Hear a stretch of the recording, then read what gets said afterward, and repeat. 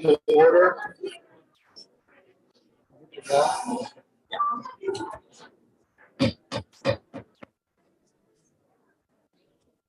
The meeting will now come to order.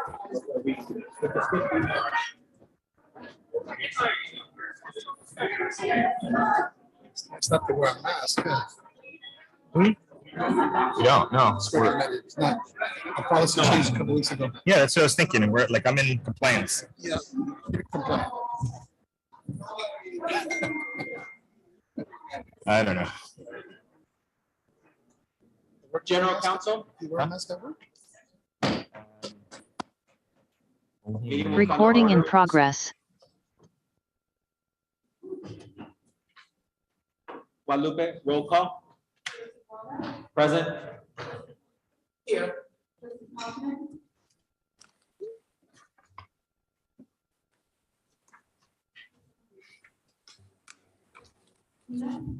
Was my name called? Here.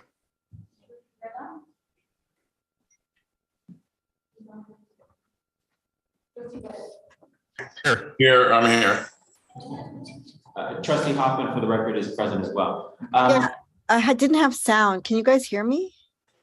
We can now hear you, Trustee Hoffman, and we did recognize your presence. Guadalupe, if you could please check your volume, please. I just want to make sure you were a little muffled.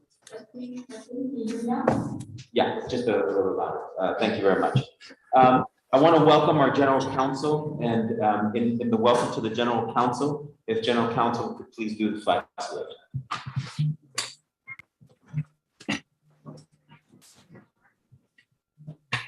And to the republic for which it stands, one nation, under God, indivisible, with liberty and justice for all.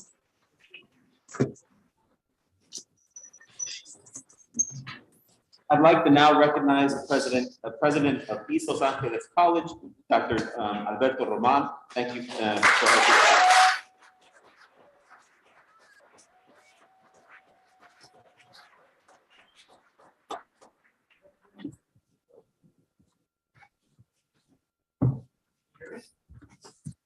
Good afternoon, President Buena, members of the board, council, our faculty, staff, and administrative team. I'd like to formally welcome you to East Los Angeles College.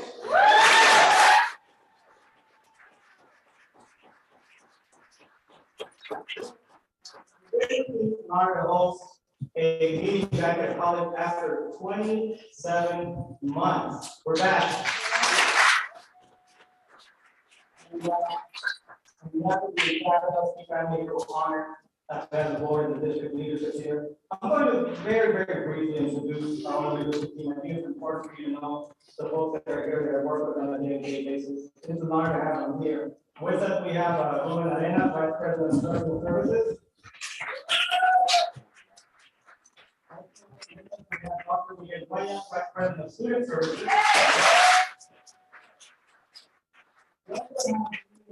Interim Vice President currently of Administrative Services. Welcome.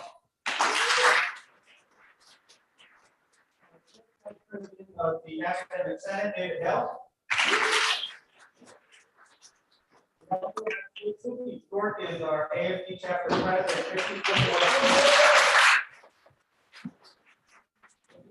Mr. Sane, she's our chapter president for 5021A. For 9/11, the now founder.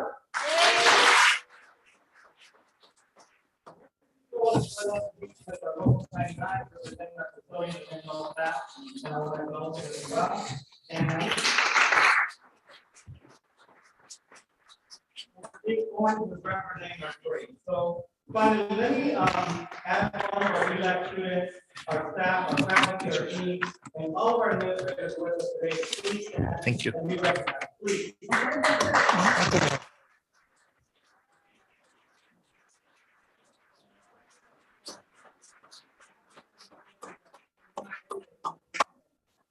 Here and see, and they are led with empathy and passion throughout these tough years. These are the folks that give this institution its greatness. So again, welcome on behalf of my entire team. Welcome to East Los Angeles College. Thank you so much. Thank you, today, we would like to adjourn the meeting in memory of Mr. David Cruz. David was a longtime beloved member of the East Los Angeles College family since 1978, where he began his career as a temporary offset machine operator. In 1979, his position became permanent, and he remained in the position for 27 years. From 2006 to his passing, David served ELAC as a lead support services assistant in the mailroom reprographics department. David Cruz is a proud father of 4 boys, David Jr., Leon, Albert, and Eddie, who were all raised to become successful in their respective fields. He's survived by his sons, grandchildren, and great-grandchildren. On behalf of the entire LACCD community, we send our deepest condolences to the Cruz family at this most difficult time. The ELAC family will remember David for his warm smile and famous quotes and expressions that will be truly missed. May David Cruz rest in peace.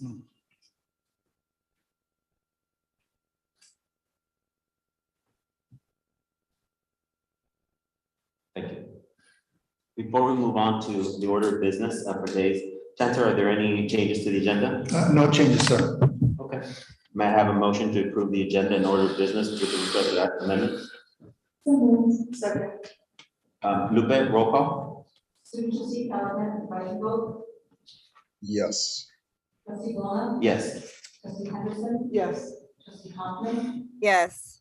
Trustee Eno. Yes. Trustee Moreno. Yes.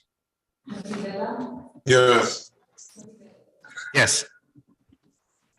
Thank you. May I have a motion and a second to approve the minutes of the June 1st, 2022, May 11th, 2020, and August 19th, 2020 minutes?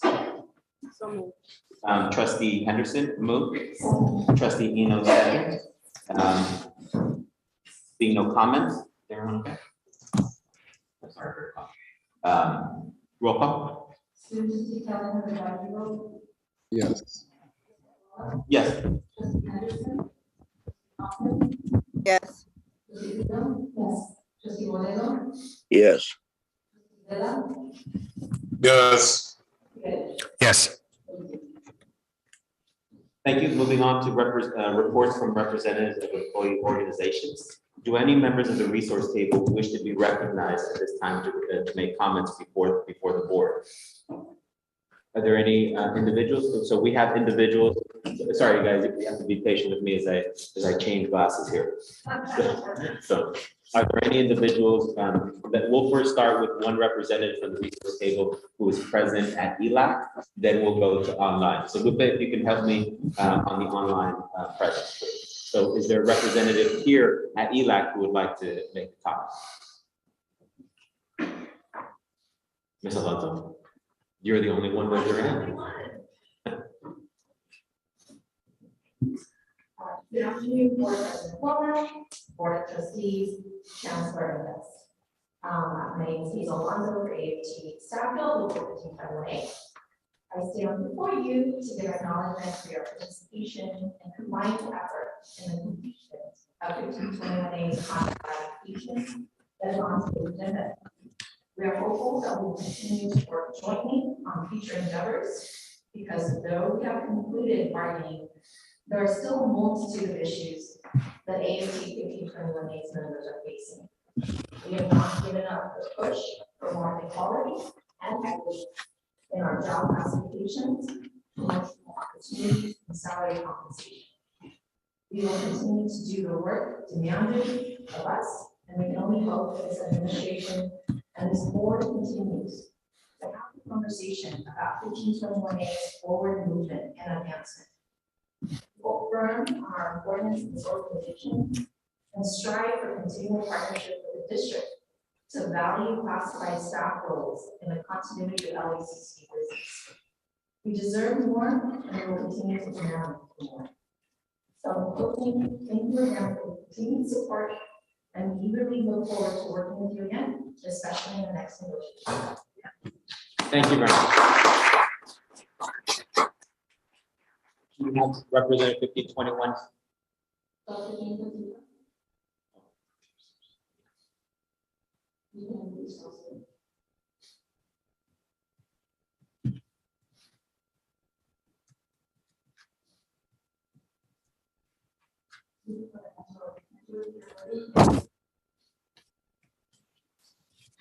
I'm sorry. It was hard for me to hear you. Trustee Bowlen, am I up? Yes, you are. All right. Thank you very much. First, I want to recognize that we're at ELAC, East Los Angeles Community College, one of the stars of our 9 sister colleges. And I really do appreciate all the hard work that ELAC has done and what it's meant to the community. I want to thank Dr. Albert Rahman for making this available in person. I hope to join you in person the next time. All right. And I also want to thank our newly elected AFT 1521 chapter president, Stuart Suki. All right. So congratulations to Stuart. I know he's going to do a wonderful job there at ELAC, and he's also going to make a big difference in our students' outcomes and so on. Before I get started with the main portion, I always like to center this on students because it helps center me. I just recently got a text from a former student of mine from Los Angeles Pierce College, a young man named Isaiah Moore. Isaiah Moore is an African-American young man who grew up in Gary, Indiana, one of the poorest places in the country, went and joined the military and became a reconnaissance drone pilot. When he finished with the military, he came out here to California and started going to community college at Los Angeles Pierce College, where he excelled and did extremely well, ended up going to UCLA, and just recently got into one of the best social work programs in the entire country, the University of Southern California. So congratulations to Isaiah Moore, one of the reasons why we're all here and we do what we do. I also want to say that last week I had the pleasure of going to what they call CFT Union School. It's a week-long school of talking about nothing but the union from 9 in the morning all the way till about 8 at night. And I had the pleasure of meeting in person and working with AFT 1521A President Hazel Alonzo. All right. And I look forward to working with her as well as the other bargaining units in the future to help make us a better district. Today, I just want to say that we really do need to work on working together better. We have a tough road ahead, an extremely tough road ahead. We're going to need to recapture over 30,000 students that we've lost over the last 3 years. And this is no small feat. This is going to take tremendous cooperation and tremendous work by all of us. We need to develop a long-term plan for growth that focuses on our ever-shrinking number of incoming students. We are not going to be getting more students in the future because people are having less children. So the question is, how do we work harder to hold on to the students that come to register in the first place? What can we do to do that? I know also at times we've seen our positions as being adversarial, right? But at the core of our ongoing negotiations, we need to keep students' needs centered. And that goes for our unions as well as for our administration. We need to keep remembering what are we really here for. Currently, we've been working on an MOU for the last month and a half, and this has been too long. It's been a rocky start. But I will say this, we have developed a better understanding recently. We've learned that we can work together on these issues. We're not going to come out with everything we want. But I also saw administration giving us things that we didn't ask for in this MOU. Things that our faculty actually needed that we maybe didn't even think of that our faculty needed.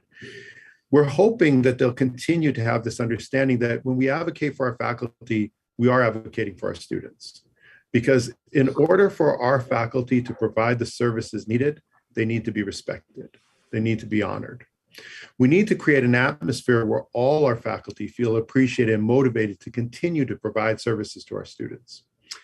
We need to better understand and appreciate the work of our non-classroom faculty. And I will say this, let me say this, our union is just as guilty of not always understanding the needs of our librarians and our counselors. And we as a union will get better in doing that too. They deserve the same respect and trust that classroom faculty receive. We need to better understand and appreciate the work of our staff and administrators' roles in providing the needed services to our students too.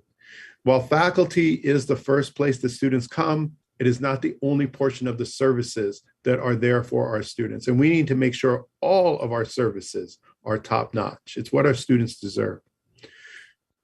Our bottom line is let's center our students and the workers who supplied the direct services to them. Let's do a better job of that. And let's understand that a happy workforce is a more productive workforce. A more productive workforce is what's going to provide the services needed to our students. We also need a holistic approach to student success. The housing bond, that bond that is part of it is housing. It's not all housing. A small minority of it is housing, is part of a holistic approach that we need to take towards our students. We need to think, how can we find our students cheaper and affordable housing? How can we do things like possibly try to find ways to get the government to provide money for, pilot programs of UBI, Universal Basic Income, for our students to help keep them in class? This is a step in the right direction, but in order for this housing bond and other bonds and other initiatives to be successful in the future, this needs to be discussed in greater details at things like the district budget committee. All right. All stakeholders need to be involved, and they need to be involved early on. The more buy-in we get in the beginning, the more trust we develop with each other. All right. We also need to develop best practices. If we did move forward with something like housing, let's stop pretending like we're recreating the wheel. We're not, okay? Other campuses already have housing. What can they tell us about the successes and failures of such initiatives? We need to implement these things in a careful and thoughtful way. I'll take this to my e-board and present it to them. And I want to do that because in order to be successful, you have to be transparent. And I will present this to my e-board and I will ask them to vote on to see if they want to support such a bond and measures in the future as well. If we can work together and get back to our core values and interests, students, we can create something magnificent, transformative, and an example to the rest of the nation. We deserve that, but most of all, our students and communities deserve it. Thank you very much. I look forward to working with you. Thank you. Representatives from Teams for 911.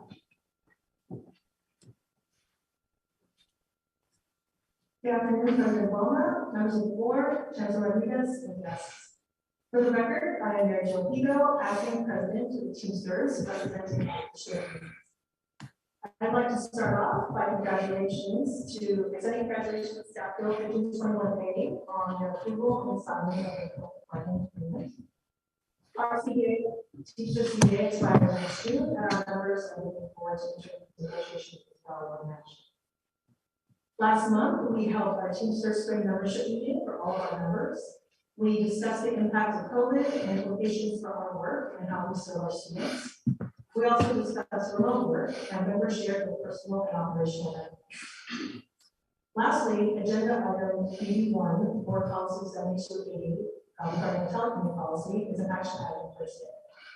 This policy delegates to the Chancellor the authority to establish and implement general procedures for permitting certain visits before we use of television.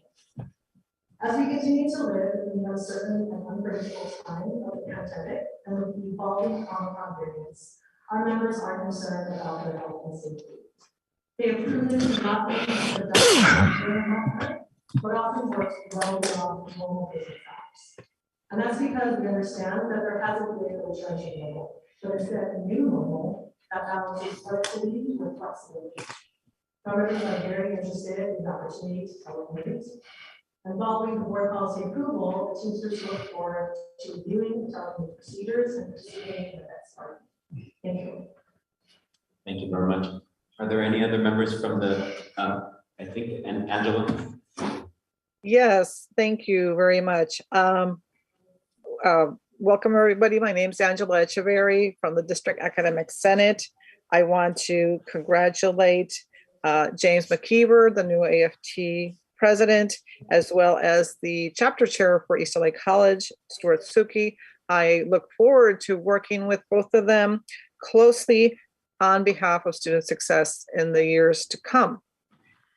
I want to take a moment to also celebrate the return to in-person meetings at ELAC. Our last Senate in-person meeting was actually at East LA College about 27 months ago. So I'm really happy to see that we're moving towards normalcy again and hope to join you at a future meeting. I also want to reiterate our concern about some of the legislative changes that are taking place and are impacting our colleges. And I think one of the most important tenets for lawmakers when they are passing legislation related to college is to do no harm. And the exercise of legislative power to curtail student access to pre-transfer math and English courses, while also interfering with transfer level math sequences, is unnecessary and should be undertaken with great caution. This is especially true right now during a time of enormous learning loss and disruption caused by the pandemic. Arguably, one could make the case that such legislative interference in academic matters may be just as harmful and misguided as efforts undertaken in other states to ban books or infringe upon the teaching of evolution or outlaw the discussion of critical race theory. In an educational landscape with great inequities, a one-size-fits-all approach to curriculum offerings does not maximize the success of all students. And some of those students would benefit from pre-transfer level coursework. So as AB 1705 in particular is heading now towards the Appropriations Committee and then to the full Senate, I really want to sound the alarm on what the impact is going to be on our enrollment and on our student success. Because it's, as my colleague James McKeever mentioned, we're going to have to recapture tens of thousands of students in the next few years. And AB 1705 is currently written is going to make it extremely difficult for us to recapture those students. So I really hope that we can work together to prevent some of this damage that we feel as faculty is going to be done to our students with some of this legislation. So thank you very much. And I look forward to working with all of you in the years ahead. Thank you, Ms. Echeverria. Mr. Bruce Hicks. Okay, thank you. Good afternoon, Chancellor Rodriguez and the board. It's good to see you back. So, and hello to everyone at East LA who are there in person. My name is Bruce Hicks. I'm the SEIU 721 president. And before I get started, I want to thank LA Trade Tech College President Vanderoo for graciously providing her facilities to our members on Friday, June 24th. We held a joint training with the District Human Resources Office, and what we addressed was a lot of issues and concerns that our members have concerning HR issues as they go about their job of supervising people in the district. So I'd like to personally thank Dr. Annie Reed, Interim Dean, Human Resources, and Rick Von Colin, the Director of Employee and Labor Relations. These two individuals provided our unit with a comprehensive spot-on training, and our members have reached out to me and reached out to our other e-board members and would like to thank them. So I'm thanking them again. So SEIU is here presently to show support for the resolution ordering a bond election in 2022. With the rising cost of supplies due to inflation and the supply chain concerns, we think it's wise to proceed without delay. We support this resolution because our unit understands the district must continue to construct, renovate, and equip our college in a manner that is not only physically prudent, but allows the district to sustain its critical mission goal of student success for all. So, student success can only be accomplished when the district is allowed to maintain the colleges as a treasured, vital community resource. Thus far, past bond measures have not thoroughly addressed certain educational priorities related to the athletic facilities, infrastructures, and technology. We at SEIU understand that the community, which includes our students, are relying on the district to deliver affordable, high-quality college options in a visually appealing and functional environment. So with that thought, SEIU also asked the districts to make a similar commitment to maintaining college facilities with consistent and sustained efforts through the staffing of facilities, maintenance, and operations positions district-wide. So the facilities maintenance departments district-wide undergirds LACCD's critical mission of student success. In theory, the district has committed to staff and facilities and maintenance departments at a district level 3 standing according to the APA standards. But in practice, most, if not all, college facilities and maintenance departments are severely understaffed, consistent with level 2 APA standards. So it doesn't really speak to the commitment that the district wants to put into the new buildings, which we support, but we also are asking that we understand that the reality that this creates for our membership. One of the things is, instead of allowing us to be proactive to deal with issues in our facilities and in our buildings, we end up being reactive because of the lack of staffing. So over a third of our members reside in the facilities and maintenance departments, and these members have expressed to me the following concerns. They say their jobs are labor intensive. I know this. I've been in the facilities department for 24 years, and we require adequate staff. And without staffing, my members have communicated to me that they fear that they will not be able to sustain and maintain college facilities to the necessary levels. So nevertheless, when the district chooses to understaff facilities, maintenance positions, I believe the district as a whole is complicit in diminishing the efficiency and effectiveness of our members on the critical mission goal. So in closing, we support this resolution because our unit understands that the college district must continue to construct, renovate, and equip our colleges in a correct manner.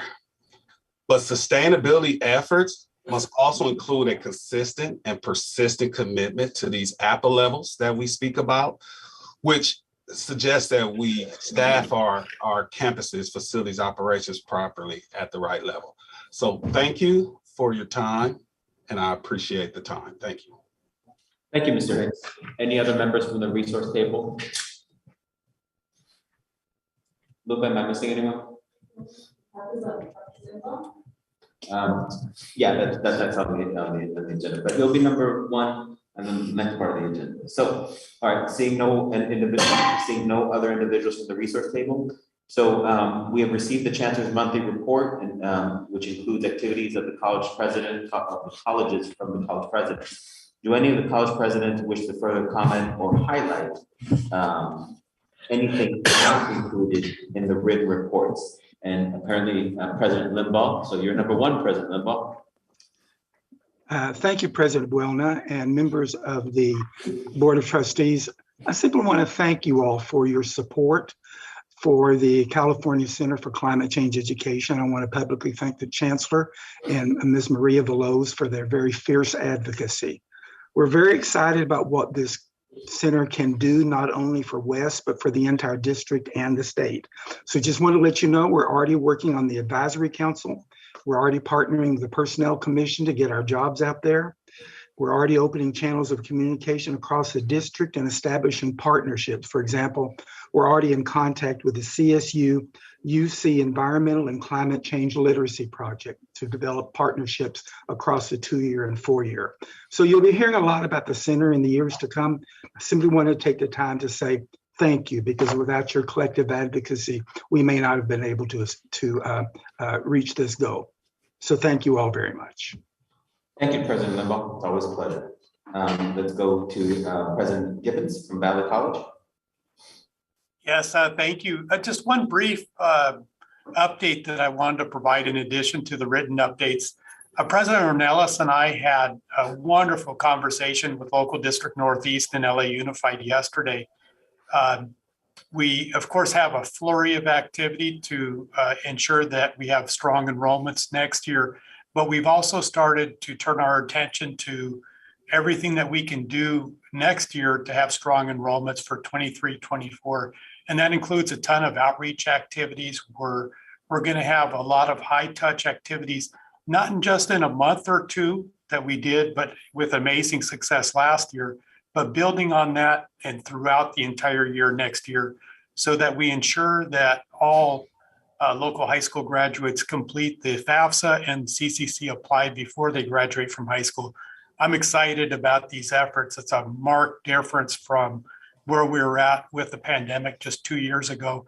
And there's another flurry of activity to ensure that we design our dual enrollment offerings around intentional pathways, both CTE pathways and transfer pathways, as well as making sure that our not just all of our local high school students have access to dual enrollment classes, but what can we do to ensure that they complete the dual enrollment classes?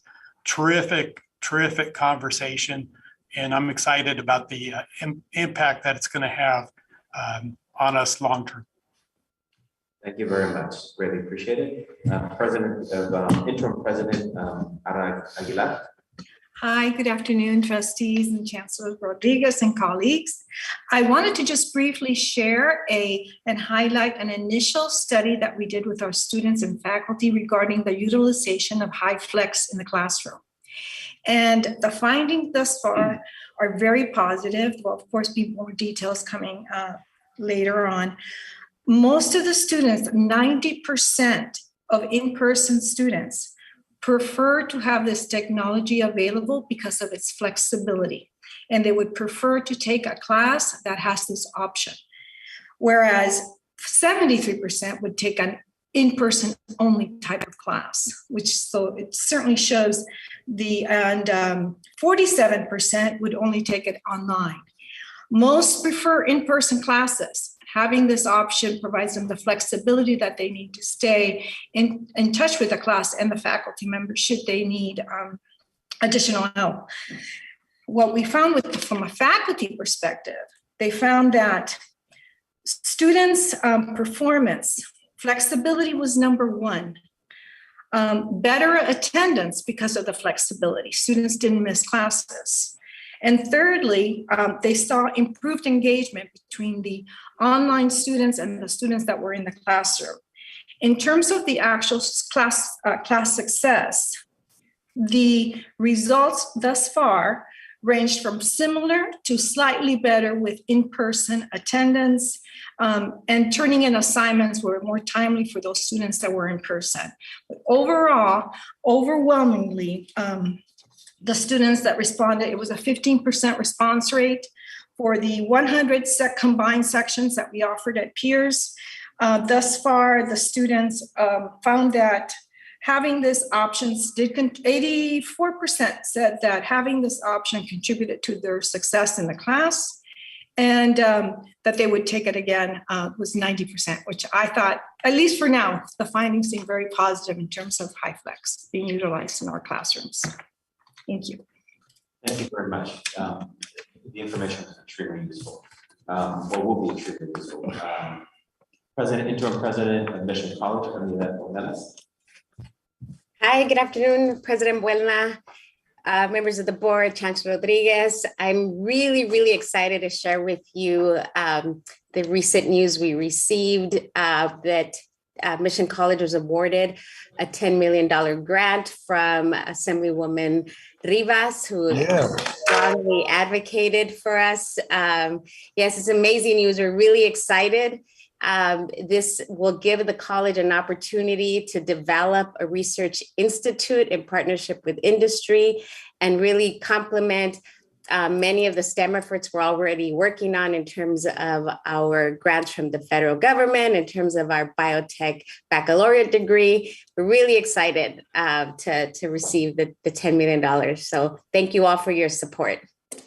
And on that note, I think that's enough news for Mission College for now. Congratulations. Thank you. Extremely important to the entire district. President Dorado, Harbor College. Thank you, President Buelna and Board of Trustees.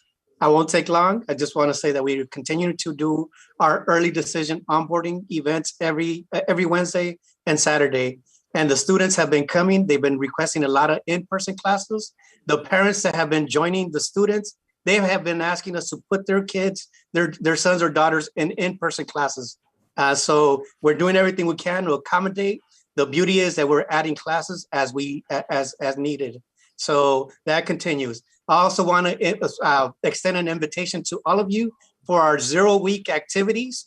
We have TransferCon 5 and Harbor Palooza scheduled for August 23rd, Tuesday, August 23rd, in person. We're looking to have in and out for the students, and it's a huge hit for them. And then we're hosting our classified opening day the second week of August.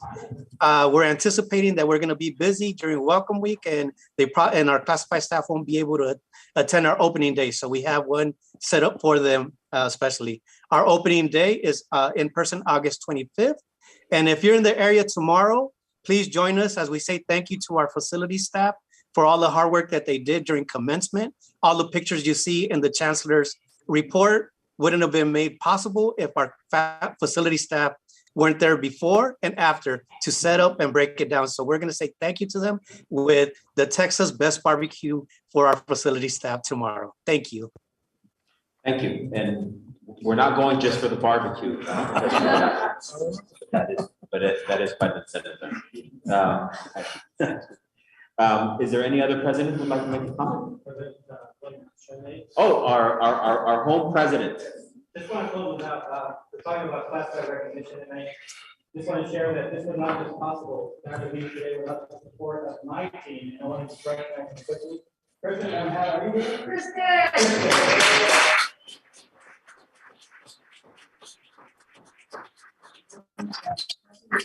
But I also want to give our staff an amazing events team, Ernie Burnett, the whole team in the back.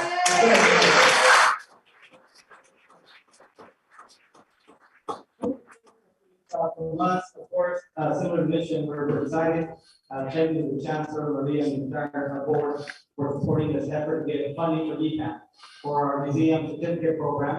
That we're going to be expanding this wide, as well as, of course, the cataloging that needs to take place. We have over 12,000 artifacts now. We're looking forward to cataloging. So yes, thank you for that. A couple of quick other updates.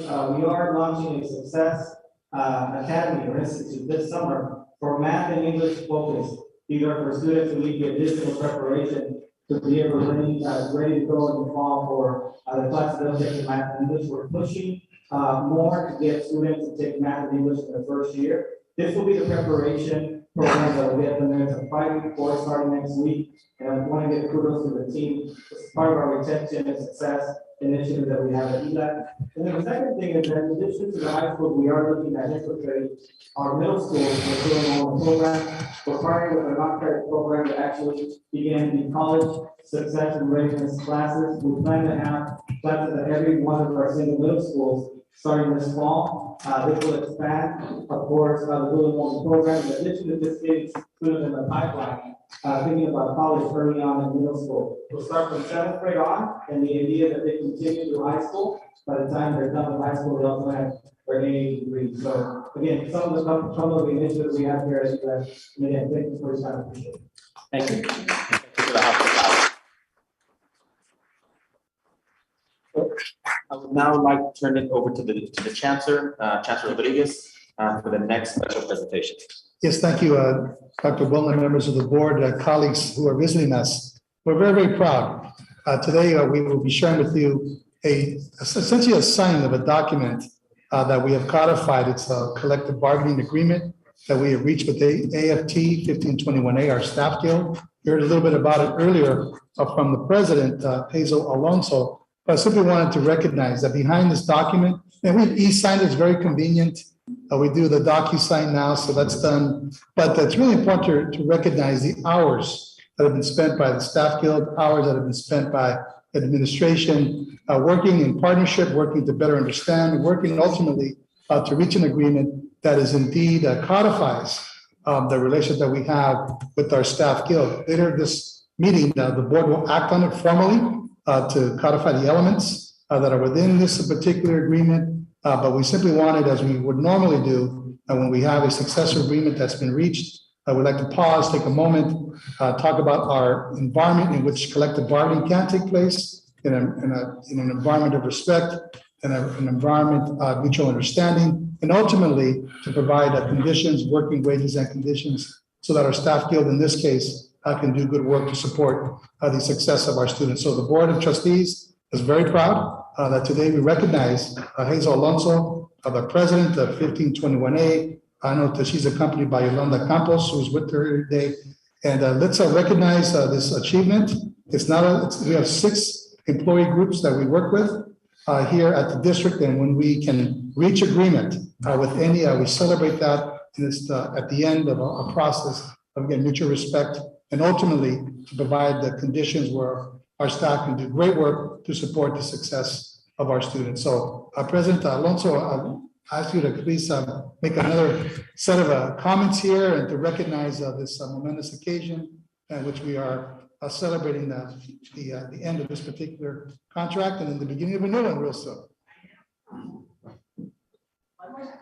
So, good afternoon again, Board President Bona, Board of Trustees, Chancellor. Again, Mr. Alonso, President of AAT 5021A. I do just want to shortly say a couple of thanks to everybody who participated in this process.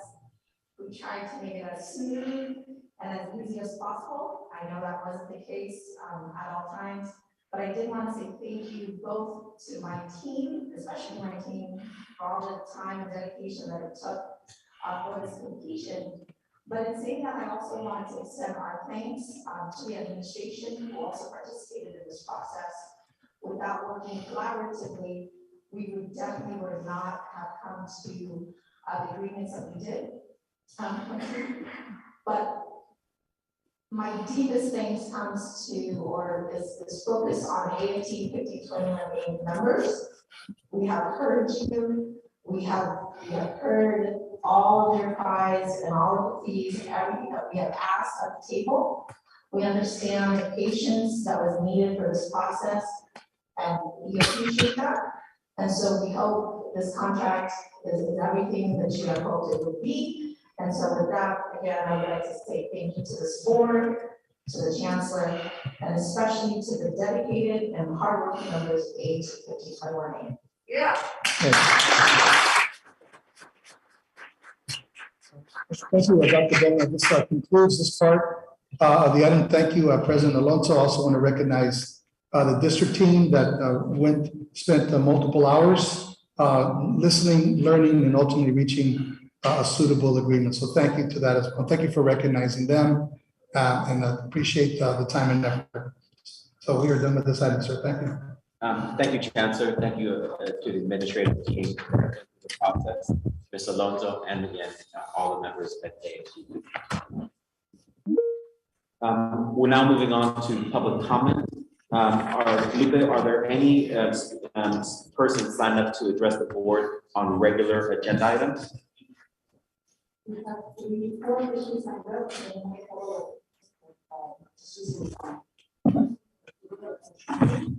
Lupe, if you could a little louder.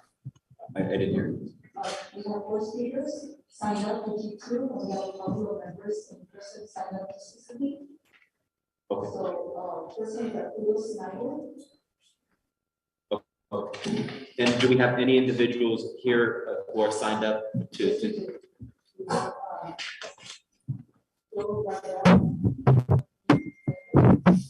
I just want, do we have more than 7? Okay. So seeing that there are more, when there are more than 7, we want to go to over 20 minutes, then we'll go ahead and see if we're going to limit any time. So since the board provides for a maximum of 20 minutes per topic, and we have more than 7 speakers for this for items on the agenda, and please have a motion for each speaker to be allotted 2 minutes. So moved. Is there a second? Second. Okay, second.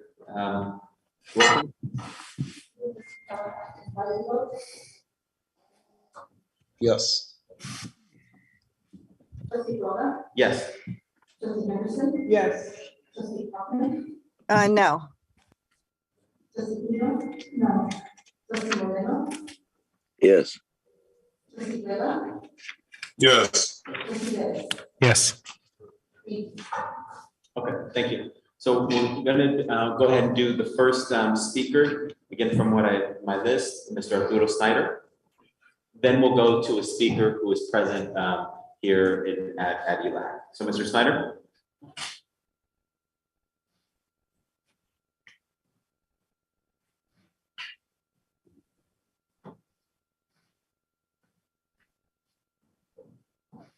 See, Mr. Snyder's not on. We have the second person is named Tom.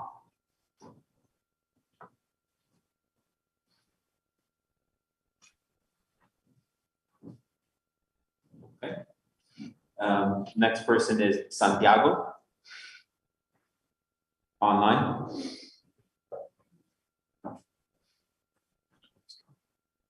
Okay. Tom Martin, if you can unmute yourself.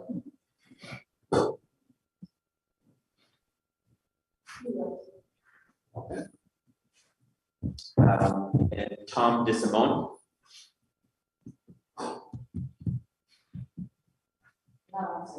Okay. Are there persons here at ELAC that'd like to make a public comment? Okay.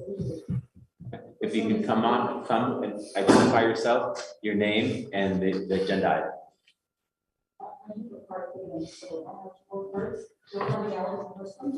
You can go ahead and read them.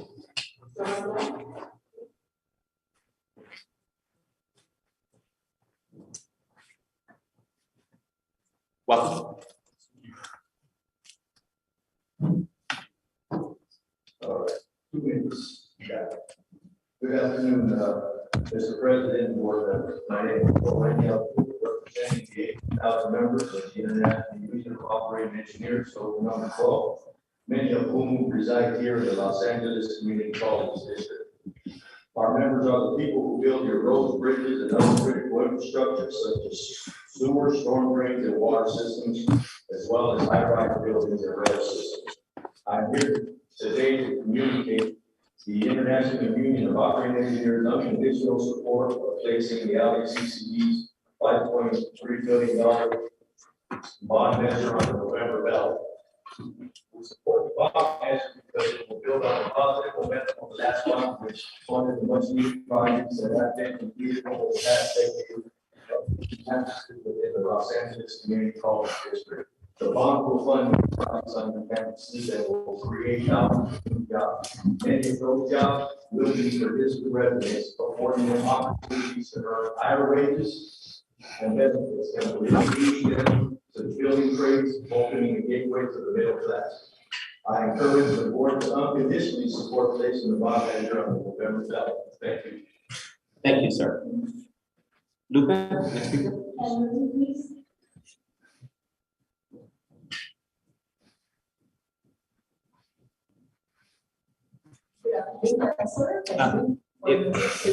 One second. I think we're having a little difficulty with folks hearing the mic. So our tech team. Oh, they're having difficulty from the Zoom hearing. If you could just give us 1 second. We will not take away any of your time. President Buelna, this is Trustee Vela. If possible, can we hear from the attendees that are raising their hand by Zoom first, since you're checking your audio there? Because we really can't hear you a lot at home, just FYI. So give us 1 second. We need to adjust. So if our team here, Trustee Vela, I want to make sure that we're all listening at the same time. So we need to take a second for our IT team to check the microphone of where the speaker is at, because we want to make sure. So can our IT team confirm the mic? Okay.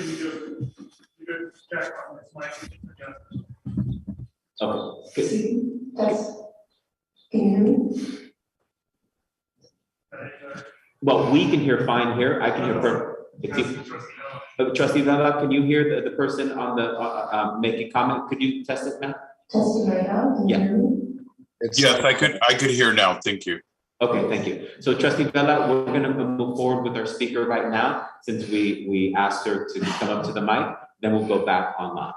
Okay, thank you. And everyone who's going to speak here directly to the mic, please speak directly to the mic, because we're recording a lot of tech. Thank you, ma'am. I'm Emily Odie, representing 140,000 members of 48 building trades unions and district councils in Los Angeles and Orange counties, and we strongly support the ballot measure for the $5 billion to improve LACCD facilities. We build on the successful ballot measures that preceded this one, and these ballot measures currently are contributing to the upgraded buildings where we are today. These buildings and facilities are the proud work, as my brother from the operating engineers just told you, of the men and women of the building trades local unions. And all of this work is done under a project labor agreement with our building trades council, with strong local hire of diverse communities. And as you can see from our headline and Building Trades News from June of 2020, in fact, this is an operating engineer on the cover, Steve Velasquez at the LA Trade Tech campus, working hard to build facilities. This agreement was renewed 2 years ago for a 10-year extension. We really, really appreciate the vote of confidence in the workforce that you expressed. Now you will be going to the voters and asking them for a vote of confidence. We are very, very happy to join you again in going to the voters with our full faith and confidence and strength. We will do our utmost to get this ballot measure passed, and we really look forward to working again with all of you. Thank you. Thank you very much. Let's go back to online. If we have any speaker, we had Arturo Snyder, Santiago, or Tom De Simone. Or Lupe, do we have another speaker?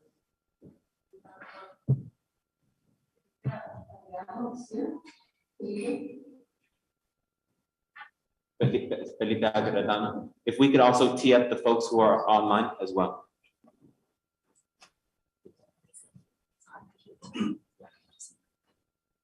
Good afternoon. Can you hear me? Yes, we can hear you. President Buelna, members of the board, Chancellor Rodriguez. I'm here at East Los Angeles College. I'm rising to the occasion to speak and put a place on the record. But we already know that the majority or a good number of our students are in desperate need of housing services. And I would also like to add to that list some of our faculty, through working with the leadership of our faculty, I've been made aware sometimes our adjunct faculty also find themselves in homeless situations and missing also all the different services for our students that we support in need of nutrition and food, having that available for our students. But housing is also fundamental. I am, as faculty, prepared to work with our leadership, work with our faculty to support our students in making sure that they have housing available, making sure that in particular our veterans, our emancipated foster youth, our LGBT students, in particular our transgender students who need help and maintain time themselves like that of basic needs.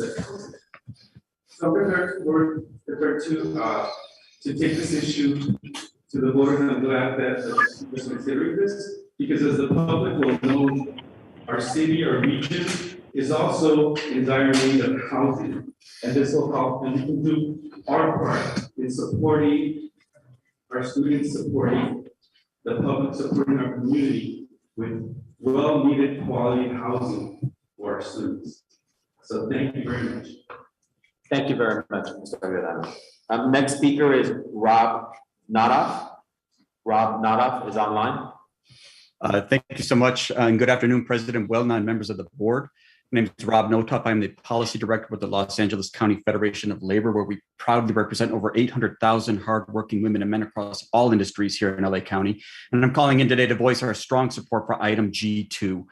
Quite frankly, in our opinion, this is a no-brainer, and it's among the most responsible things you can do as stewards of our public funds, because the workforce development agreement included within the measure will result in projects being built on time, on budget, and more importantly, it utilizes public funding to create real career pathways for LA residents in a way that prioritizes equity. So if approved today and passed by the voters in November, as you all know, you'll be opening new opportunities for women, students, veterans, and workers of color from historically underserved communities to become a skilled and trained apprentice, and setting them on a pathway to eventually become a journeyman in a skilled trade or permanent union job, as my sister Anne Marie noted earlier in public comment. But again, don't just take it from me, as our sister Anne Marie talked about from the LAOC building trades. The Fed is blessed to have them as part of our affiliation because they walk the talk when it comes to fulfilling the opportunities that I mentioned.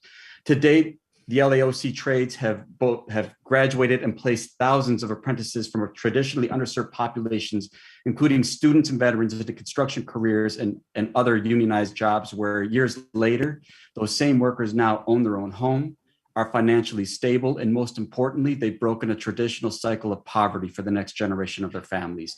So moving forward with today's resolution opens up additional opportunities for a new generation of LA residents to experience these same benefits. So we strongly urge you to vote yes on item G2. Thank you so much for your time. Thank you very much for your comments. Ernesto Pantoja. Good afternoon, President Huelna, honorable board members. My name is Ernesto Pantoja. Speaking on behalf of Business Manager Sergio Rascon, Business Manager of Labor's Local 300, and our over 8,000 members, LA County-wide, speaking in favor of this bond measure.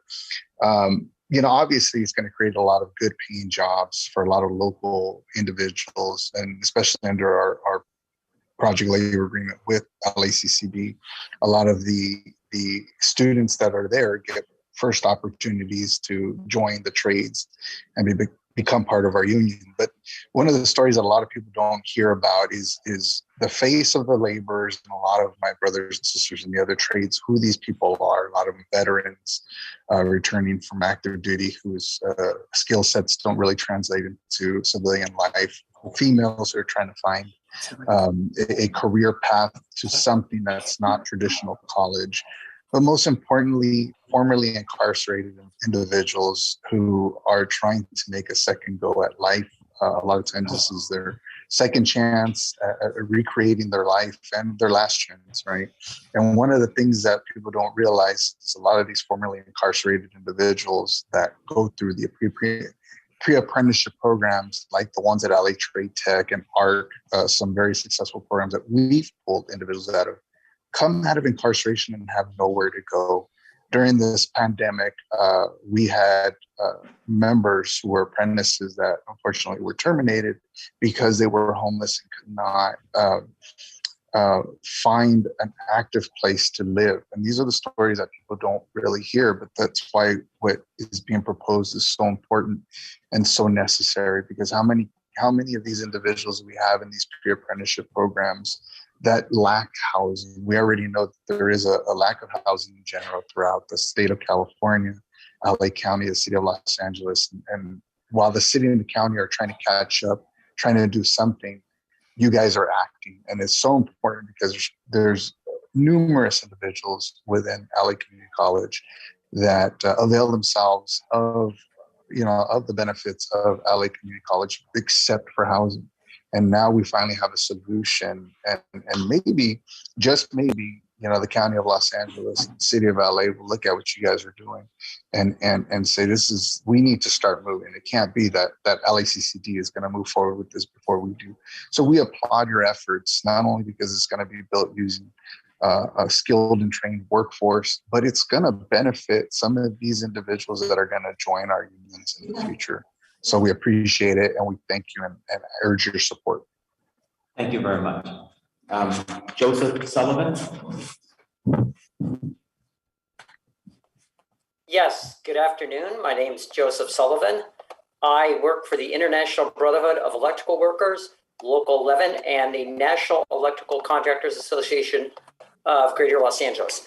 This represents about 300 electrical contractors that employ approximately 10,000 union electricians. And I want to express our strong support for the bond measure and item number G2. This bond measure and its commitments to students and facilities is not only essential to continue to prepare students to succeed in good careers and to receive a high quality, affordable education that will help uplift our communities, it will also create high road local construction careers. And thanks to LACCD's commitment to creating good jobs, it will impact students. IBEW and NECA recruit apprentices from places like Trade Tech, thanks to our existing partnership through the building trades. And LACCD students, former students, and graduates regularly enter our apprenticeship program. Our program for Inside Wireman is a 5-year program where students earn money while they learn. The program's at no cost to the apprentices, and it leads to high road careers with excellent benefits and retirement. And the makeup of our apprentices is very diverse and reflective of our communities. We recruit veterans, previously incarcerated individuals. We focus on female outreach, etc. So while maintaining facilities and providing housing and investing in LACCD is essential for it to continue to achieve its mission for students, it's also going to create high road careers, including for students and former students in the local community. And these careers come at a time when they're really necessary, when we face supply chain issues as we enter a recession and are coming out of COVID. So thank you very much. Thank you very much. We've had a few online. Are there any individuals in the audience physically that would like to comment? I have Andy. Andy. Okay, Andy. Again, if you could please speak clearly into the microphone.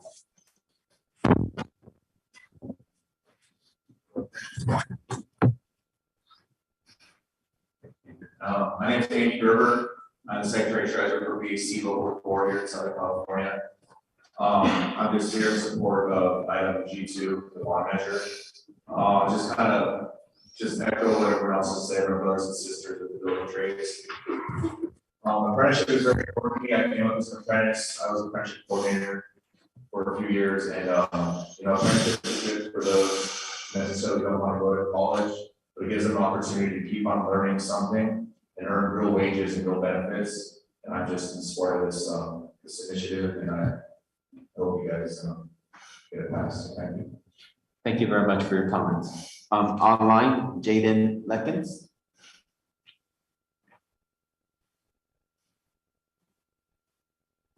Jaden Leckins.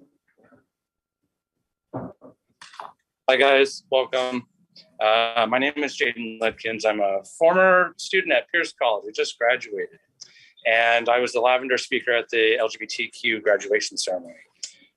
In my speech, I talked about being homeless, and it took me 14 years to get to this point.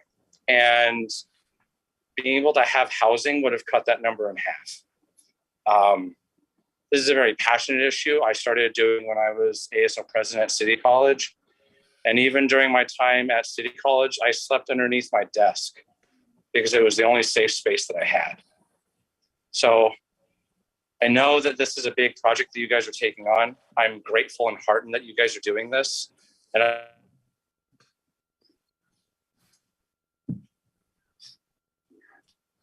We lost you, sir. We can give him a second.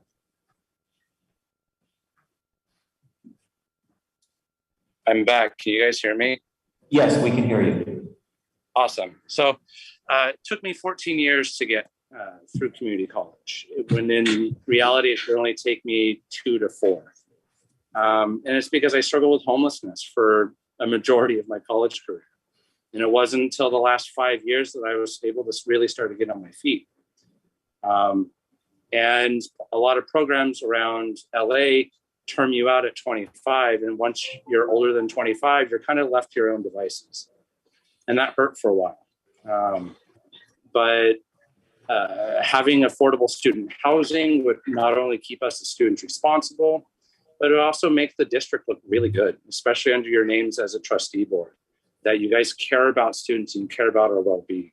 So please vote in support of this. It is vital. I can't tell you how much it would have meant if I had stable housing the last 14 years. So please, as an LGBT student, it would have been very impactful. So thank you.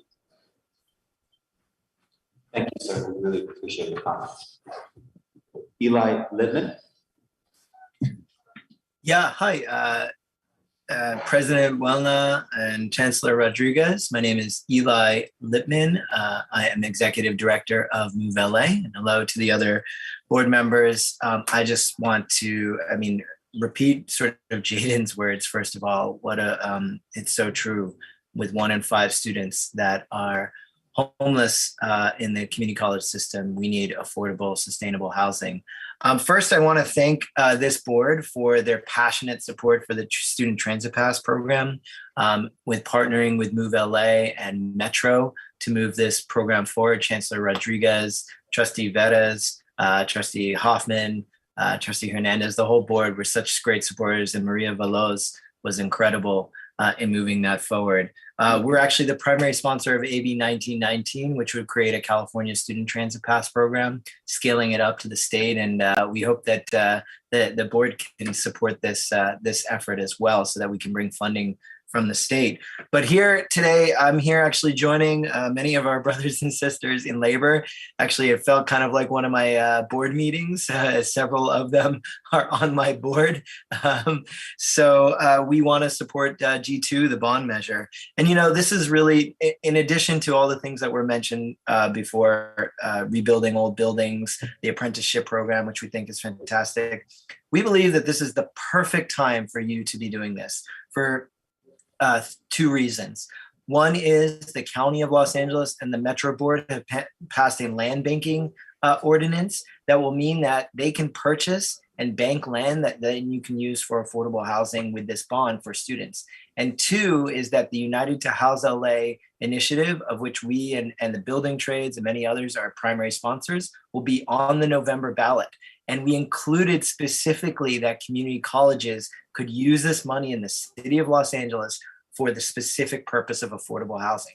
So you will be able to leverage those funds and the land banking with this bond to create not only an incredible amount of housing for community college students, but to generate more school sites, more job opportunities, and really, in addition to this, more trained folks who can build our transportation system and operate it. We are having a huge operator shortage, and we need really great, well-trained folks from community colleges to become new transit operators throughout the metro system. And so that's what this bond will do. It's going to help improve our transportation system. It's going to build affordable housing. It's going to improve our community college system so we can have the best community college system in the world. So thank you for all you're doing. We love partnering with you, and here's to let's do big stuff together. Thank you very much for your comments. We have, is there any individual here, anyone else looking here on site?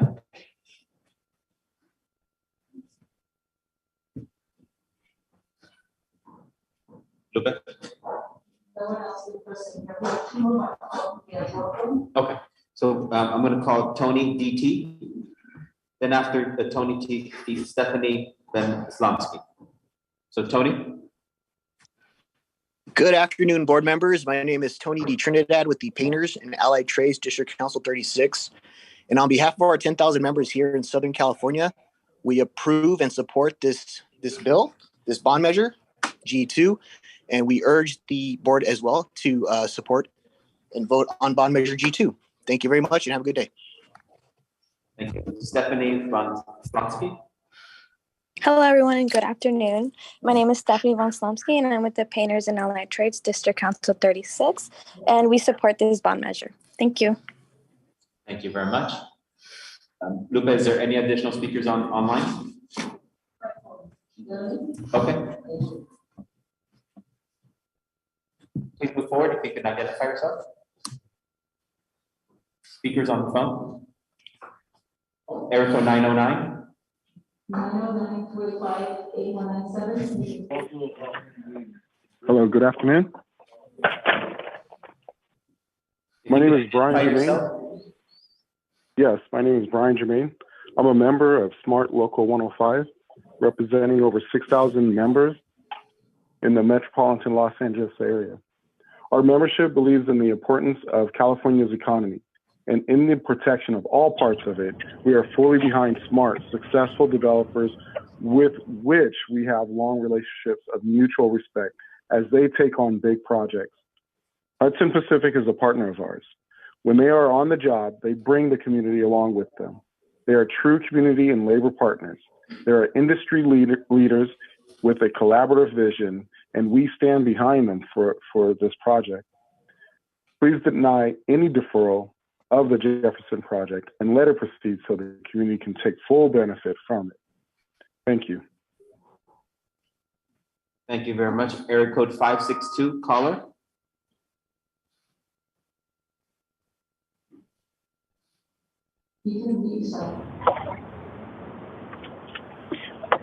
Good afternoon. My name is Omar Galindo. I'm calling on behalf of Plumber 78. I'm actually calling on 2 agenda items. The first one is G2, the bond measure. As my brother and sister of the LA Orange County Building Trades have said, we support this bond measure and we support all the work that we do with you guys. Thank you. As far as item CC1, I am building on a letter submitted last month to stand behind Hudson Pacific Properties as a central player in the much anticipated creation of the state-of-the-art creative office spaces, sound stages, and studios in Culver City. UA Local 78 is a union proudly representing the hardworking, highly skilled men and women in the plumbing industry. Our membership works throughout Los Angeles every day to bring major projects, high quality work in our craft. And we have been and will remain enthusiastic partners with Hudson Pacific. They have committed to partnering with the West LA College to promote a vocational training program for students to obtain jobs and develop careers in the entertainment industry, which will yield many opportunities for all the alumni. Once again, Local 78 is pleased to support Hudson Pacific Properties' efforts to redevelop 10100 Jefferson Boulevard, and we respectfully ask the board to approve it expeditiously. Thank you for your time. Thank you very much. Again, I'll do one more scan of the audience here in person. Any person would like to speak? Seeing none. Lupe, is there any other person online? No, sir. Okay, having done that scan, both online and in person, seeing none, we're now going to move to item F, reports from the board. And I'm first going to start with Trustee Vela. Can you please summarize the proceedings of the Legislative and Public Affairs Committee that you chaired on June 15th? And after that, it will be Trustee Hoffman on the Finance Committee, just so everyone is present. Yeah, can you skip me really quick? Thanks. Okay. Trustee Hoffman. Thank you, Chair Buelna. At the Budget and Finance Committee meeting, we approved the process for putting together syndicates when we go out to sell bonds. And you will see that syndicate list today for approval, and I'm urging for the board's approval. That comes on later in the agenda, and there'll be an explanation as well. And it was a very short meeting. We didn't have much business, but we did take care of that. Thank you. Thank you, Trustee Hoffman. Trustee Henderson. Thank you, President Wong. On June 15th, the ISS committee met in one meeting, 2 parts. So our first meeting, I'd like to thank Trustee Perez for covering the meeting in my absence. In both meetings, we heard and voted to recommend to the board for today's meeting the presentation reports for each of our 9 colleges. And our next meeting will be on Wednesday, August 17th at 4 p.m. And that explains my report. Thank you, Trustee Henderson. Trustee Vela, would you like me to come back to you still? I'm okay now. Thank you very much. So the Public Affairs and Legislative Committee was taken place on June 15th. Really of note, to be quite frank, there was just a lot of good news all around, in particular with federal earmarks that have been consistently trickling into the district.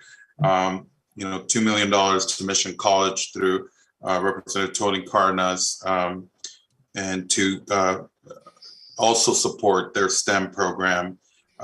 We also saw innovation and job future programs at LA Trade Tech at $2.9 million, the biotech bachelor degree program at Pierce College as well.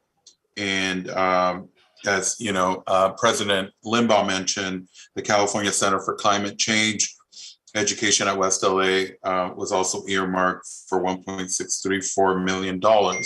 At the state, as you all saw, there was a lot of buzz around this large surplus. The budget was passed on time, and legislatively, many of our requests were done in other baby budget bills, as well as a larger bill.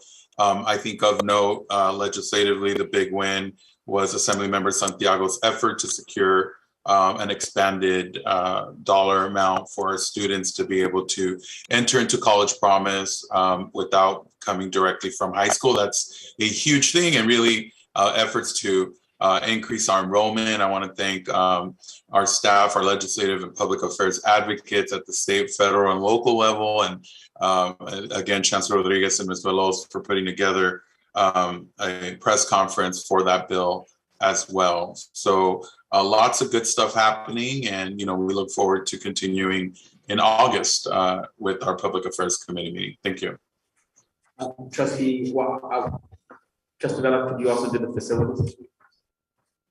Sure. So at our June 15 meeting, the FinPOC committee meeting, we went ahead and essentially revamped and looked at the facilities needs assessment, which you will be presented today under item G2. We went ahead and received input from our stakeholders, in particular that attend our facilities and maintenance committee meeting, and went through it very thoroughly, looked at language, looked at timing, and pretty much in a nutshell, that was the whole committee meeting. We did, our usual filing of active construction reports, construction project reports. Other than that, that was our whole focus at that meeting. Thank you. Thank you very much. Trustee Bettis, could you please summarize the proceedings of the board ad hoc committee on athletics that you chaired on June 14th? Thank you. Yes. The committee met and had a discussion about athletic facilities throughout the campuses and the conditions and needs of all the athletic programs, health and wellness programs, and those recommendations were forwarded on to the full board for committee of the whole presentation, and a number of feedback options were also offered to our facilities director who prepared the presentation. So there is great need across the board for fields and gyms and stadium spaces and just intramural and health spaces the district has. And so with many of those, including lighting and turfing and those kinds of needs, many of those things are also identified in this upcoming bond conversation. So hopefully with that, many of the severe needs that are necessary to be touched upon can be handled. So that's it. Thank you. Thank you very much. So I'll go ahead and summarize the proceedings of the board ad hoc committee on immediate action on teaching and learning barriers for non-English speaking individuals and monolingual communities. So we had a presentation from a law firm with regard to the legality of teaching classes in non-English, whether they be in Tagalog, Mandarin, Spanish, or other indigenous languages or other languages. And we went through the process of how it can be done. And then we also went over a survey that our team in, what's the team called? Our survey team. Institutional research. Right. So our institutional research team is doing a survey right now that'll be completed in late August of our students asking questions about the classes that they will be taking, if classes were available in languages other than English, what is the intensity, not. And so that survey will be ready for and will likely present it in the September meeting. So that's what occurred. So we went over the legalities of it. Then we went over the survey just to kind of begin building evidence on where we're at with those different classes and potentially pools of students that we may not be reaching. So colleagues, that was it. Is there any, Trustee Hoffman, any report out from the league that you could give us? Thank you, President Buelna. Yeah, sure. So in my role as president-elect of the Community College League Trustee Board, we swore in our new board members that we all voted on, by the way. I think everybody that we voted for actually made it in, which was very exciting. And the league also took a position on several really key bills. One of them is the transit bill that we just heard Mr. Lippman refer to, AB 1919. And we also took a support position on AB 1764, which is a student housing statewide survey. So that's something else that the league is actively supporting, as well as the housing project for Compton College. If you've all heard that Compton College actually received money to do student housing, and they're going to be, I guess, breaking ground pretty soon on that, which is very exciting. The other thing the league talked about was, as a board, we have a very strong commitment to continue with the Chancellor's Office vision of success and the diversity, equity, inclusion, and access efforts. And we, as a league trustee board, have been putting on workshops toward diversity, equity, inclusion, and access for trustees, and how trustees can be more involved, and what the trustees' role is in making sure that your district is advancing DEIA. So thank you. More to come. We're going to return to in-person meetings, by the way, and you'll see that under the travel request here today for approval. We've been meeting remotely for the past 2 years, and so we're actually going to be returning to in-person board meetings, which is really kind of exciting. Thanks. Thank you, Trustee Hoffman. And I think it's important for members of the public know that, you know, it's a privilege to have one of our board members to be in the position of the league to be able to inform us. And thank you, Trustee Hoffman, for taking that. I just want to add one more thing. I would really just, and I'll do a better job of communicating with all of you. I would like to see a little more participation in league webinars and activities. And as you know, the convention is coming up. That's always every November. It's going to be up north this year. So Chancellor, let's get that on the radar so we can all get registered and make our travel plans. The training is really great. And Trustee Eno, they do a new trustee orientation and training every January as well. So thank you. Where is the conference again? I think I want to say San Francisco, okay, maybe at the airport. And then obviously every January we have the legislative conference in Sacramento, but there's also new trustee training at that time. I also want to put on everybody's radar the ACCT conference, which is coming up in October. And the league was very active in supporting candidates to be on the ACCT board. Really important because that's a national trustee board. Linda Waugh was in line actually to be president in the next year or two, but she didn't win her election for Pasadena City College, sadly. So we're actively recruiting someone from California to get involved and be a member at large and be in the pipeline for the ACCT board. Thank you for that update. Very, very important. And all of those board members participate or reach out to Trustee Hoffman, especially on her leadership. So thank you very much. Am I missing any reports from anyone? Okay, moving on to board travel authorization. May I have a motion and a second on item F2? So moved. So moved, Trustee Henderson. Second. Trustee Eno, second. See no comment. Roll call.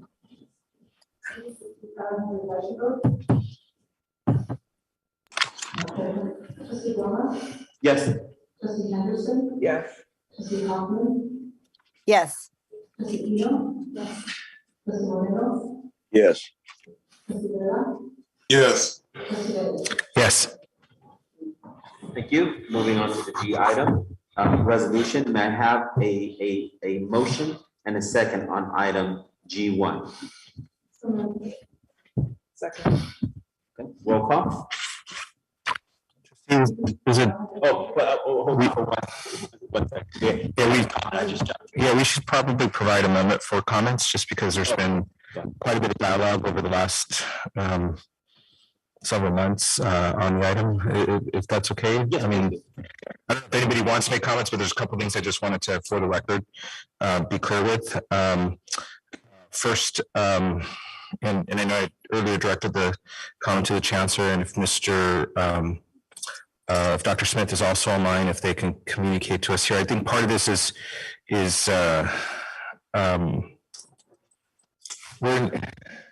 I'm sorry, just to be clear, we're G2 now, right? No, G1. G1. Okay. On G1, I know this is a sort of activity that takes place every single month. But Never mind. I was going to hold my comments for G2, but this is fine. Go ahead. I was looking at G2. My apologies. Okay, thank you. Okay, you thought of it. Yeah. Any other comments on G1? Okay, roll call. Oh. Wait, I'm sorry, I was muted. I have my hand up. Trustee Hoffman? Yes. So G1 is the ability to be able to hold the hybrid meeting like we're doing today, correct? Yeah. Okay. I do have maybe one comment, and I know that we've moved it to East LA College for this meeting, and I think we're moving the board meeting to East for the next meeting as well, because the boardroom is under, renovation. I'm not sure the technology is like working perfectly today. So that's just one observation that I'm making as a board member. And I would really like to be able to return to in-person meetings. I think it's important. And I'm just going to put this out there. I noticed that there's very little mask wearing, and I know we don't have a mask mandate, but is it possible for our board meetings to return to, at least until some of the variants are not as rampant as they are, to mask wearing during public in-person board meetings? I just want to make that comment, because I think some things do get lost with technology, and I would love to be able to attend in person again. Trustee Luna, I do have a comment. I'm sorry. Go ahead, Trustee.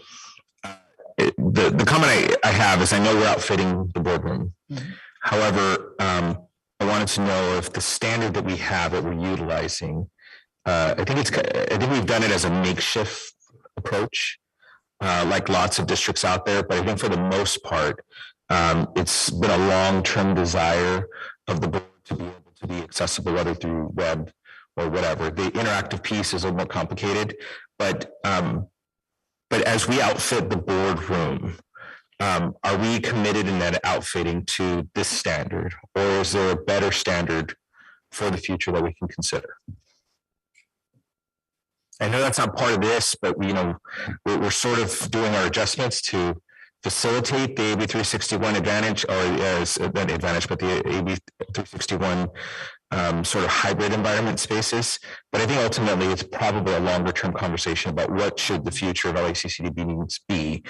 Maybe not this, maybe it's something different, maybe it's a higher standard. And I think it's always been complicated because we come to campuses and we have the in-district spaces. So this is probably as close to the experience of being at the Education Service Center at the campus. It's the most similar experience, I think, in my almost 10 years being on this board that we've had. But I don't know if this is the best standard. So I don't know if that debate and dialogue has been had. And if it hasn't, then I would encourage, as we start making some more permanent and long-term commitments to the infrastructure here, that we figure out what the best standard should be. Trustee, do you have any thought on what that might be? Just your... I'll use the example of our colleagues over at LASD in the city of Los Angeles. I'm not sure they use the exact Zoom standard we do. I think particularly in the public comment spaces, they tend to be a little bit more, our process is a little bit more difficult than their process. So perhaps we can take note of some of the things that they've implemented, because it does feel like their use is more permanent in its sort of look, appearance, and function than our use right now. We're still pretty much in a modified approach to meet the standard. But I think this should be we should be talking about a long-term permanent approach. And I see Ms. Litz with her hand up there. Yeah, so I imagine that's part of the conversation. So, but I want to be sure as we authorize this, we're authorizing on a temporary basis, but I want to make sure that ultimately this could be our standard. Thank you very much, Trustee. Vice Chancellor Litz. Thank you for the opportunity to address very, very briefly the concern regarding our setup for the boardroom. So as you heard, we are undergoing major renovations in our boardroom at the ESC, which will allow for full live streaming as well as a hybrid approach for our board meetings or any other meetings that will happen in that facility going forward.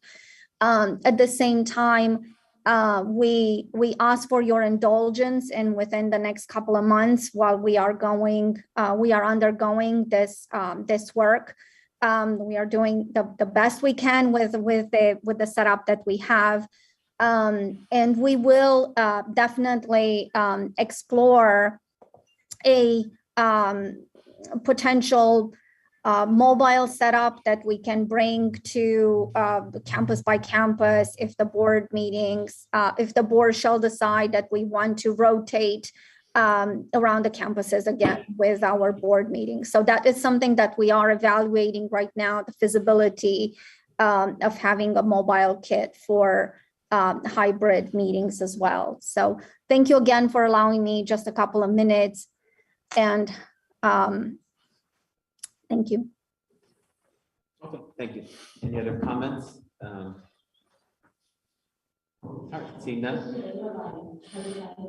Trustee Vela, is this on this one or the next item? Next item. All right.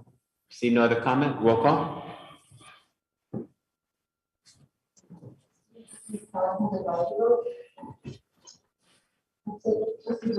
Yes.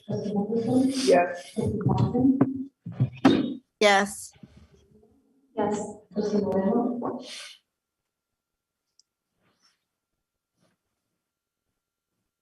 Not present, trustee Villa? Yes. Yes. Did I get called? Hello? G1. G1.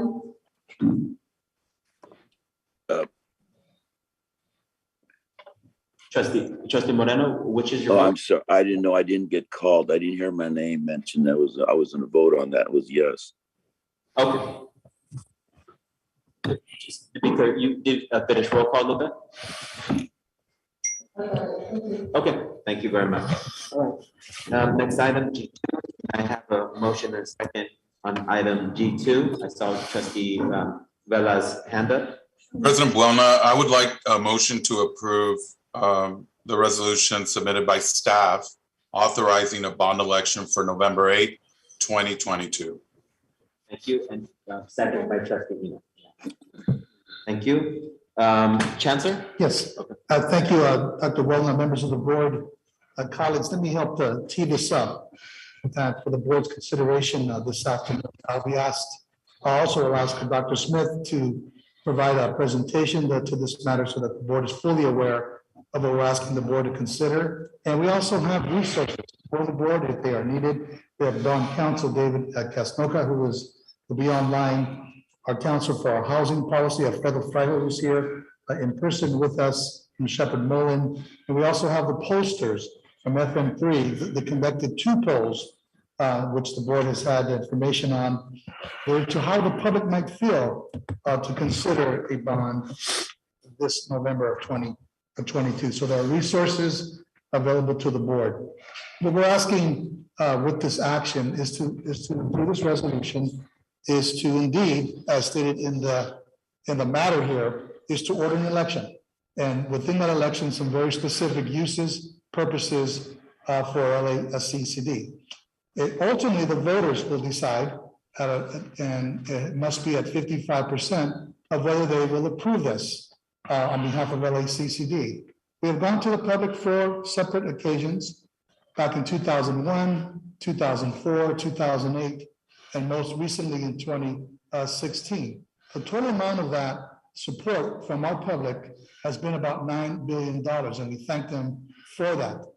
When we brought this to the public's attention in 2016, the vote count was about 76% approval, very high rate of trust, and we hope that we have delivered on the public's trust to deliver facilities that are outstanding.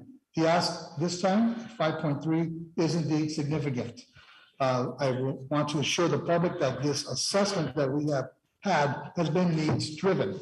When I brought in 2016 a similar resolution to the board, I asked the board to consider a $5.5 billion bond. It ultimately rested with and supported a $3.3 billion bond. That 2.2 still rests in the balance and is still a need for the district. Since then, facilities needs condition index support, all that is continuous, but we have now derived on a number of 5.3 that addresses the large number of pre-1970s buildings. It addresses, as you heard, some of the athletic needs that has been reported by Trustee Vettis and his ad hoc committee. You heard Dr. McKeever talk about technology and high flex classrooms. It addresses that. The board approved in 2030 a 2030 sustainability resolution that is pretty significant in my view, one of the most forward-looking sustainability resolutions in this country, particularly for community colleges. It also positions the district to look at its future for real estate acquisition and also to construct housing if necessary to meet the needs of students and or staff. And most importantly, it discusses and puts in very important detail the infrastructure needs that this district will have for the next 15 to 20 years. I ensure the board that we have engaged in due diligence. We are process oriented. We have a significant amount of campus and constituency consultation on the needs for the colleges. By approving this and by our voters approving this, it will provide fiscal stability in the facilities area for a very long period of time, but less reliance on state funding for facilities. It also provides predictability in planning, predictability in stabilization for the future LACCD in the facilities areas for the next several years. This bond, as you've heard many of the speakers earlier mention, is really a local economic stimulus package, because we have a significant amount of work that we have created, thousands upon thousands of jobs under the PLA that we're now in a 10-year agreement with, is something that we find very important and very much aligned with the board's interests in this area. There's a link to enrollment with facilities. Students infer quality and excellence when they walk on our campuses. It's our faculty and staff who demonstrate that through the services in and outside the classroom that they provide, but ultimately it's how the campus feels, the wayfaring. Do our students connect to the campus? Do they find that it's safe? Do they find that there's significant lighting? Do they find that there is a passageway from one building and opportunities for outside the classroom engagement? These are all the kinds of considerations that are done when this kind of assessment is indeed done. So there is a clear link to enrollment. And I'm happy to report, if you've not seen the recent enrollment reports, summer was flat, little up, but fall is looking very, very good, 55 days away. As we start to rebound and recover the significant loss in enrollments that we've had since 2018, 19, and even before then. Students deserve excellent teaching and learning facilities. They deserve high quality experiences. They deserve an opportunity to be involved in student life and engage. But we know that when students are connected to the campus, when they engage, when the campuses have a stickiness, quote unquote, to them, our students do better, particularly our students who are principally first generation, many who are English language learner, many who are indeed from the communities where this is the first chance to go to college, in some cases, the last chance to go to college, and probably the only chance to go to college. So when we put forth a very strong proposition and resolution as such that you see here for your consideration, we're considering the lives and opportunities of our students and the communities that we are proud to serve over these 900 square miles and over 500 million residents. We're still, our student body is just under 60% first generation. This district serves more veteran students, more students who are foster care, more formerly incarcerated, more undocumented students than any other public segment of higher education. And we do so without apology and frankly, without exception. So we need the facilities that match the excellence of this of the student body. So that's why we are asking you to think about this very seriously. Finally, and I will conclude with this, with well-designed facilities, with sustainable facilities, it actually reduces operating costs, increases our sustainability efforts and our resiliency for the next wave of change and transition that will be apparent in the next decades moving forward. So with that, I'd like to turn to Dr. Ruben Smith, who will take the presentation from here. Thank you, trustees, for your time. And we'll continue now. Dr. Smith. Thank you, Chancellor, and good afternoon, board members, as well as audience participant, both virtual and in person. With this presentation, it'll be brief. It won't be as long as as previous presentations. We've talked a lot about the unmet needs, both for facilities as well as students, and we've spoke a little bit specific to what the challenges are and how we had planned to address them. But this is an opportunity to align, the whys and the wins with our mission. Next slide, please. So we had categories that we focused on, as the Chancellor just eloquently reviewed. And then our objectives is to ensure that we're meeting the needs of students. We're ensuring that we have safe, clean, healthy workspaces, as well as environment conducive to teaching and learning, as well as working. And so today I'm just going to reiterate a little bit about what we've talked about, because we've done a lot of review and confirmation and reaffirmation with our subject matter experts about what the challenges are and what those unmet needs were. But now we can lay out a process moving forward. Next slide. So as we've talked a bit about technology today, and it's great to hear that high flex classrooms are preferred by students and have tested well and surveyed well. This is low-hanging fruit in our opinion. We believe that if supported with a bond measure, high flex classrooms is something we can transition relatively quick. Typically, you see previous bonds where projects are larger, more detailed, typically take 2 to 4 years. This effort, we're looking at making impacts for the students who are attending school today.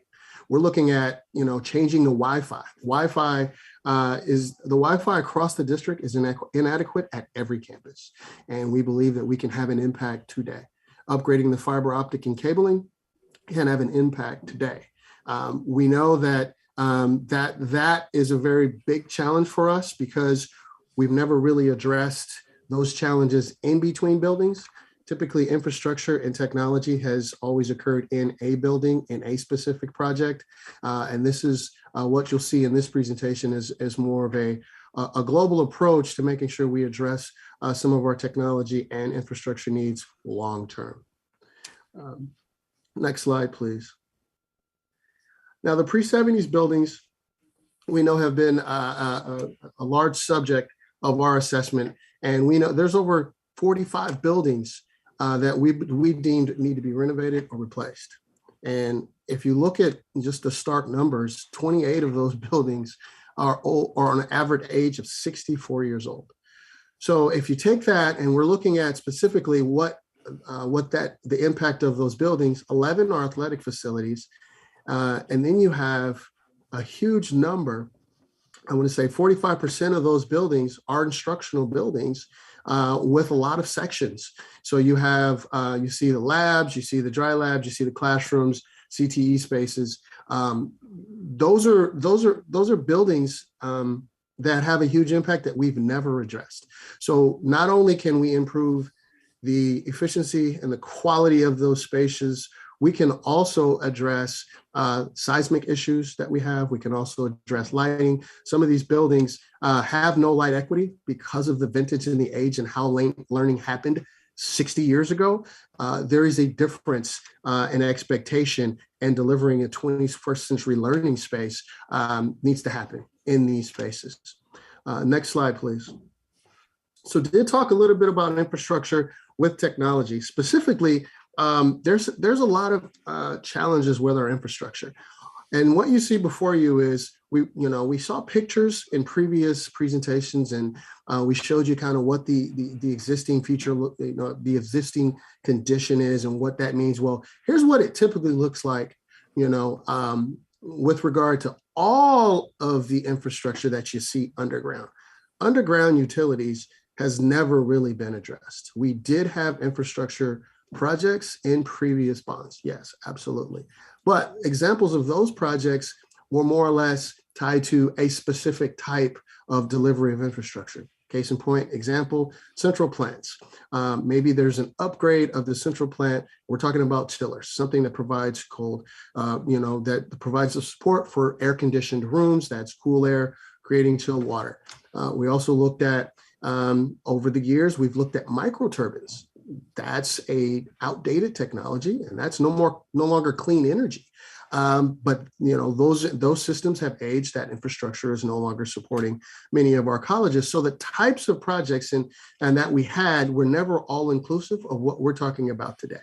And the reason why it's important to talk about the inclusion of these challenges is specifically over the last 8-9 years, there's been nearly 180 projects just for repairs, for infrastructure and central plants.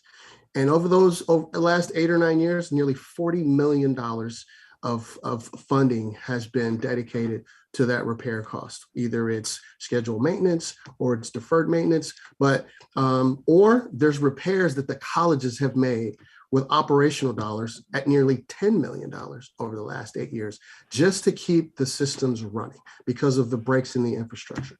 And so the challenges we have is it's almost like a domino effect. Once one thing breaks, then you have another issue and another issue. And as these systems are tied together, they are very sensitive.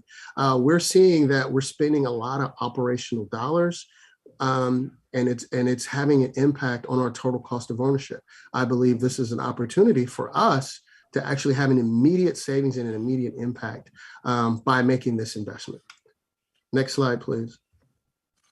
Sustainability. Not only should we do this based on the commitment from 2020, but I also want to break down some things that have an immediate impact.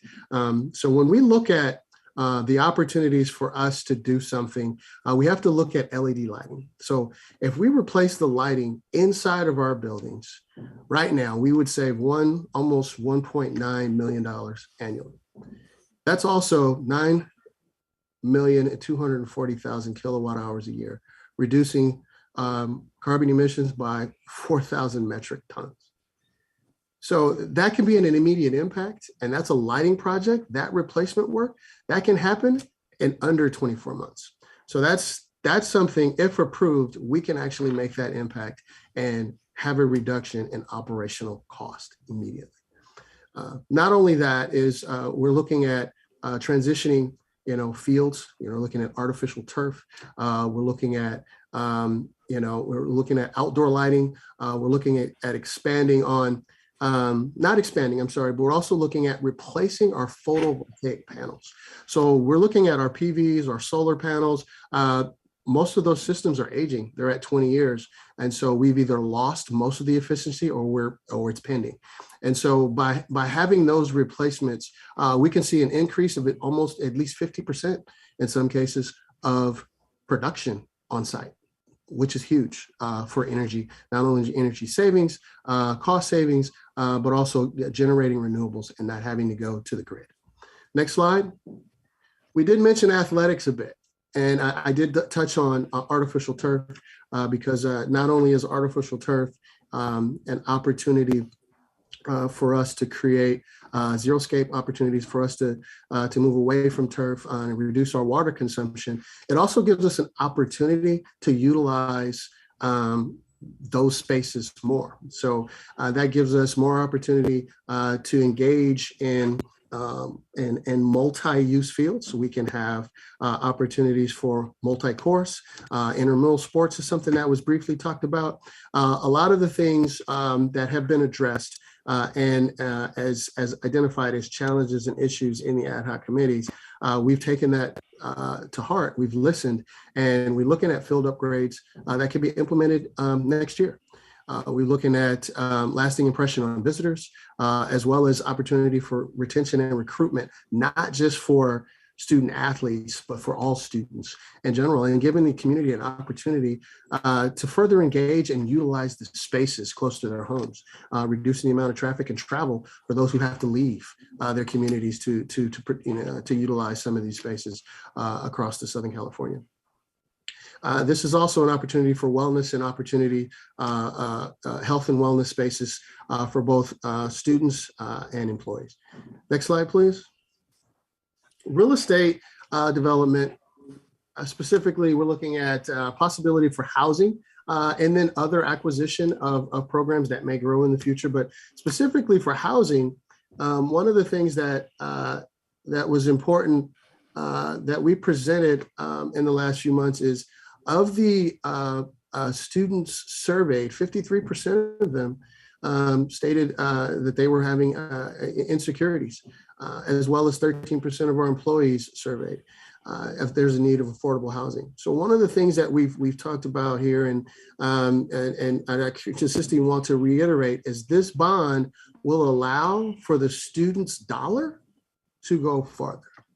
Typically, housing developments have been based on the developer taking on a majority of the risk and subsidized rental income for low-income housing. We don't need a low-income housing or affordable housing measure. We don't need to bifurcate that amount out of the housing. The entire development is going to be aimed to $400 to $500 a month for rent, which allows that student's dollar to go further, because based on our Brailsford and Dunleavy assessment, 45% of a student's income is dedicated to their rent.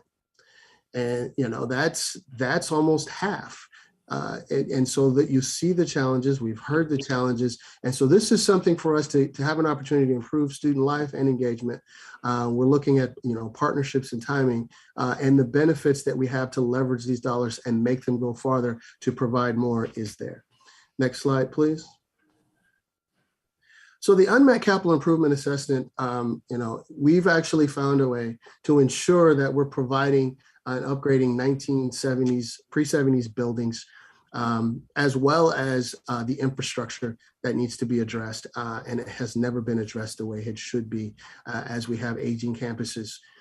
We also want to make sure that we're providing equitable and supportive learning spaces, that high quality capacity telecom opportunity, ensuring that there is Wi-Fi capabilities indoors and outdoors across in the entire campus. That is something that we can address and ensure that we are creating the flexibility around mobile learning environments.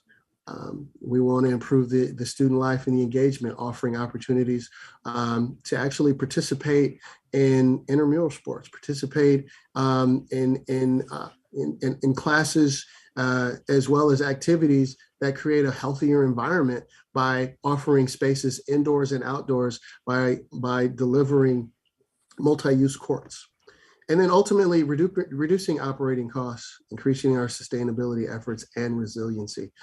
We know that we have some challenges with our infrastructure. We obviously know that technology is changing. We want to take a benefit of that technology while we're improving our infrastructure, as well as training and developing those for the future to help us maintain those systems.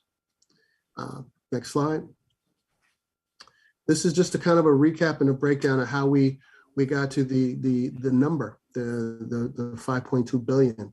And so what you have here is just that breakdown of each category. We've estimated it by college and by category, ultimately ensuring that we make the right investment in the right locations. And then we can even further break this down by projects, by campus as we move forward, also including college needs that each college has identified based on their priority list of either unmet needs or challenges that they've experienced in the last few years.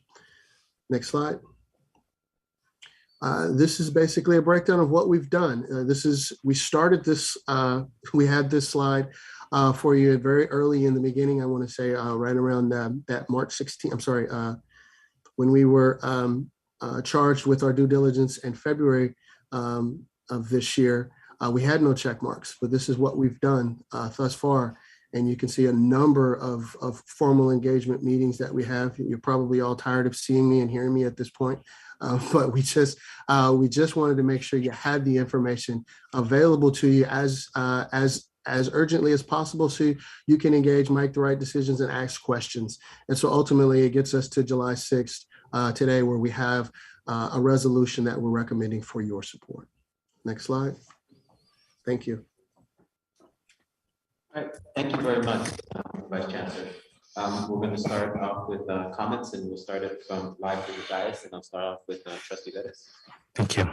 Thank you, Chancellor, and Dr. Smith for the presentation, and thank you all for joining us here, providing the public comments, and for everybody in the room who had worked on this effort. I want to make a few comments based on sort of my experience here in the district.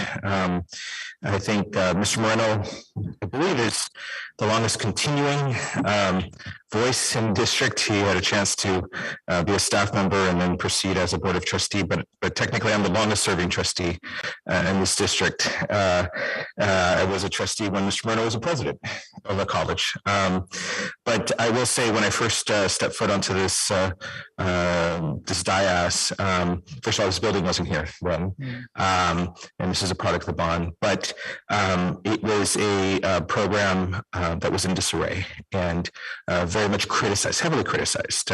Criticized so much so that even the good things that happened were dismissed, and that was a challenge.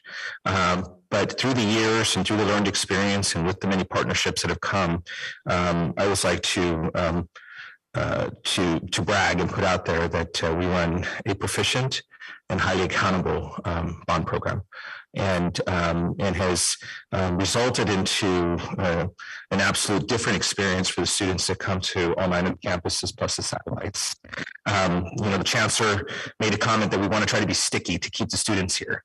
Well, initially we wanted to get rid of the stickiness that we found in many of our facilities, and I think we've done good work to do that.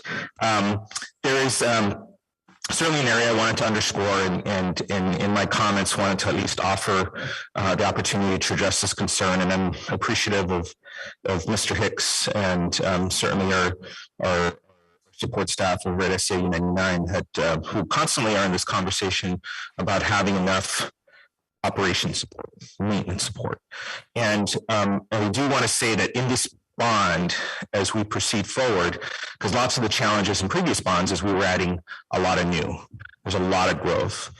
Inherent in this proposal, and comes forward to us, is a lot of replacement, a lot of sort of more precise understanding of what we're doing with our facilities. The huge target on pre-1970s building is really critical, because those were not as efficient as we can produce them and put them together today. The ability to sort of grab a hold of it. I think we still have lots of work to do with operations and maintenance, but to understand that we're not going to grow our square footage by double, which is what we did for the first 10 to 15 years of this bond, but that we're getting to be more precise about understanding what the campus needs are and how to make these buildings flexible, much more effective. And certainly I think a word that we've all come to learn and appreciate more over the last 3 years is resilient. The facilities with this bond will become more resilient, and I think that's very positive. I will say one of the areas, and it didn't start off on the same page with all of us as trustees. I think we struggled coming out the gates in January for this conversation to figure out where we are, and some of the sort of snags came around just how big we should be into the housing conversation. There's some excellent survey work. And I think as we look at it, we can say that somewhere near half our students are housing insecure. Now, for a place this big, if you try to build housing to cover half of your students being insecure, we're basically in the effort of building a brand new city, and a city larger than most of the cities we service except for Los Angeles.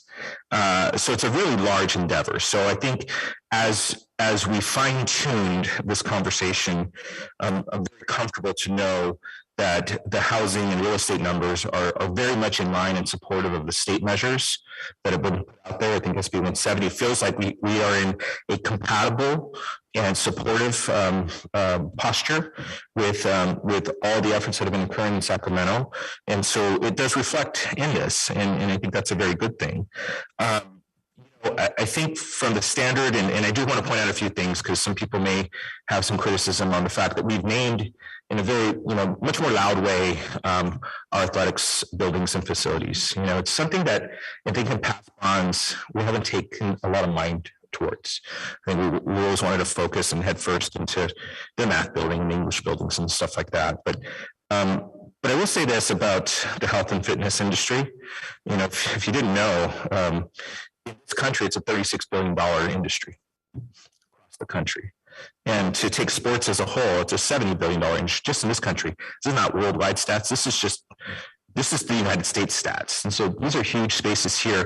But I think more than that, there are also the ways that not only our students connect and want to stick to the campuses, but it's an opportunity to evolve them. And as we look at our competitors out there, because we're competing to bring students here versus other places. And sometimes those facilities, whether it's, you know, and I always love to pull out the examples of my alma mater over here at UCLA to see at the heart of the student experience is the Arthur Ashe Center for Wellness.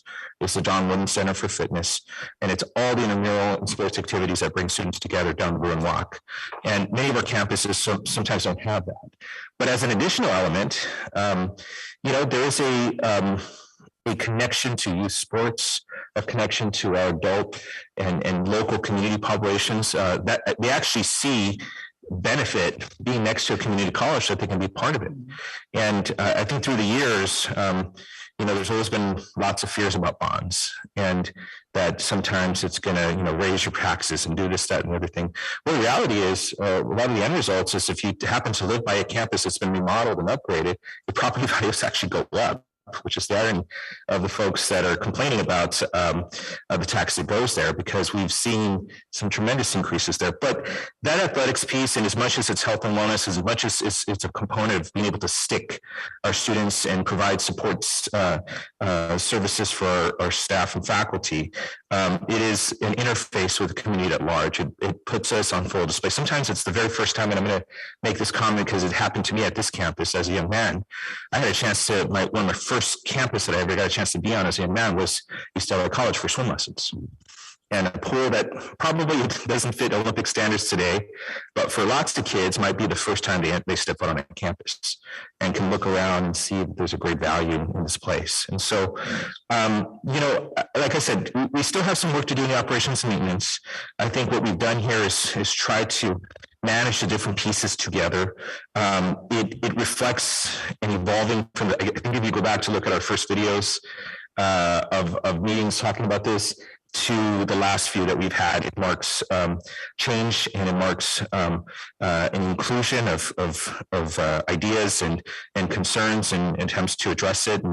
And I want to thank the Chancellor and thank Dr. Smith for their comprehensive and sort of inclusive pulling together of all the things that we have to discuss in front of us. And you know, I'm prepared to support the measure as presented, and I know we have quite a bit of work to do. You know, just obviously the voters still have to be proven that this is a worthwhile space, and so some of that is in the way that we talk about the wonderful facilities and spaces that we have, but it's also part and parcel understanding that we are all desirous of seeing people come back to an in-person experience, and whether an in-person experience is with a mass or in a classroom or just being at a facility where there's an event taking place. I think it's really important.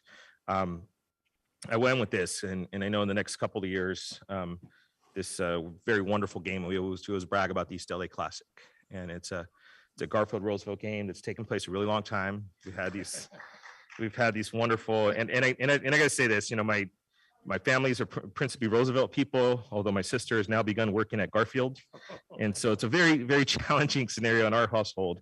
But when you see the tens of thousands of people and you talk to them that have been a part of that East LA Classic right here, right across from us, for generations now. It's a memorial experience.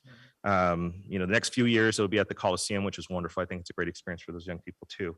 But we have facilities sometimes that when you look underneath the stadium, it needs work. And it clearly needs work, but stands as a monument, an important monument for the community to utilize. And I think when we take the care and attention to give attention to those facilities, I think the community as a whole is better off. So with that, thank you, Chancellor, again, and Dr. Smith, and certainly all the trustees who've been working diligently. The facilities committee have met a lot. We've met a lot as a board to talk about this, and so I think certainly all of us can have an opinion, and when we offer just how much has gone into this, and inclusion in terms of the final product we have in front of us. So thank you.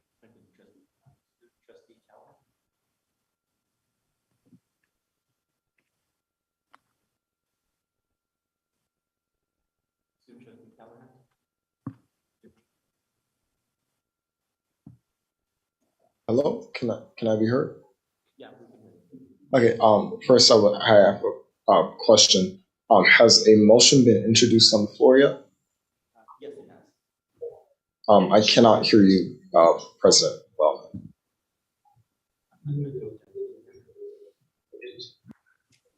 Oh, okay. The motion was passed, but do you have a comment? The motion is on the floor. I'm sorry. One discussion, yeah. The motion.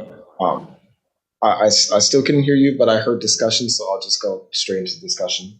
Plus, I don't even know if I can introduce a motion, but I can just say on the housing piece of the bond, where do I start? I want to say that this is a very ambitious endeavor, and that it is something that is a clear need of students or basically anybody working in the district, because the conditions of Los Angeles are quite challenging. But I would also just like to make the recommendation that there are other people and other programs that we are also currently working with that are also helping to solve these problems of student housing. I am currently a student of one of those solutions. I am part of the Hope Housing Program of Showers of Hope. And if I had never gotten into that program, I definitely would not be here, to say the least. But just taking programs like that, for example, even though they're not very ambitious, large bond endeavors, there's still solutions that take these students and their context and allows them to thrive, even if it's only a short-term temporary solution. And Trustee Veras spoke on it earlier, saying that we have so many students that are going through housing insecurity or just general homelessness that if we were really trying to solve the entire problem, then we had to build an entire new city, which we clearly do not have the capacity for that. But I would like to emphasize that there are people out there who are currently doing that work, and I am a student who's benefiting from that work that's already being done. So though this is something that's really great and something that it's game changing, it's pioneering to an extent, but let us not take away from the work that's still being done, the students that are still out there, and the capacity then to which we can help them. And if I can add on to the motion, I would say that we could potentially, in addition to this, push forward an initiative to assess the effectiveness of additional housing programs that we are currently in partner with, to see if there are any additional needs that we can provide to these programs as far as funding, maybe additional employment for understaffed programs, any way that we can help these programs thrive that are currently supporting students. That would, if we can add that to the motion, I would definitely like to do that.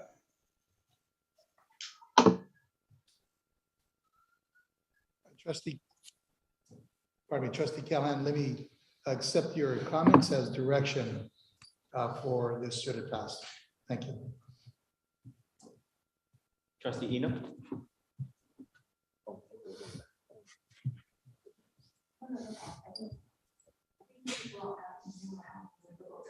Hearing us. Yeah. So I'll try my best to speak up and speak clearly into this mic. I think just in general. You know what? We actually can't hear you. You can't hear me at all? Barely. We just need to be louder. Is this better? Just enough? No, they're saying it's not better. We still can hear you. Can you hear me directly from my mic, Trustee Hoffman? Yeah. Yes, Can hear you better, yeah. Yeah. Okay.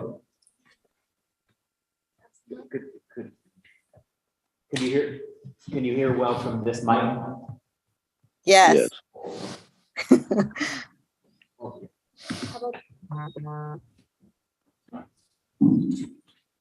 about this one? This one here? That's good. A little better. Okay, so I'll just make my comments from this mic.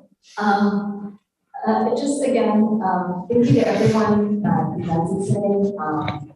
I'm still the new trustee, not even 3 months in, and well, yeah, we had a lot of early meeting agenda items, so I'm trying to catch up and ask my questions as fast as possible. I really thank Dr. Smith for his really great presentation. I think early on, I wasn't as clear on what was going to be happening, and so to have this direction and kind of map out community feel really comfortable with the direction that they're going in. I appreciate the chancellor as well as the trustees that were involved, because $5 million is a lot, and so to be able to carve that out, have the polling that we need to be done by the voters and all the partnerships. So thank you to everyone that's really supports me as well, because this really is a movement of community, and we're going to get everyone involved to get this passed. I want to, oh, okay. And I think just generally, and I also want to say this.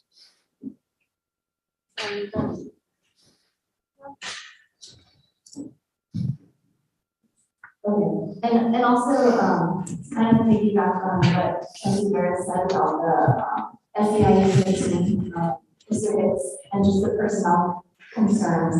I think someone that also works on a campus, college campus that has bodies that do buildings, we build really great buildings, and then sometimes the personnel or the upkeep gets overseen, and then the general budget has challenges, and so I think I expressed a lot of those questions and concerns to the chancellor as well as Dr. Smith, and they've been able to really well prepare for those issues. And so I think just in general, thank you to everyone. I'm really excited about this to move forward. So that's pretty much all my comments for now. Thank you, Trustee Eno. Trustee Moreno?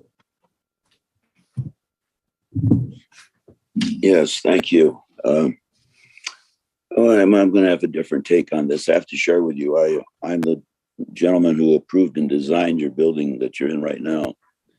I was president of East LA College for 17 years, 2 years admission, I might add, in 20 years when I had my vice presidency there.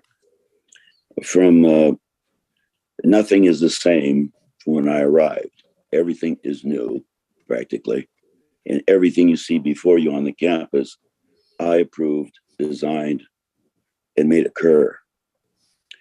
So I'm speaking from that perspective, and it's very important because I am a supporter of all the bonds. I was advocate for A, AA, J, CC. However, I think somebody has to bring up the elephant in the room, and it's a big one. I honestly believe that this is an inappropriate time and essentially an irresponsible act on our behalf to pursue this bond. I'll tell you why. You know, we have already authorized $9 billion and hundreds of millions of dollars of state-funded projects already for this district. Each of the bond measures had in place a series of buildings and infrastructure projects that were to address all of our needs. And each of those times, we went back and made certain that we covered as much as we needed. All of our colleges built master plans with 5, 10, 15-year projected enrollments far greater than they are today, far greater than we've ever attained. The projected enrollments were phenomenally larger. our buildings that we built were phenomenally larger in capacity. What I'm fearful of is we're building a ghost town for various reasons. We know we had a major decline in enrollment, in WIT and FTS, nearly 31,000, on top of a relatively weak enrollment prior to that. We took a base year of 6 years ago, and I think we concluded at the time that figure that we are being paid for is 107,984 FTS. We're currently looking at 74,500. I might add that 107,900 is below the benchmark we had set in building all of our campuses. The space utilization ratios are abysmal. You literally have nobody occupying these buildings or marginally occupying them. We built with an idea of a capacity that we are so far below that you literally can walk on our college campus and open some doors in the afternoon. There's no one there.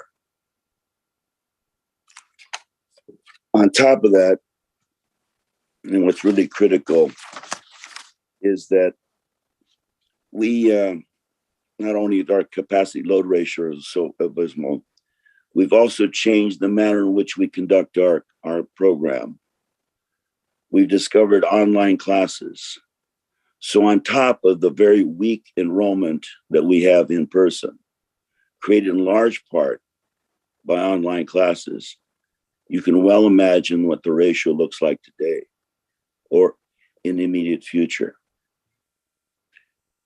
Now, what's important also is that our facilities, and I have to tell you, I always express concern about the process of building. I sometimes believe that we determine how much money the community will accept, and that's what we work towards making a bond for. I'm fearful that's what happened here. Now, aside from capacity load ratios, what we've done is additionally, we created an environment where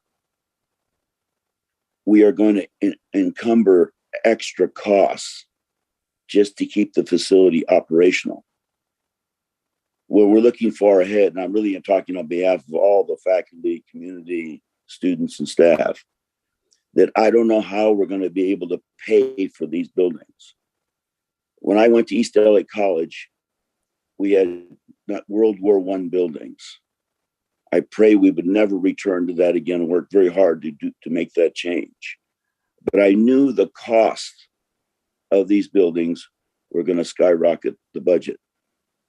That we, in fact, we're not going to earn enough money to pay for these facilities. And some president in the future will have to make a decision as to whether or not he's going to pay electric bill or maintenance bill or offer classes, which is what we had to do. We're creating quite a monster.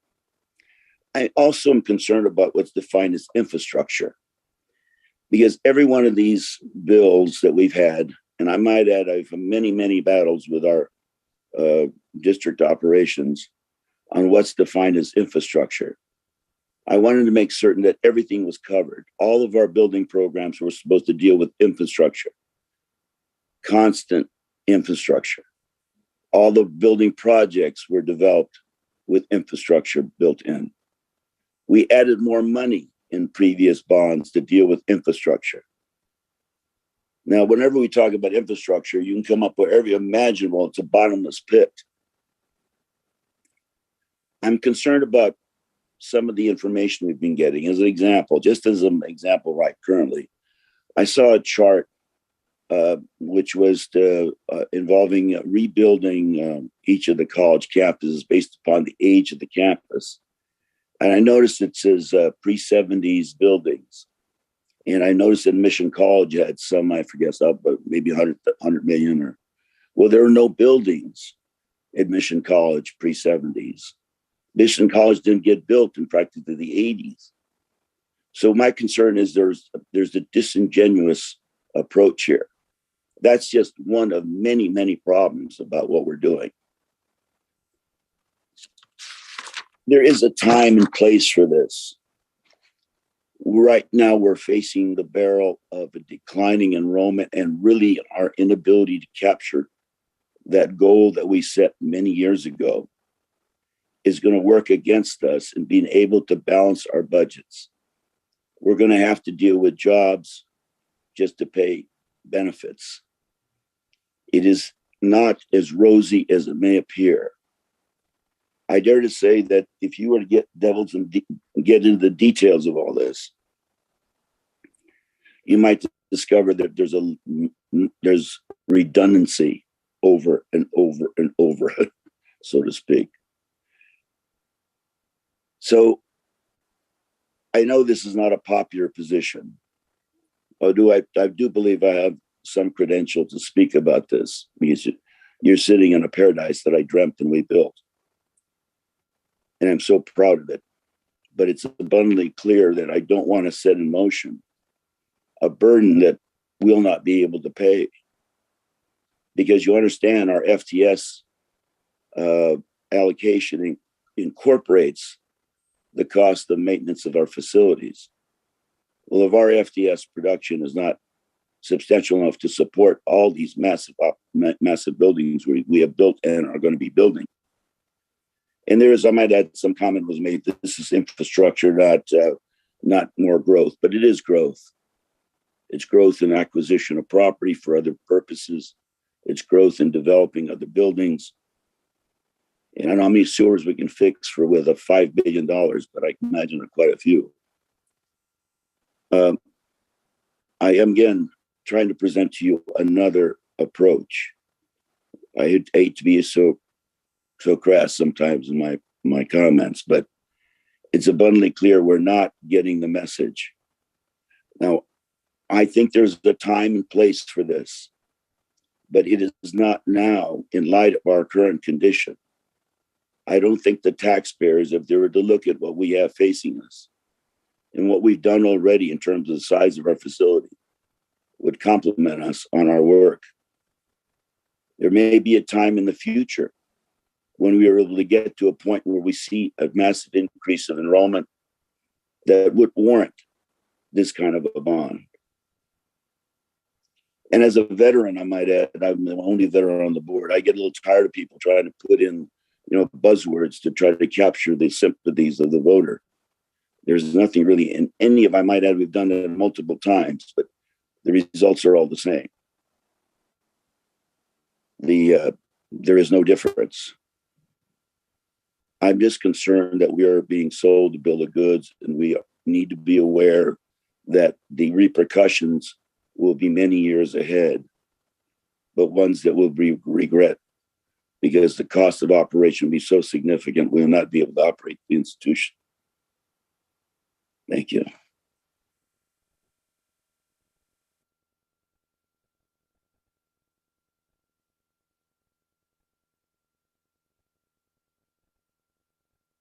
I'm a good lip reader. I think you said Trustee Hoffman, President Buelna, but I can't hear you at all. I don't know, maybe I'm the only one that can't hear you, but we can't hear you. I can't hear anybody anymore. But I could lip read real good.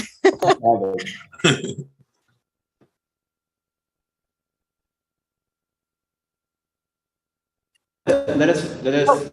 There you go. I hear you now. Okay, so I took 3 mics, I feel. Wait, Mike left. Didn't Mike leave the board? Now we have 3 mics? Yeah, now I have 3 mics. Trustee Hoffman, you may be popular. So Trustee Hoffman? Thank you. First of all, Chancellor and Dr. Smith, thank you so much for the presentation. I, for one, appreciated it. I came onto the facilities committee after Mike, one of our mics, not the mic you speak into, but after Mike was elected to the assembly. So I joined that committee late, and I've been to a couple of meetings. And thank you, Trustee Moreno, for your comments. I agree with some of your points that you made, and then I disagree with some others. So I have some questions, and then I want to make a few comments. When we voted in 2016, we had the option to go all the way up to, I think it was 5.2 or 5.3 billion. Is that correct, Chancellor? The ask was for 5.5 at the time. Okay, and I remember that I was one that wanted to go for the maximum for this very reason, so that we wouldn't be back here in a couple of years trying to figure out, okay, how are we going to make sure that all of the projects, you know, that we need to complete and all of the renovations that may need to be done and the technology would be taken care of. And so I just want to put that out there that I don't know if we would be in this exact situation if we had previously authorized 5.5. That being said, if this were to pass with the voters, like, because I do believe this is something that should go in front of the voters, how long do we have before we would actually have to do the work and or sell the bonds? Because that might help with some of your questions, Trustee Moreno. Do we know? Dr. Smith or Mr. perhaps, Casanova? Yeah, Mr. Casanova, thank you so much, Mr. Chair. Yeah, this is David Casnoka. Once the voters approve the bond measure, the district has an unlimited period of time during which it has the right to sell all of or as few of the bonds as possible. So presumably the bonds would be issued periodically over a period of 10 or 15 years before the authorization was exhausted. Okay. And you'll see today, trustees, as I mentioned earlier, that we are going to be selling the last of Measure J, am I correct? And then like the third tranche of Measure CC. So, okay, that was very helpful. Thank you. My other question is, you know, and I get what you're saying, Trustee Moreno. You know, is this the right economic climate? I'm not convinced that it's necessarily the right economic climate, but when is it ever the perfect economic climate? So whether it went to the voters in 2022 or 2024, I'm not so sure there's much of a difference. Do you have a comment on that, any of you? Like, what would the difference be between now and 2 years from now? Maybe Mr. Vice Chancellor Smith? Yes, thank you, Board President Buelna. Trustee Hoffman, one of the things that I tried to point out in the presentation is the difference between today and 24. We don't know what the future holds, one, of course, but by pursuing a bond endeavor today, there's challenges you can address. So we know that we've had a multitude of breakdowns and failures with infrastructure. We also know that we can make investments on our renewables as well as LED lighting. We can literally save the district $1.39 million in 1 year. So that's over 2 years, you're already at 2.8 million, and then thereforth and so on. But not only are you receiving that, we're also reducing the carbon footprint in that time, as well as saving on the amount of repairs based on the Cardinal study and the field investigations. And what we're seeing in the field, these breaks are not going to stop. And we've already spent over 40 million in just repair. So that's what I see is it's the cost to divert those operational impacts, because that's one thing that we don't have more of is operational dollars. So if we can save there, here's that opportunity to save there based on, assessing a total cost of ownership and how we would engage a project list and recommendation moving forward if so bond were to pass. Okay, and then just a couple more questions if you can just indulge me. Trustee Hoffman? Yes. Could I ask the pollster to address that question? Would that be okay? Or are you okay? No, I'm okay. I'm okay. That answered my question, but thank you. How flexible can we be with this bond? For instance, the pandemic hit, and it was a good thing that we had HERF relief funds. But if there were some kind of an emergency or, life drastically changed, how flexible can we be? Let's say we didn't need it for technology anymore, or the kind of technology that we're planning for, and we would need it for something else. Is there room to make modifications in the next 10 to 15 years? Well, as things change, needs change, there is some flexibility built into this resolution and order of an election to allow us to do that.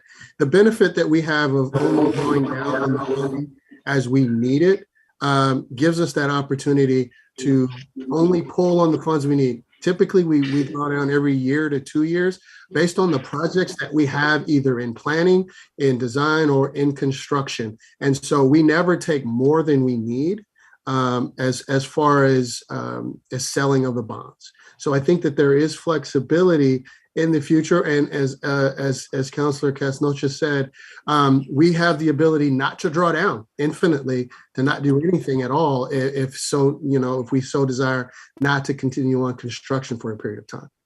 And will we have an opportunity as a board to help to prioritize the projects? Like I know Trustee Vera has mentioned our athletic fields, and I feel the same way. I feel like athletics should absolutely be prioritized. And I just realized, and we haven't even talked about this, but the Olympics are coming in 2028. It would be really great if we had some state-of-the-art facilities and we can, host and participate in that way.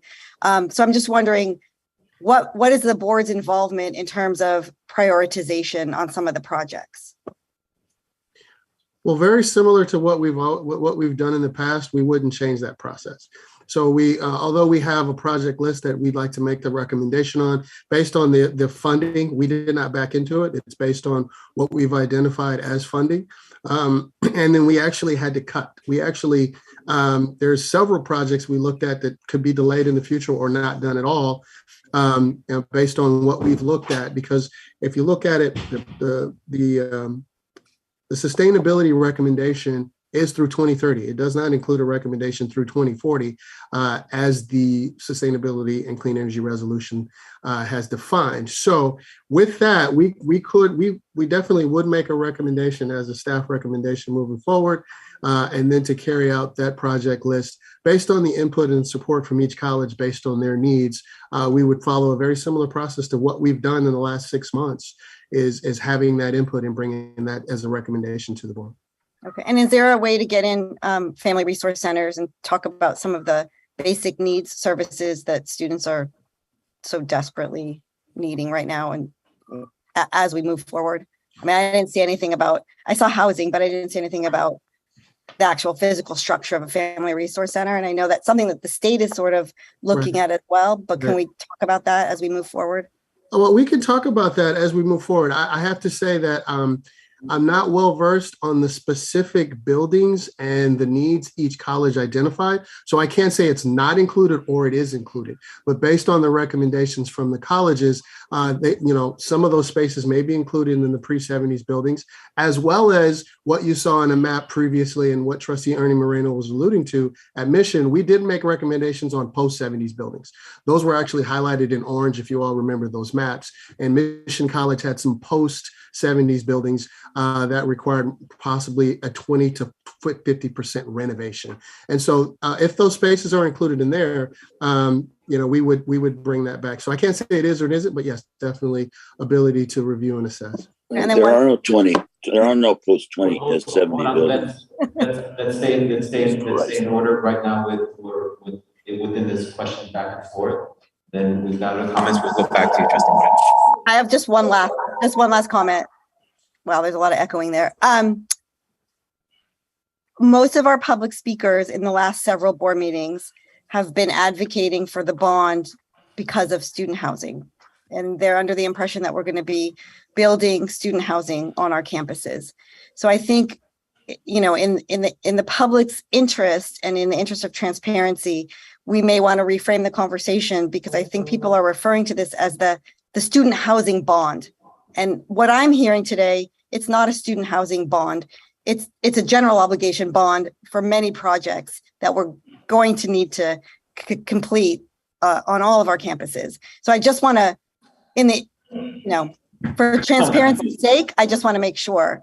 And I also want to make sure that we still are going to address, the student basic need and the student housing issue. And thank you for indulging me. Thank you, Trustee. Chancellor wanted to make a comment. Can you hear me on the mic? Yes, we can hear you now. Okay. Can you hear me, Trustee You hear me, Trustee Hoffman? Yes. Okay. I simply want to add, you had a question earlier about how the board has input, and that is the purpose of the FEMPOC committee, where schematic drawings are indeed reviewed and approved to the full board, and then ultimately there is a monthly construction report there. So that's a way to monitor the kinds of priorities that emerge from the campus. Some emerge from health and safety, others emerge because of academic or other needs. So that's another, just wanted to underscore that the value of having FEMPOC as part of our committee and consultation structure. Thank you, Chancellor. So I guess our question today is this, you know, and maybe we can have more conversation around, is this the best economic circumstance and time to think about passing a bond? But thank you for answering all my questions. Thank you. If it's useful to the board, we do have Adam Sonnenschein who's here from FM3. They conducted 2 opinion surveys on our behalf mid-March to early April, and then one that just concluded earlier this week. So Adam, if you're on the line, I'm happy to have you share a few comments about the public's opinion about a bond at this time, and whether or not there was a change in opinion with the first versus the second poll. Adam? Yeah, thank you, Chancellor. Adam Sonnenschein with FM3, Fairbank, Maslin, Mullen, Metz and Associates. I don't know if I can share a couple of PowerPoint slides that might make it easier for folks to follow, but I'll try to make it brief so that we have enough time for everyone to have more dialogue. Just give me one moment, please.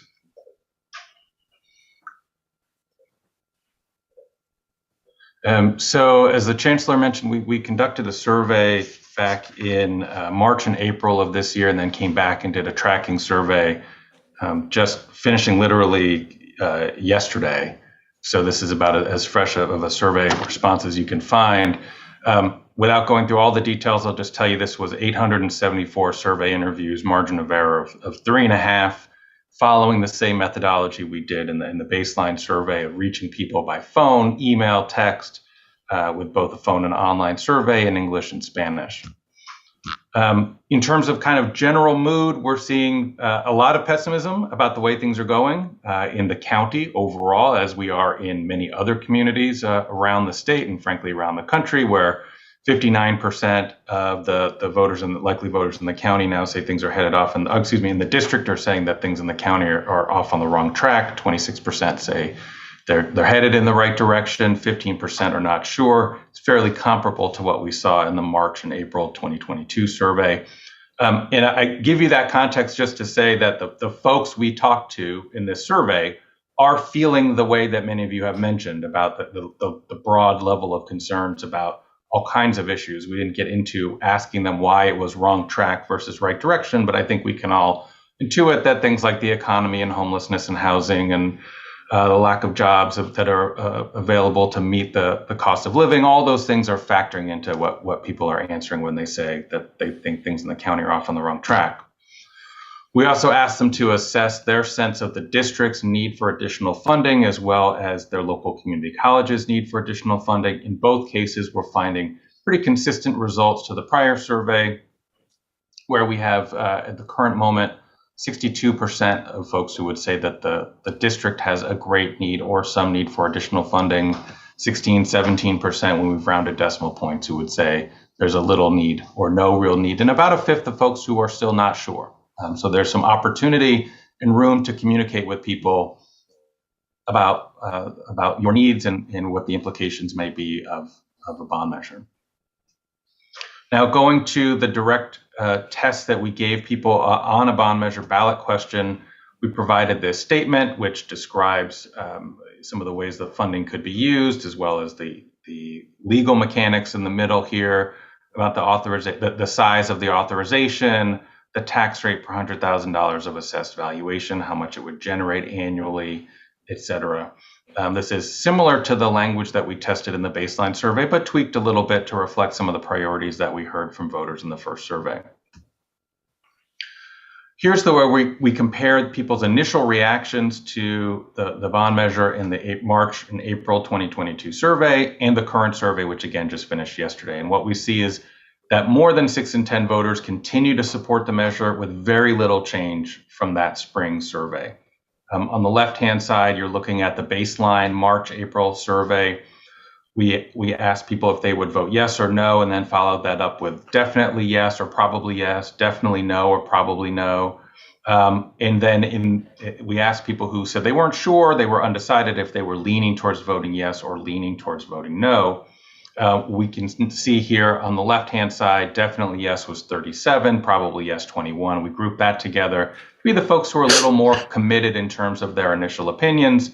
That was 58%, with 6% who were undecided, but they're leaning towards voting yes. Put those together, you get to 64%. Same kind of operation on the bottom subpart of that left-hand panel, 26% who would say they would definitely vote no, probably vote no, or they're leaning towards voting no, and then 9% who are undecided. On the right-hand side, you're looking at the survey results that just finished yesterday, and the numbers are statistically almost identical, 65% yes, with 39% definitely yes, so clearly within the margin of error differences there. Essentially, with any of the news and things that have happened from the time we did the baseline survey, they really have not impacted feelings about a measure. Still stand at 65% yes to 26% no, with 9% who are undecided.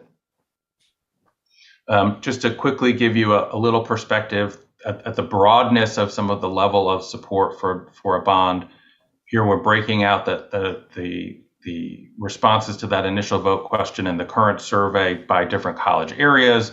We see support exceeds 55% in all of the college areas, with the strongest levels being in the City College area, Southwest, and Trade Tech. Broad support also among different racial and ethnic groups within the district. You can see not great differences here between white voters, Latino voters, African-American voters, Asian Pacific Islander voters, as well as on the right-hand side, we've grouped together the ones you see on this slide, Latino, African-American, and API, as well as folks who may be identified with a different racial or ethnic group or with more than one group. And they're strongly supportive, 69% to 22%. I should also point out at the bottom of each of these slides, you're looking at the percentages of likely voters within those groups. So 37% of the likely voters would self-identify as white, 57% identified as being a voter of color in any of the number of categories that we just described. By age, again, voters of all age groups are supporting this measure. The strongest support from those under age 40. With that group, you're seeing 71% support. For the folks who are over 40, you're basically looking at about 60%. And one of the interesting things, going back to even some of the prior slides, not only are the total numbers very similar, but within each of these demographic groups, we don't see real significant differences from the baseline survey. Again, with all the things swirling around in the atmosphere, sort of from that springtime until now, they haven't really impacted, even within some of the subgroup analysis, haven't really impacted a lot of thinking on the bond. Both homeowners and renters supportive of the measure, over 60%, 61% for homeowners, 70% for renters.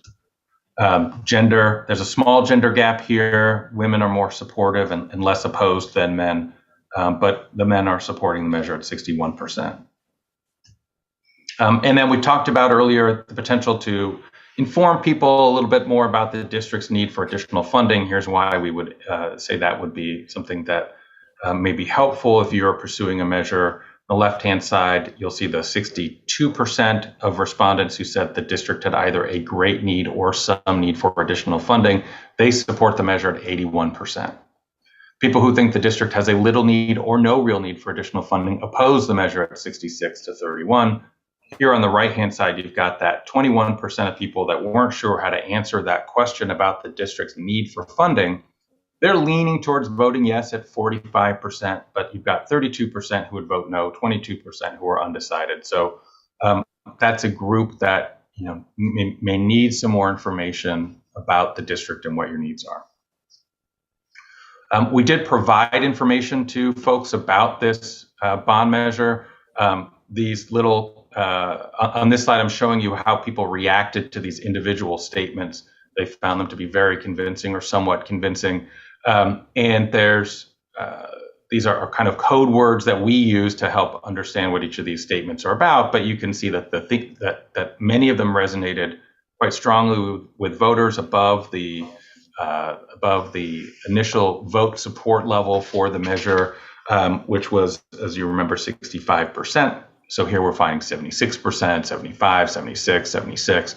And so themes like the bond helps prepare classrooms that are giving people good opportunities to transfer to four-year colleges, that you've got these need for repairs, that with the cost of UCs and CSUs so much higher than community colleges, preparing to serve more students and have better opportunities for students to get started at their community college helps them have a more affordable higher education experience.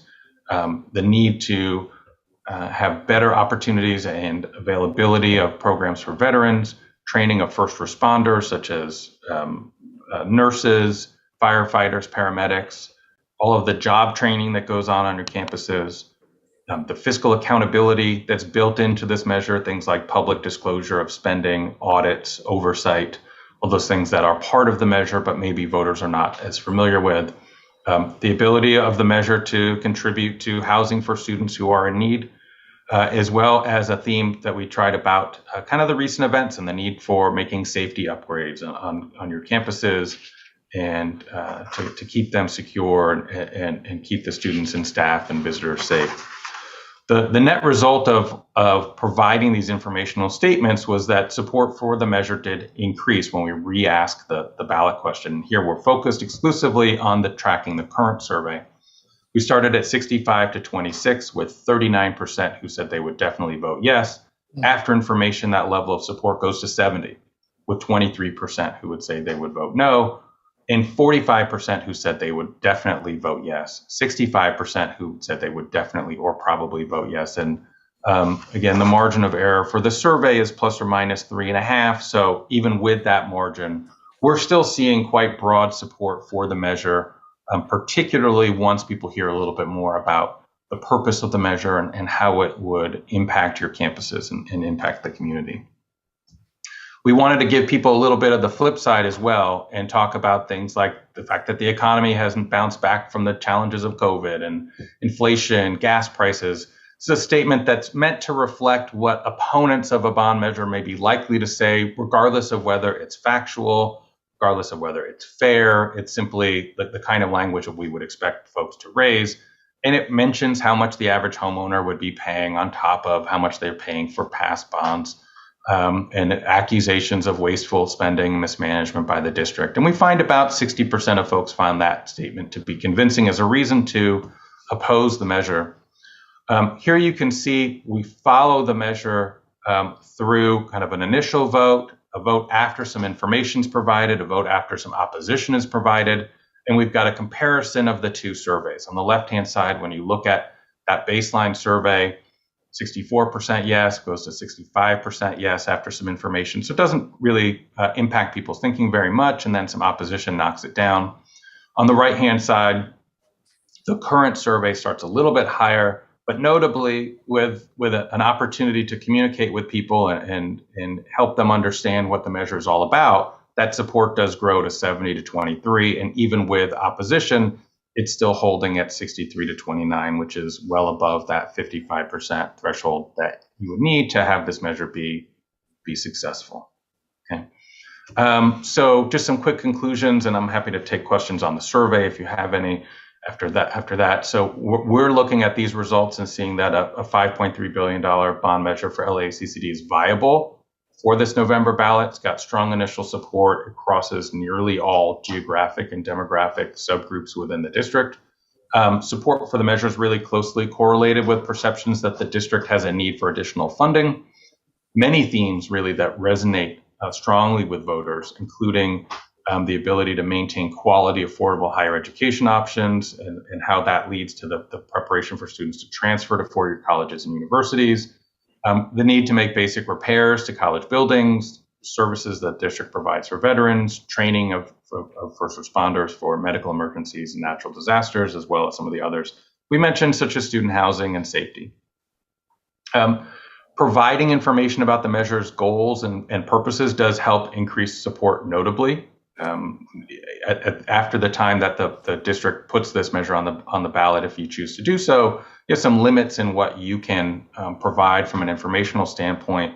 But just having people understand what the goals and purposes are does seem to be helpful.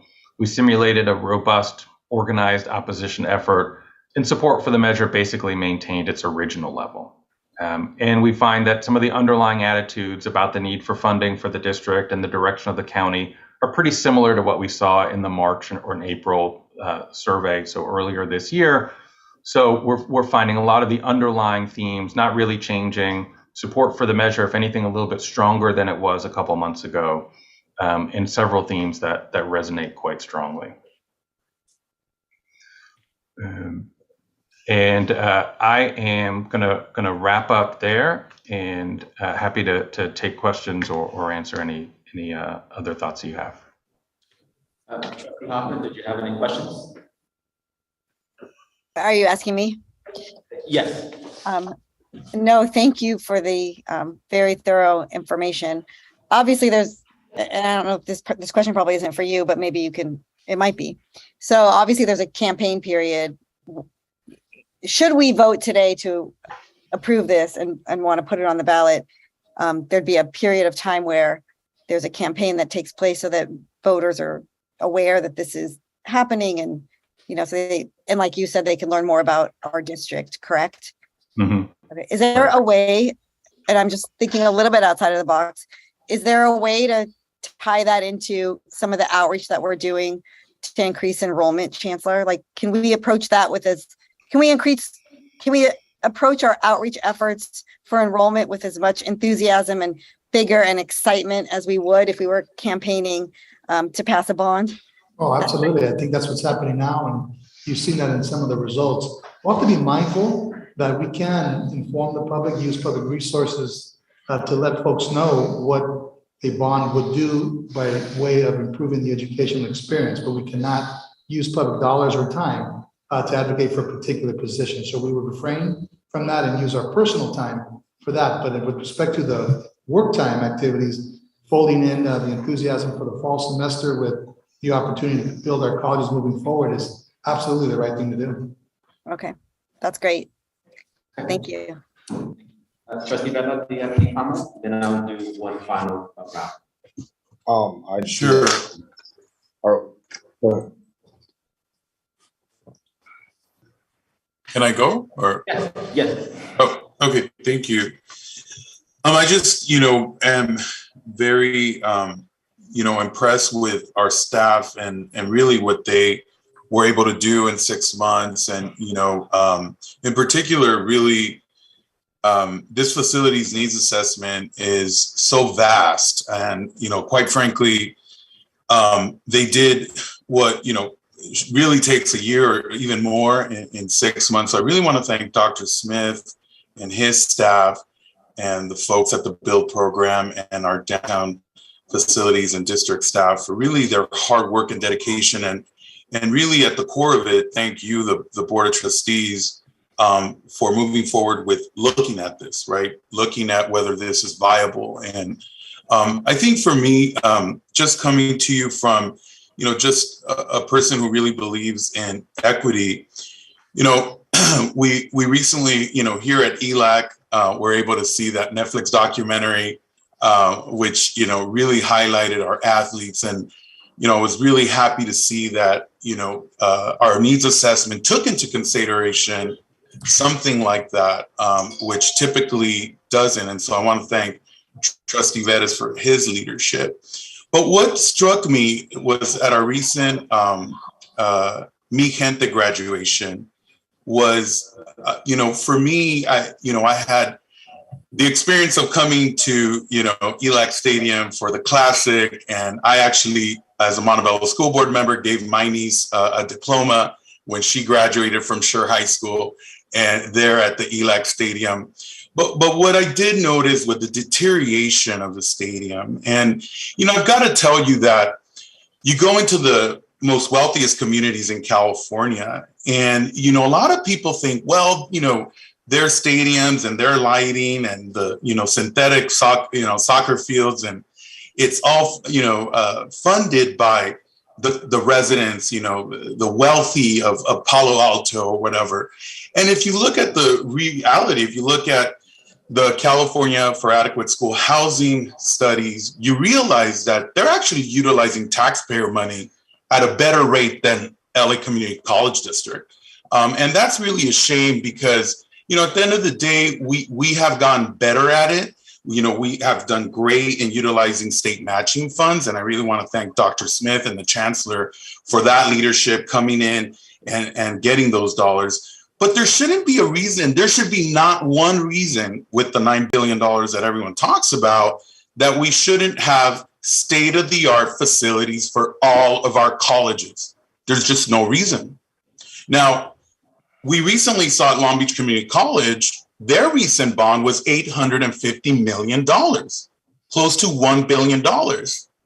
Now, times that by 9, right? So now we're looking at a $9 billion bond that we should be passing, not a 5. And let's never forget that this isn't about, penny pinching. This is about the fact that we're catching up.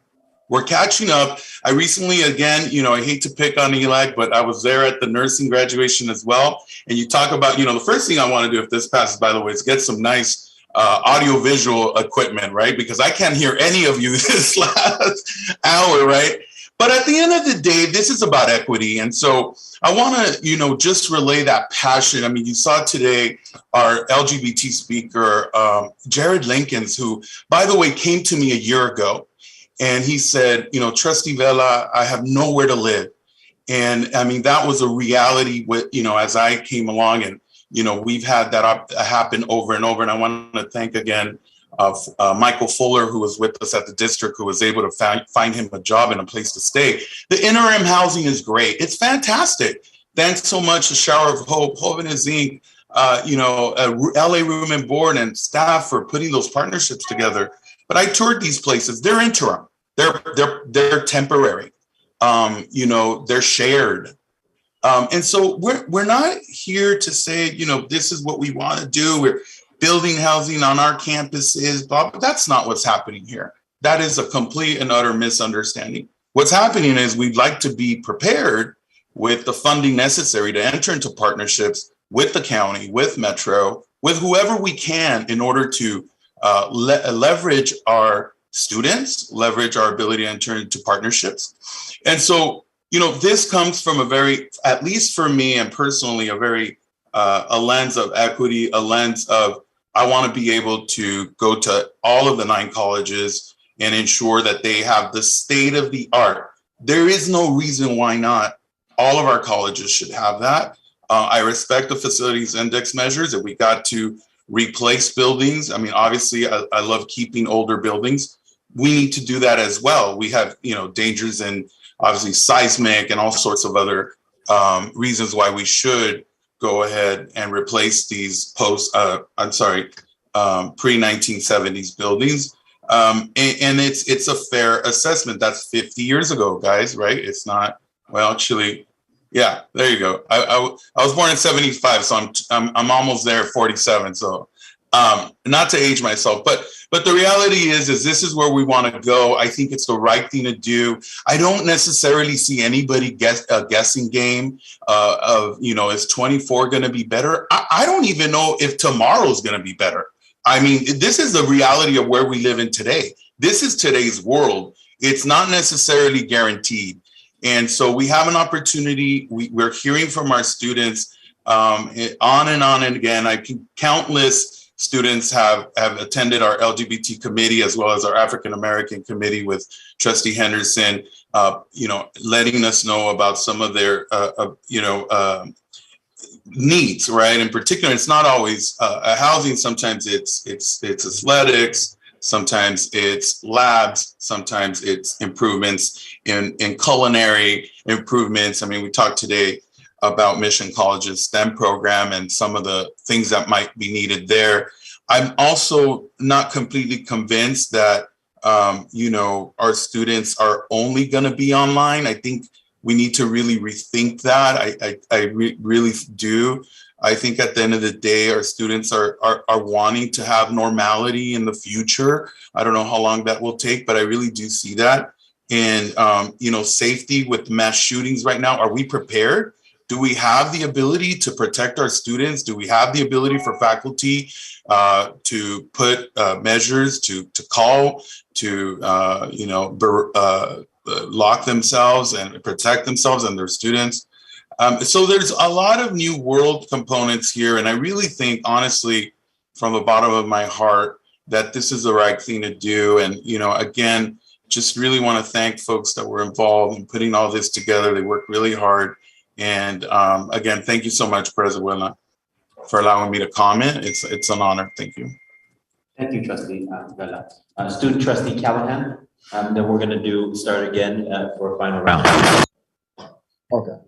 So first, I had two questions for, actually one question for Adam. I wasn't fully present for the initial presentation of the bond, but the presentation now, was that provided before the discussion at any point in time, or was that time when you presented that presentation, was that the first time the presentation was shown, the statistics as far as that's definitely the first time they've been shown. I mean, the survey literally finished last night.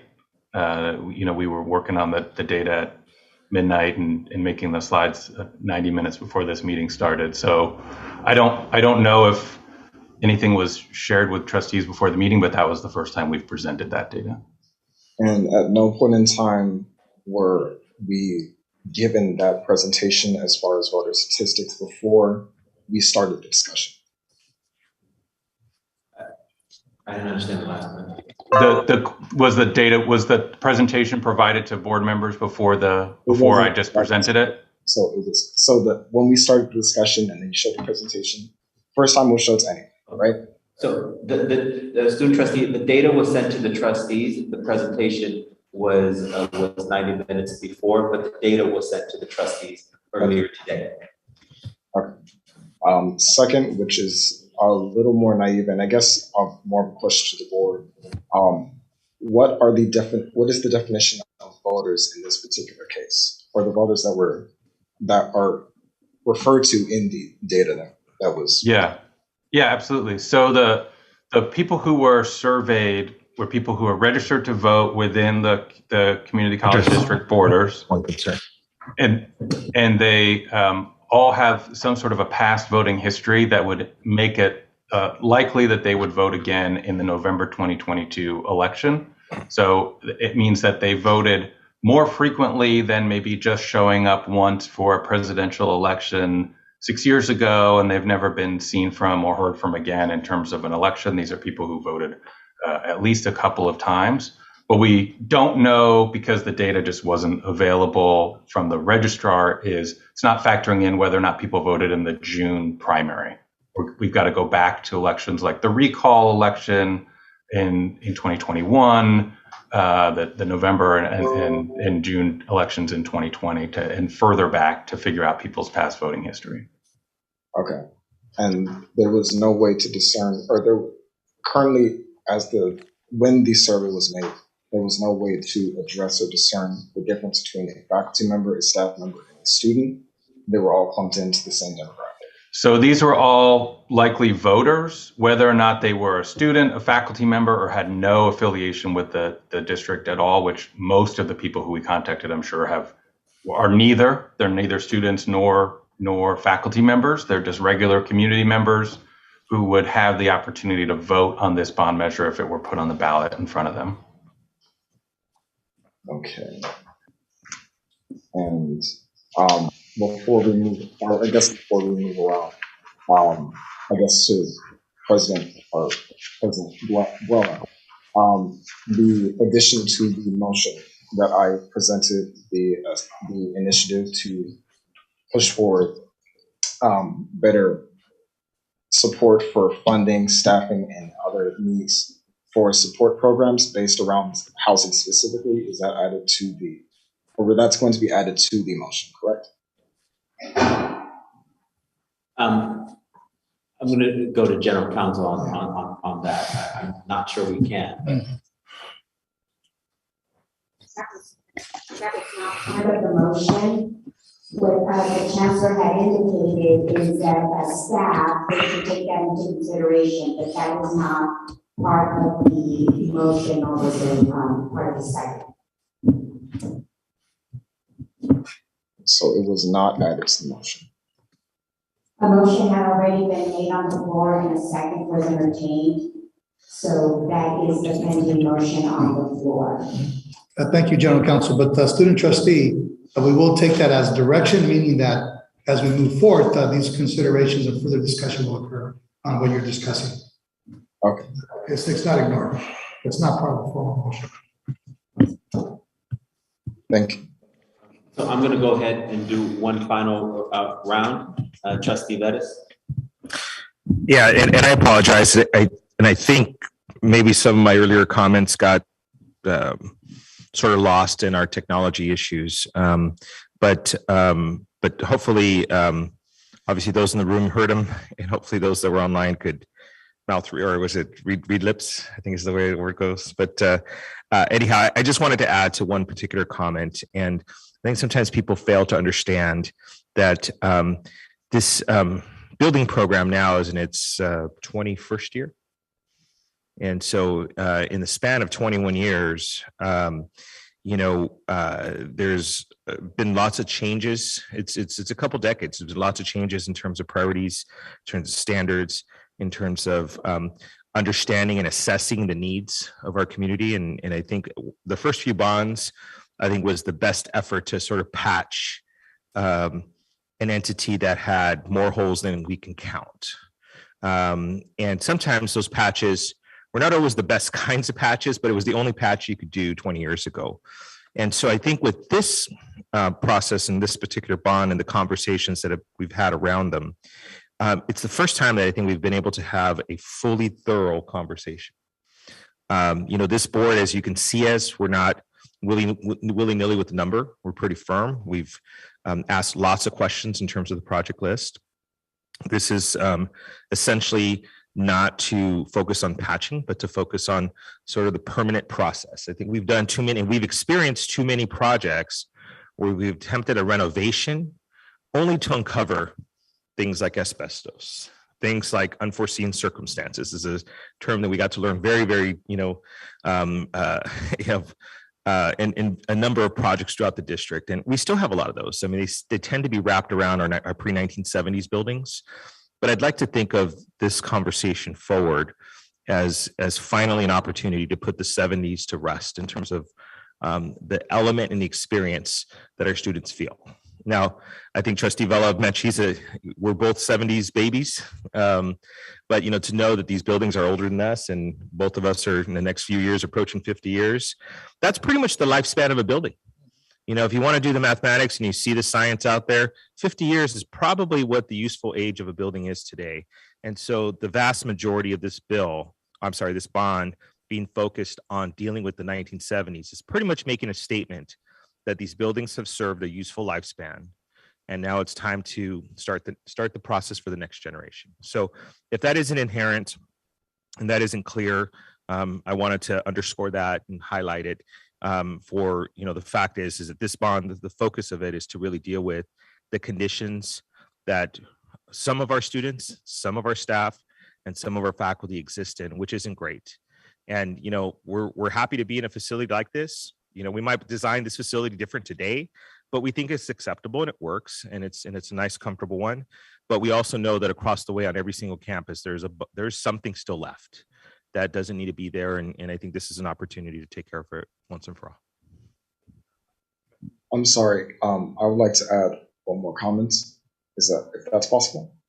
Yeah, so we're going through the final round, so you can go ahead. Okay. So I'm going to be quite frank and honest. I found it a little, I'll say, unsettling that information was provided in the middle of the discussion rather at the beginning or prior. Granted, I'm the student trustee, and I guess with my advisory vote, it's not as serious in comparison to regular trustees. So with the information provided, it wasn't as vital getting that information to me as far as the survey is concerned. But if that information was provided after the presentation and after we were effectively getting ready to vote, that is, it does not sit well with me, if I'm being completely honest. And I don't want to add too much to the motion, or if I can even add anything to the motion by this point. But as a recommendation for future discussions, that we avoid situations where we're in the middle of discussion and important information regarding our decision is withheld until a specific point in the discussion, because that is not fair to us and it's not fair to the public either. My second comment is that for, again, future surveys, there should be a way to discern the general public, or as far as community members and otherwise, with students, staff, and faculty who are currently working in, who are experiencing the effects of the things that these people are voting for. Obviously, if they're community members in some way, they are affected by the college, whether it be by family or by proxy in some way.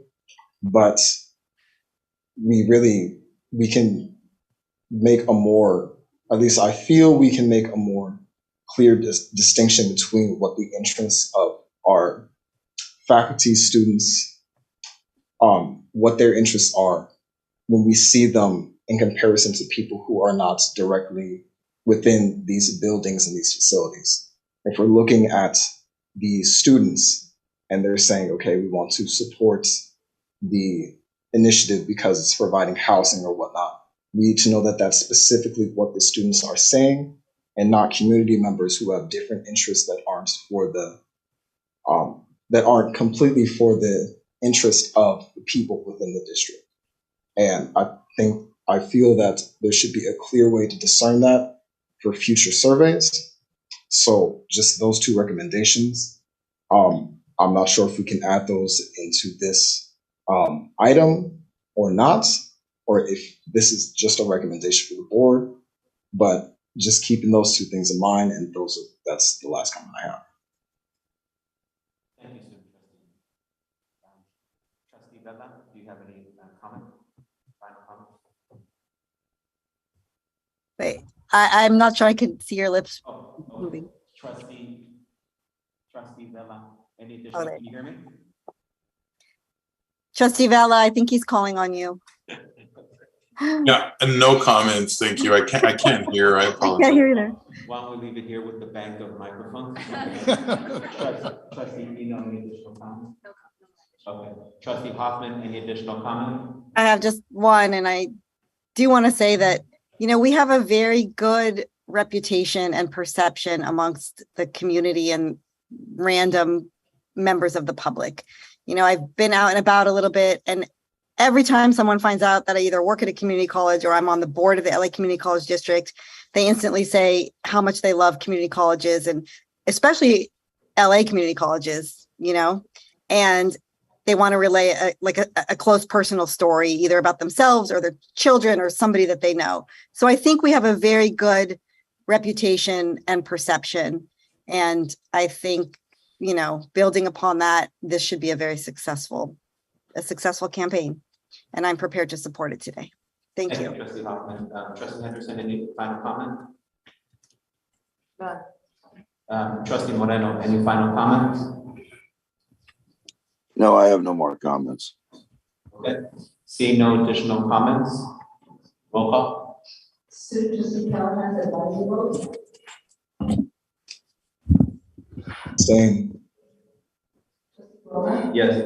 Trustee Henderson. Yes. Trustee Hoffman. Yes. Yes. Trustee Moreno. No. Trustee Vela. Yes. Trustee Davis. Yes. All right, so I do want to make a comment.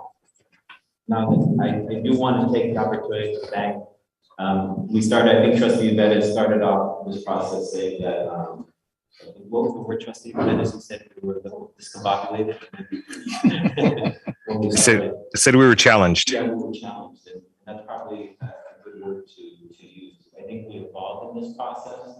I do want to thank specifically Chancellor Rodriguez, Ruben Smith, the entire team from the facilities program for doing this. Our legal team, who worked very, very hard in making this process happen. The board of trustees who spent through Ben Hogg and Mike Fong, Assemblyman Mike Fong, who's not here, who also made this process. It's important to acknowledge his presence. But in terms of and the entire from the presidents and the students who participated in everything that went into the decision that we just made, it's important to acknowledge as an LACCD community that we are making this recommendation to the public. So I, as the president of the board, would like to thank the entire community and specifically my colleagues for enduring this process. And now we have the real work of convincing the public and working with the public.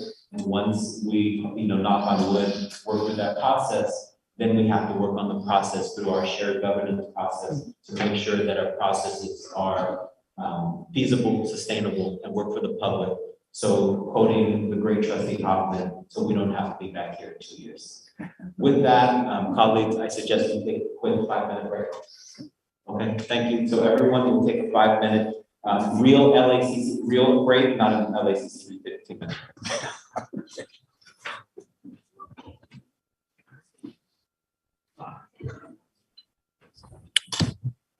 Recording stopped. Oh. Too long, too much. No, better that way. Better that way.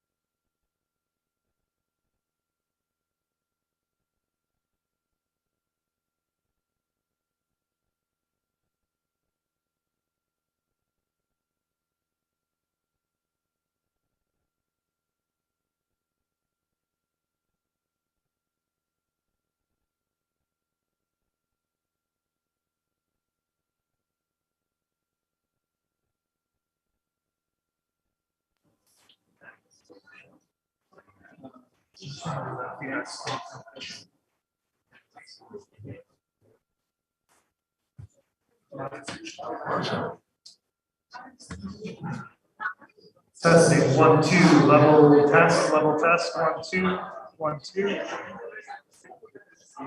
Testing 1 2. Testing 1 2. Testing 1 2. Test 1 2. Testing 1 2. Testing 1 2. Testing 1 2. Mike. Testing 1 2. You getting that on the Zoom?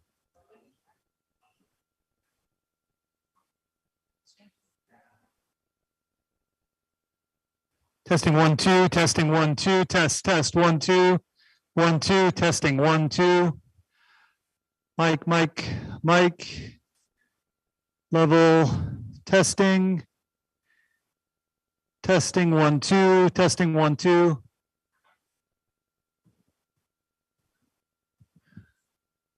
Testing. I'm going to move to the next mic. Good volume. Testing, 1, 2. Testing, 1, 2. Testing, 1, 2.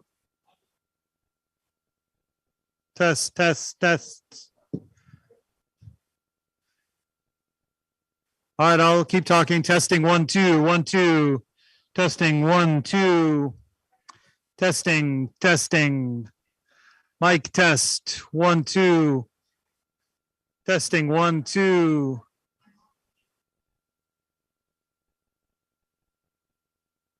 We can hear you on Zoom. Testing, 1, 2.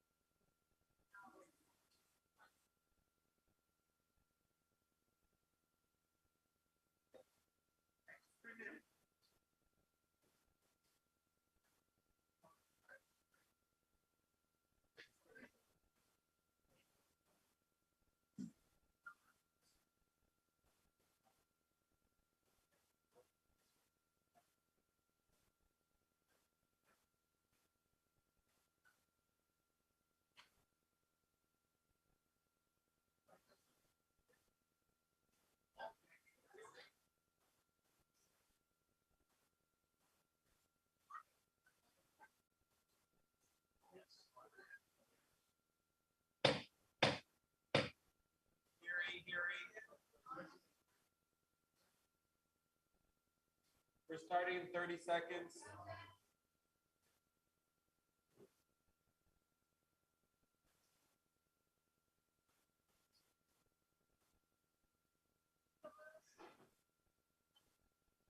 Okay, I'll be fast. I promise I'll be fast. So. Yeah, I'm okay.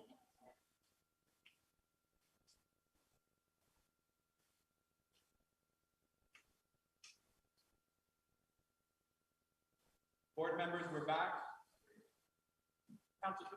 Recording in progress. Okay. Back in session. Thank you, Chancellor. Chancellor's report. From our Chancellor. Yes, thank you very much. I'm very much aware that after such an important discussion that we just had, I should keep this brief. So I will do that. If I can move on, I'd like to discuss these areas, mostly announcements, things that you should be aware of, and the things that I want to share with the public and with the Board of Trustees. So the first, I'll talk about leadership transitions, a couple of highlights from the state budget that was just signed by Governor Newsom. Highlight the mental health concert coming up in about 10 days or so, the Ghana Educational Summit that's in September, and then play a very short video from the Mijente graduation celebration. It was our first year, so I thought we would conclude there. So let me start with leadership transitions. And let me invite Anthony Culpepper on screen there. We want to welcome him as the new president of LA Southwest College. Welcome, Dr. Culpepper. So you've been on the job less than a week. How are you feeling, partner? It feels great. I'm honored to be here to serve as the interim president at Southwest College, and we've been able to do some great things already. This past Saturday, we were able to host Maxine Waters, Congresswoman Waters, and we had a successful event. Really appreciate the Board of Trustees supporting us. Trustee Henderson and Eno and Vettis was there. And as you know, Chancellor, you kept in touch with me and make sure everything went well. And our team did a great job. Really appreciate Captain Gannon and his service for keeping us safe. David Williams from theater, Robert Mix from facilities, Philip Jones also from facilities, and then Jen Shetland, our college and event venue coordinator, and also Benjamin Deemers, our public relations manager. So everybody did a great job. And so that's the only item I would show, but I'm glad to be here, son of the community. Looking forward to keeping the dream of Odessa Cox alive as Southwest College continues to thrive in this community. Thank you. Thank you, Dr. Culpepper, and welcome. For those of you who aren't aware, he was most recently served as the executive vice president at Glendale College and has a business background, PhD, MBA, certified in accounting in a couple different areas. And later this calendar year, will receive his JD. And he's from the LA Southwest College community. In fact, took over 30 units at LA Southwest before transferring to Long Beach City, where he completed his associate's degree and then went on from there. So he is in fact, indeed, as he called himself, and we will describe him as such, as the son of the community. So Cougar Pride exudes in Dr. Culpepper. We welcome you to your role as president at LA Southwest College. Welcome again. Let's do one more round of applause to welcome Dr. Culpepper. Thank you. Thank you for that. And I also wanted to announce that I've asked Dr. Katrina Vanderwood, president at LA Trade Technical College, to come join me and staff at the ESC to help us in a very important portfolio, and that is the workforce development and adult education portfolio. It's an area that is expansive, vast, and has been, frankly, unattended to in a couple of years. So I needed some leadership in that particular area. Dr. Vanderwood has lots of background in that, the workforce space, that helps solidify, working with the colleges, this particular area of growth for the district in terms of ensuring that we have the academic programs, that we have the services, the facilities, and funding to meet the needs of local employers, regional employers now and into the future. So I wanted to thank Dr. Vanderwood. I will do a more formal transition next month. She begins on August the 1st, but I wanted to announce that I appreciate the support of the board in that. I also wanted to announce that at LA Trade Technical College, we'll have a little bit of a transition there beginning on August the 1st. And some of you may remember him from his role as vice chancellor here at the district, but Bob Miller is coming in his back here at the district office. Thank you, Bob. I've asked Bob to take on this month. He's helping out in a whole variety of tasks and services and support for our district, in particular in the HR area. But I've asked him to take on the mantle for the month of August, the president of Trade Tech College, until we have the coming on board of Kathleen Burke. Kathleen Burke, you may remember her as the previous president at LA Pierce College. She will be joining us again on August 31st and taking us through the fall semester while we go out for a permanent president at LA Trade Technical College. So Dr. Miller, welcome to you here again. Welcome back. Bob did not miss a beat. He started working the moment he arrived in the building, and will be providing some important support in transition to Trade Tech. And we also welcome Dr. Burke. So I wanted to mention those leadership transitions to the board and to our colleagues.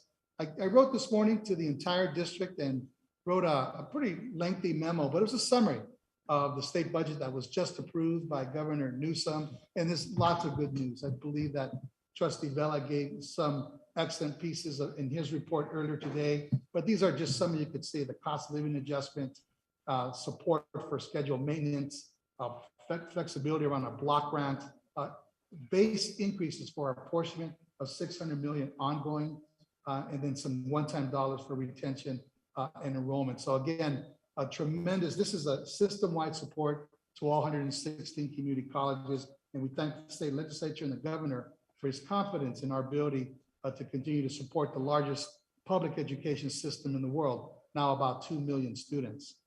If you look at more locally, you heard some of this reported in the reports from earlier from the college presidents, but we're very, very pleased also that we supported AB 1913, which is a higher up program. We asked for $60 million for the Assemblyman Bryan. We got $30 million.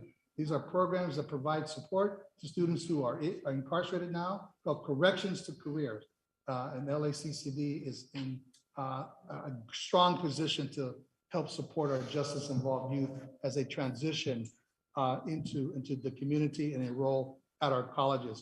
It was mentioned earlier about the California College Promise Program. You know, we were the district that led the effort to allow all, through Assemblymember Santiago, all Californians, irrespective of zip code, age, station in life, if they enrolled full-time, first time they would receive 1 and then 2 years of tuition-free education. This bill here, AB 2266, goes beyond that. It says any full-time student that is returning to college gets 2 years of tuition-free education. The governor put that in his bill, and this is immediately effective now, which means that this fall, any person wanting to return to college full-time will receive 2 years of tuition-free education. The first time is now taken off. So we thank the Assemblymember for authoring this, our sponsorship of this, and of course the governor and the state legislature for moving it forward. That's very, very good news. You heard Dr. Ornelas talk about the 10 million to LA Mission College, and we thank Assembly Member Luz Rivas for her support on this. The $5 million at West LA, the $1 million to both Valley College for the VAC, and then the $1 million for the priceless community, the support here at East LA College for the artifacts that are at East LA College. And then, speaking of housing, each college received about $110,000 for planning grants that will allow us to look at the issue of student housing. So tremendous year for the California community colleges and for LACCD in particular. So thanks to our advocacy team and all who have been involved with that. I wanted to point out this another announcement that the next Saturday, LACCD will be sponsoring what's called a pull-up mental health concert to raise the awareness of mental health in our community, especially amongst communities that are under-resourced and communities that may not have access to mental health. So in concert with the leadership of Trustee Henderson, this is really her brainchild, with the county support and services, with the colleges and others who would support us. We are sponsoring a concert at the YouTube Theater on the 16th, and then 3,000 students, guests will be supported. So LACCD is paying for this for our students as a way to celebrate their graduation, to uplift their resilience, and to recognize the good work that they've done over time. So Trustee Henderson, do you want to say anything more about this inaugural and wonderful event that mental health? You've been such a leader in this space. Thank you. Can you all hear me? Okay, so I want to thank you, Chancellor, thank my board colleagues. This mental health concert is the first ever. No one has ever done anything like this in terms of focusing on mental health, and especially mental health of college students. So this is a huge first step. So the district has is sponsoring 3,000 students. That means about 1,200 to 1,500 plus a guest. And what is important is that we are not the primary on this. We have several sponsors. We have the LA Lakers, the Rams, the Sparks, the Clippers, UCLA Health, and we also have the LA County Department of Mental Health. And we have a number of artists that will be performing free of charge to us, artists that have experienced mental health challenges. And they speak out publicly on social media and wherever they can. And when they heard about this idea, this is how this came about. They heard about the idea and they said, hey, I would like to participate. So I feel really great about that. I hope that our students enjoy it. It's time that we eliminated the stigma of addressing mental health concerns. It is literally taking the lives of young people, but our LA County, state, nation, we're just in a really bad space in terms of providing support. And I hope that this concert shows LACCD students, shows LA County that LACCD is taking the lead on providing resources and support to students and faculty. One of the other, I guess, opportunities that I will come out of this is a partnership or a pilot with telehealth bands, mental health band, to have them at some of our colleges. And that would be not only available to our students and our employees, but also to members of the community that would be able to come onto the campus and utilize these bands. So we're hoping that proceeds from this concert help to cover some of that cost for LACCD. And so again, I thank my colleagues for approving this, and to the chancellor for working with me on this project, because dealing with mental health is very dear to my heart. So thank you so much. Thank you, Trustee Henderson, for your leadership on this very important issue of mental health at colleges. Let's move on. I'd like to also announce another partnership that we have. And this is our partnership with the Amend Group. Amend is perhaps one of the foremost, if not the foremost, Black male success projects in the state of California and indeed the country. So this is an opportunity that they're making available to travel to Africa, to Ghana, September 19th through the 24th. And I'm very pleased that through our African American Outreach Initiative here at the district, we're going to fund about 30 participants, faculty, staff, students, to go to Ghana in September. There is an item called international travel later in the agenda that we're asking the board to consider, and I'd like your approval so that our folks can go to and experience this return of folks to Ghana and to better understand the African American and African diaspora. So that's something that we're very proud to sponsor and support. Again, another opportunity around our diversity, equity, access and inclusion support around the district. And then lastly, we're going to, this was the inaugural Mi Gente graduation celebration. It took place on Sunday, June the 5th, right here at Weingart Stadium at East LA College. It was a wonderful celebration. The keynote speakers were Machete Danny Trejo and Constance Marie. You may remember her as the esposa, wife of George Lopez on the George Lopez show, but both came as members of the community and had some very inspiring words to share with our hundreds of graduates who participated. So why don't we end, and this is a 3-minute video, and that will conclude my report. So let's go ahead and roll tape.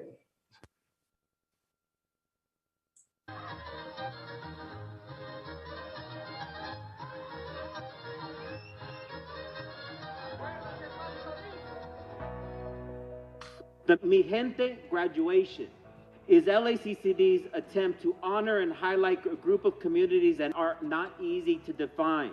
As a gente, we share in the diversity of language, foods, cultures that have evolved since the conquest. The Mi Gente celebration is an attempt to give a stronger voice to all of our groups united as a gente. It was a really good opportunity to just have a community and being able to see that we are appreciated, we are loved way beyond just our household, that we have a support system that backs us up, and really seeing how the LACCD is contributing to our overall success. This is my baby, he's 1 year old. I'm going to CSUN, transferring to CSUN, and I want to set up a high bar for him so he could surpass his mom and show that I never gave up, even though it was hard for me to continue school. And I just want to show him that I'm doing something. I am a mother of 3. I thought about it for years. I came back, I'm a returning student. Do it, don't give up. You know, perseverance, just do it. You are representatives of our community, and you may not think you are, but you are a role model for all of us. You inspire future generations. My daughter is here. You inspire her. Tengo mucho orgullo. Let me tell you something. They said it already. It doesn't matter where you start. It matters where you end. You guys are starting right here as our future. Remember that, as our future. You're my future. And I am so proud to be a part of this. At the end of the day, what makes schools is the students. The message is inspiración, hope. The message is orgullo and pride. And the message is also dale ganas, échale gas. That any of their dreams, hopes, and aspirations are indeed doable. This is our reward. This is our reward when we see students succeed, and then them being role models for other generations of Brown students. So we're very proud of them. This is one of other celebrations that we engaged in at the LACCD. We have the annual Black graduation, Lavender graduation, as ways to provide support and as ways to provide testimony that the students come from different communities. So we put this celebrations together to stand in solidarity, to stand in unity, and to affirm their particular journey.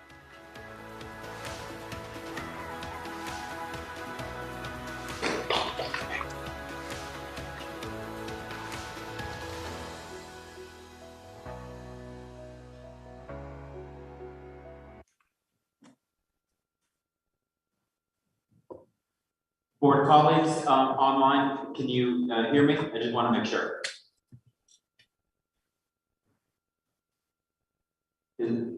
Yes, we can hear you. We can hear you. Do a thumbs up there. Let me okay. if at one point you only can read lips, just please let us know. When we're here, we have no idea if you can hear us or not. So we're gonna move on to combined consent calendar matters require a majority vote. Consent calendar for items J1 through W7.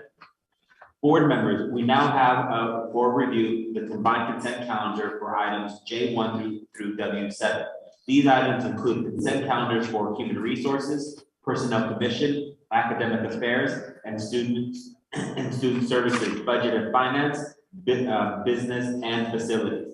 Please note that the student trustees vote on these matters will not be part of the consent vote on human resources and the personnel commission. Are there any items which require additional information? Please state the item number on the agenda item where we may find it. I'll start off with, is there anyone online that either one? Is there any item, I'll talk slower. Is there any item that would any information or would like to be pulled for a separate vote? Trustees Hoffman, Vela, and Moreno. No. No. No. Trustee Eno? No. Trustee Henderson? No. Trustee Bettis? I do have one, but give me a second. I'm trying to grab the number real quick. Sure.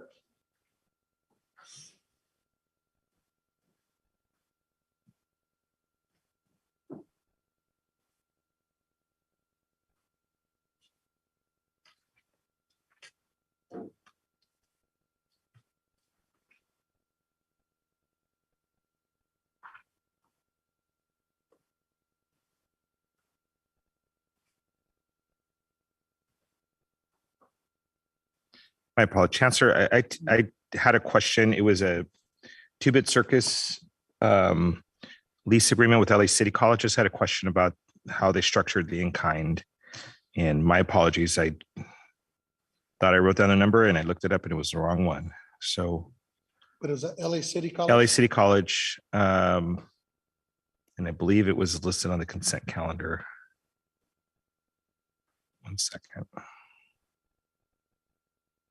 Is it a lease or permit? It was a lease. Could it be 01? That 2-bit circus foundation? That one, yes. That would be too much coincidence. Yeah, so I have a question about that one, but if you want to, I can ask my question or we could take them all up, however you'd like to. Well, why don't you go ahead Trustee. and ask the question and then we'll just take them up. Perfect. Okay, so the question that I had was, I know this is it looks like a 3-year lease, and the entity, the foundation here, 2-bit Circus Foundation, is given a number of years of in-kind credit for advising and if you scroll down on this screen, since I can't find it on my board docs here. So one, we've tagged the fair market value of $2 per square foot, which I don't know the space exactly. I think it's a warehouse space, so I can understand that.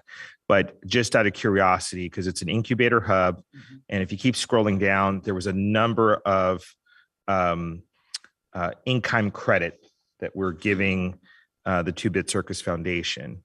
And I just want to understand, since this is it's an annual, but it's also 3 years of an annual. So like, for example, advising faculty on new non-credit and curriculum development, this is 14 times 3. And not just, the 1,200 here monthly. And at the same time, sort of the advising pieces for early childhood education. So I guess I'm raising concerns about how we came up with the calculations, because this is, 60 times 3, 180,000. This is 14 times 3, close to, $44,000. As opposed to, I think I can clearly see more the internship and clearly see more the community-based sort of maker spaces, but I just have more of a sort of general concern about how much credit we're just providing or agreeing to in assisting in the development of courses and learning. I think, typically that falls within the realm of our academic senate and our faculty there. but the nature of the way we've given that credit, I have concerns with.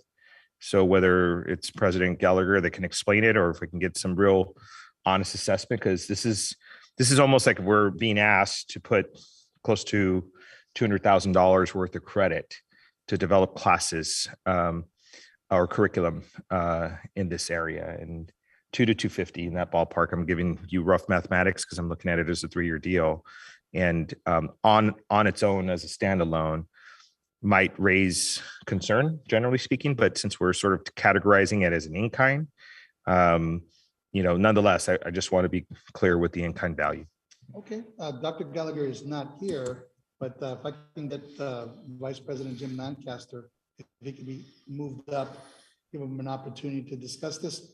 And also if there's anyone from the business office that might be available, because they're the ones who derive the in-kind support. And by the way, these are the in-kind support pieces that are offered by TVCF as an in-kind, that they're offering expertise, and that expertise is assigned a value. So I guess would you like to hear about how they're assessing that value? I guess what I'm trying to say is that I understand the 2-bit circus that exists in downtown Los Angeles, and it's a for-profit entity. I don't know quite as much about the 2-bit circus foundation. Okay. I think in terms of what's presented to us, the in-kind for coaching and training for faculty and maker spaces seems to be reasonable, but I'm more concerned about sort of the number that we're giving for curriculum development. Okay. And because that's typically the purview of faculty. Typically the purview of faculty, and it's assessed here. Like I said, it's a 3-year lease here. It's assessed here at, almost collectively over $225,000 of curriculum development. And I'm not sure on a regular basis that's something that we would necessarily contract for, but I do think the other elements of internships, maker spaces, those kinds of things seem very reasonable. I'm not sure about, a couple $100,000 worth of potential revenue for the district that we're taking off for this in kind. Okay, well, let's hear from LA City College. You have Vice President of Instruction, Jim Lancaster. Can you shed some light on Trustee Vettis's questions? Yeah, I'll try to do the best I can with this one. Dr. Gallagher's been working on this with 2-bit circus for quite some time as part of a larger initiative with some of the business enterprise stuff that we've been doing and launching here at the campus, as well as some of the career exploratorium pieces. As you might know, 2-bit circus predominantly works with K-12 institutions, and so they don't have anything actually at the community college level as far as the curriculum or the work in the makerspace piece or any of that kind of thing. So this is really to develop that work here at the campus. Dr. Gallagher was the one that worked on the contract predominantly with them to develop the funds and how much work it would take to put all this together, being that there is no existing curriculum at the college level that 2-bit circus has for this. So I don't know, how the actual calculation came about as far as the timing, just that there is no curriculum and the entire thing has to be developed. But Mr. Lancaster, what is the curriculum that they're trying to develop? It's more for, it's around the makerspace model of doing the makerspace with people being able to come in, put something together, move, a product from inception to delivery. It's part of Dr. Gallagher's larger initiative that she has in conjunction with several, the business enterprise incubator that we just launched and the career exploratorium. It's focused around STEAM, science, technology. No, I've seen maker spaces. Honestly, I just toured one recently with Self Help Graphics that has a maker space, and I know this is sort of a trend in the current market to be able to provide sort of entrepreneurial, work, learn and work spaces. I guess, and I'm okay with that. And Mr. Lancaster actually explained that piece. I guess my focus question was on advise and assist faculty on the development of project learning courses. Do we typically, spend $180,000 to develop courses? Well, we do spend when we need content matter experts, we will pay for that. Yeah. Either a faculty member with reassigned time or some other kind of compensation, or external support for curriculum development. So Sure. we will do that. Well, we have it listed twice here in kind. It feels like it's a little bit sort of outside of our normal process, and we're trying to do it as an in-kind value. Honestly,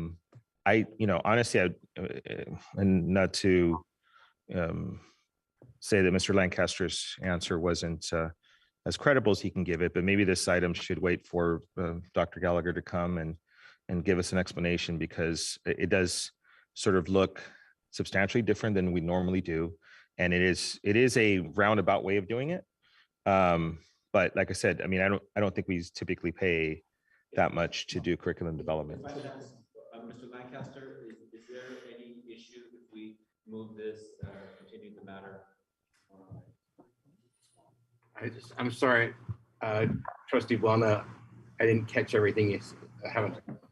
Is there a time specific reason why we couldn't move the matter until August in order for President Gallagher to prepare some of the questions on this particular item? Is it time sensitive, or can it wait?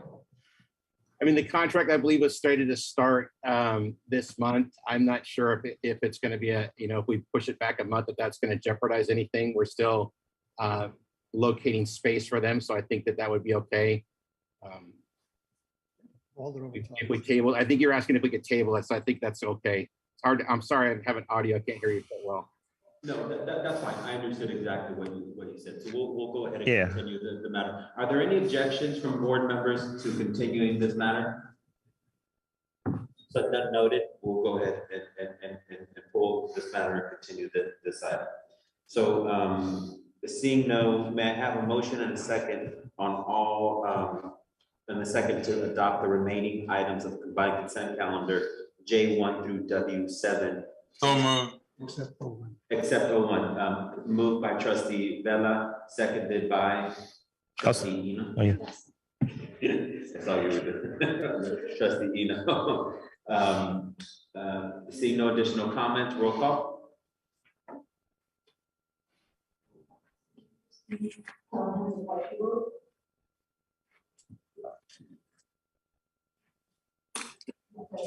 Trustee Bona? Yes. Trustee Henderson? Yes. Trustee Hoffman? Yes. Yes. Yes. Trustee Moreno? Yes. Trustee Vela? Yes. Trustee Vela?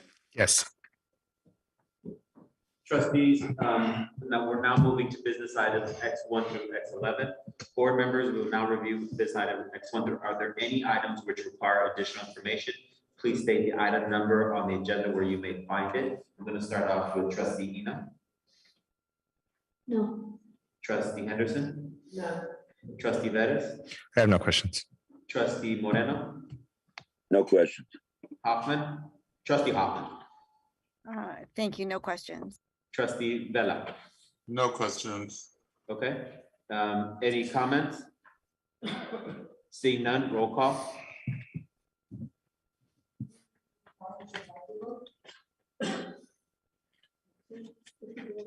Yes. Yes. Yes. Yes. I'm sorry. Is that me? Yes. Yes. Yes. Board members, we will now, thank you. Board member will now review items Y1 through Y13. Are there any items which require additional information? Please state the item number on the agenda where we may find it. Trustee Henderson? No. Trustee Eno? None. Trustee Veras? None. Trustee Moreno? None. Trustee Vela? None. Trustee Hoffman? None. Any additional comment from any board member? Seeing none, roll call.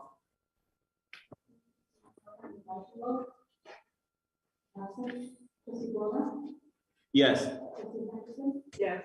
Yes. Yes. Yes. Yes. Yes. Yes. So trustees, you must indulge me in reading a lot of stuff in yellow. that I must read. So do not. As required by law. Yeah, as required by law. Before we proceed to vote on the next 4 action items in regard to employment actions for college presidents and district executives, I will read the following language for the record. Pursuant to Government Code Section 54953 C-3, which is part of the Brown Act, we are required to make an oral summary of the proposed actions on the salaries, salary schedules, or compensation paid in the form of fringe benefits for all executive level positions as defined in subsection D of Government Code Section 3511.1 during the open meeting in which final action is to be taken.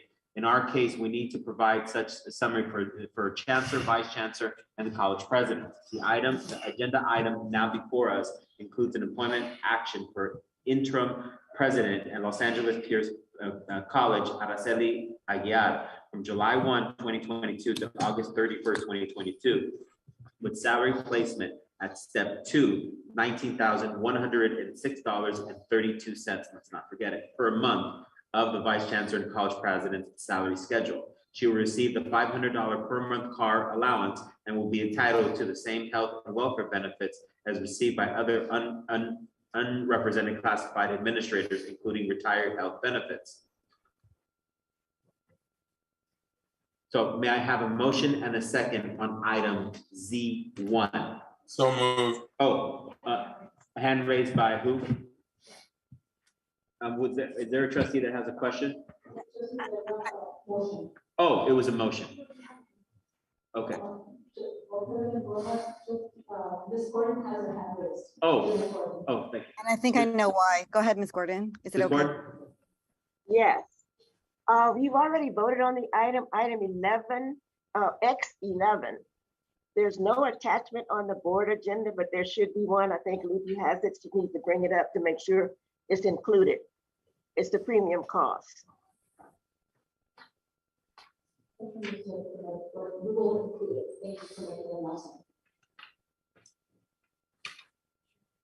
Thank you.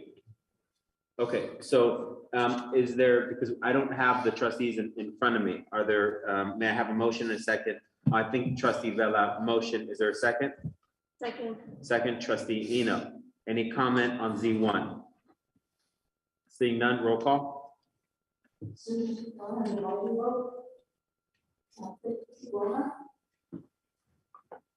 I'm being taken. Yes.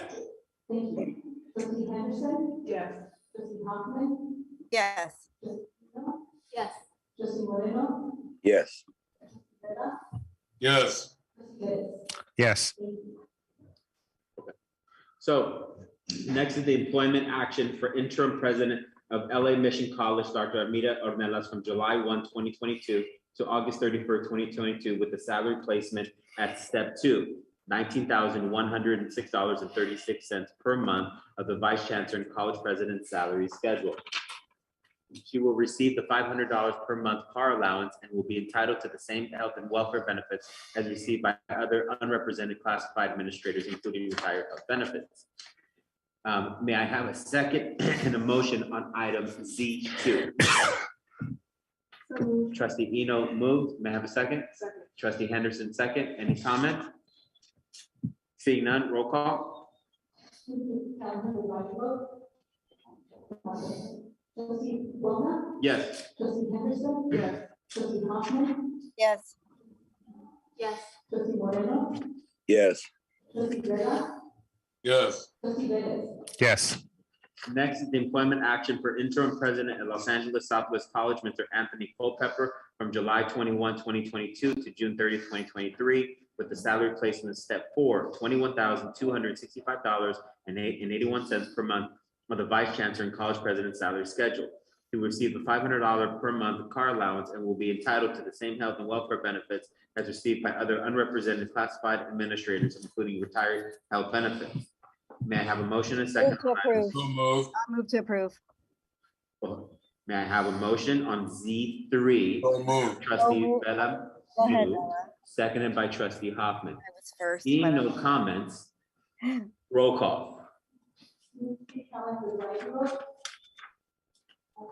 Trustee Rona? Yes. Trustee Henderson? Yes. Trustee Hoffman? Yes. Yes. Trustee Moreno? Yes. Trustee Vela? Yes. Trustee Perez? Yes. Yeah. So just a word of advisement to my wonderful colleagues. I'm trying to enunciate everything because I want to prevent any legal challenges in the future. So it's not for me. That is why I'm articulating perfectly, because I don't want any issues in the future. Thank you. Next on the employment action for extension of contract for college presidents Katrina Vanderwood through June 30th, 2023, with a reassignment to interim vice chancellor of workforce development and adult education effective August 1st, 2022. She will receive the $500 per month car allowance and will be entitled to the same health and welfare benefits as received by other unrepresented classified administrators, including retiree health benefits. May I have a motion and a second on item Z4? So moved. Trustee Henderson moved. Second. Trustee, Trustee Hoffman, I call Hoffman. Trustee Hoffman called it. Any comment? See no comment. Roll call. Yes. Trustee Henderson? Yes. Trustee Hoffman? Yes. Trustee Pino? Yes. Trustee Moreno? Yes. Trustee Vela?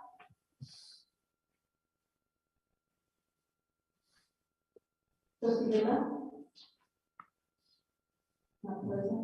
Trustee Perez? He's there. Trustee Hoffman, did you have a comment? I do have a comment. Congratulations to all four, but I want to. Hold on for 1 second. Did we finish roll call? Okay, so roll call is complete. Just before we congratulate anyone. Okay, all right. Trustee Hoffman. I just want to extend a special congratulations to Dr. Anthony Culpepper. Very excited to have you here and look forward to our continuing to somewhat work together in your new venture at LA Southwest College. So congratulations. Thank you, Trustee Hoffman. I'm sure there's no bias because of Glendale Community College. No bias, but we won't comment on that. Thank you. So, board members, we will now review academic affairs and student service item AA1. May I have a motion and a second on item AA1? This is our international travel. Trustee Vela moved, Trustee Henderson second. Any comment? Done. Seen. Roll call. Yes. Trustee Henderson? Yes. Trustee Hoffman? Yes. Yes. Trustee Moreno? Yes. Trustee Vela? Yes. Trustee Perez? Yes. Thank you. May I have a motion and a second on item BB1? Chancellor, which board policy is this? This is the board policy. It's a broad policy that would allow us to establish administrative procedures for a telecommuting policy for the district. Oh, understood. Okay, did I actually follow my rule here? May I have a motion and a second on BB1? So moved, Trustee Eno. Second, Trustee Henderson. I'm assuming there's going to be a comment. Any comments, Trustee Hoffman? I'm just generally calling. If there's no comment, then we will move forward. See no comment, roll call. Yes. Trustee Henderson? Yes. Trustee Hoffman? Yes. Yes. Trustee Moreno? Yes. Trustee Vela? Yes. Trustee Perez? Yes. Board members, there is one notice. No action is required. However, there is a comment by Chancellor Rodriguez. Thank you, Dr. Bolna. I want to note for the record that we first brought up this issue at the June 17th board meeting, in which we asked the board to authorize staff to enter into an ENA, an exclusive negotiation agreement for a joint occupancy lease for the 10100 Jefferson Boulevard site.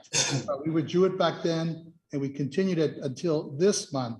But no, as noted on the notice there, it says there till September 7th of 2022. But I wanted to advise the board that after this agenda was posted and with subsequent conversation with our general counsel, we will move this item to August 3rd at this next regular board meeting Before then, the board will receive a presentation on behalf of staff, as well as our staff recommendation moving forward. So I wanted to note the amended announcement there that will continue this item as stated there, but the date will now be August 3rd of 2022. Everything else remains the same. If I could just, Chancellor, if the board will be receiving documents and not necessarily a presentation, the presentation will be at the August 3rd meeting, but before then, the board will be receiving a packet of additional information. Thank you, so much. Thank you, Council. Can I ask a point of clarification? The information we're seeing is the full application of all the applicants that have for our due diligence. The board will be receiving the responses to the request for proposals. Okay, thank you. That's it. Thank you. Thanks. Guadalupe, is there any comment on items? Wait, are there any persons signed up to address the board on motions not on the agenda? Yes, sir. Or matter? How many? 6. 6 individuals. Okay. Can you let's see. If they could, if you can go ahead and let them in. We'll follow the 2-minute rule. If the individuals can identify themselves, and please hold your comments to 2 minutes because we are timing. Where? Oh, okay. Sir, in the audience, if you can go ahead to come to the podium, if you can go ahead and state your name and state the item, and then 2 minutes. Hello, my name is Stuart, and I am the elected chapter president here at Los Angeles College. I would like to welcome everyone, and as the chapter president, I represent 800 DLAC faculty, having a legacy of working with our hundreds of future brothers and sisters from all 10 AFD chapters to fight for faculty rights, benefits, and working conditions. Currently, the faculty bill is in negotiations with management, and surveyed non-classroom faculty regarding their working conditions and received 250 responses. Not surprisingly, we found out that differential treatment and lack of parity were issues that were widely and deeply felt by our members. We're looking forward to reaching consensus on this language being that ensure parity and respect for our non-classroom faculty. We hope that faculty will be treated as professionals and that counselors, librarians, and other non-classroom faculty are also granted the flexibility to offer services online remotely to better serve the needs of our students in this hybrid environment. I look forward to hearing more about this today from our students and our colleagues. Thank you very much. Thank you. Sir, you actually have 3 minutes if you wanted to address this for 1 additional minute. You don't have to. I'm just saying you have a right to. Just a second. Yeah, and that's all speakers as well. Okay.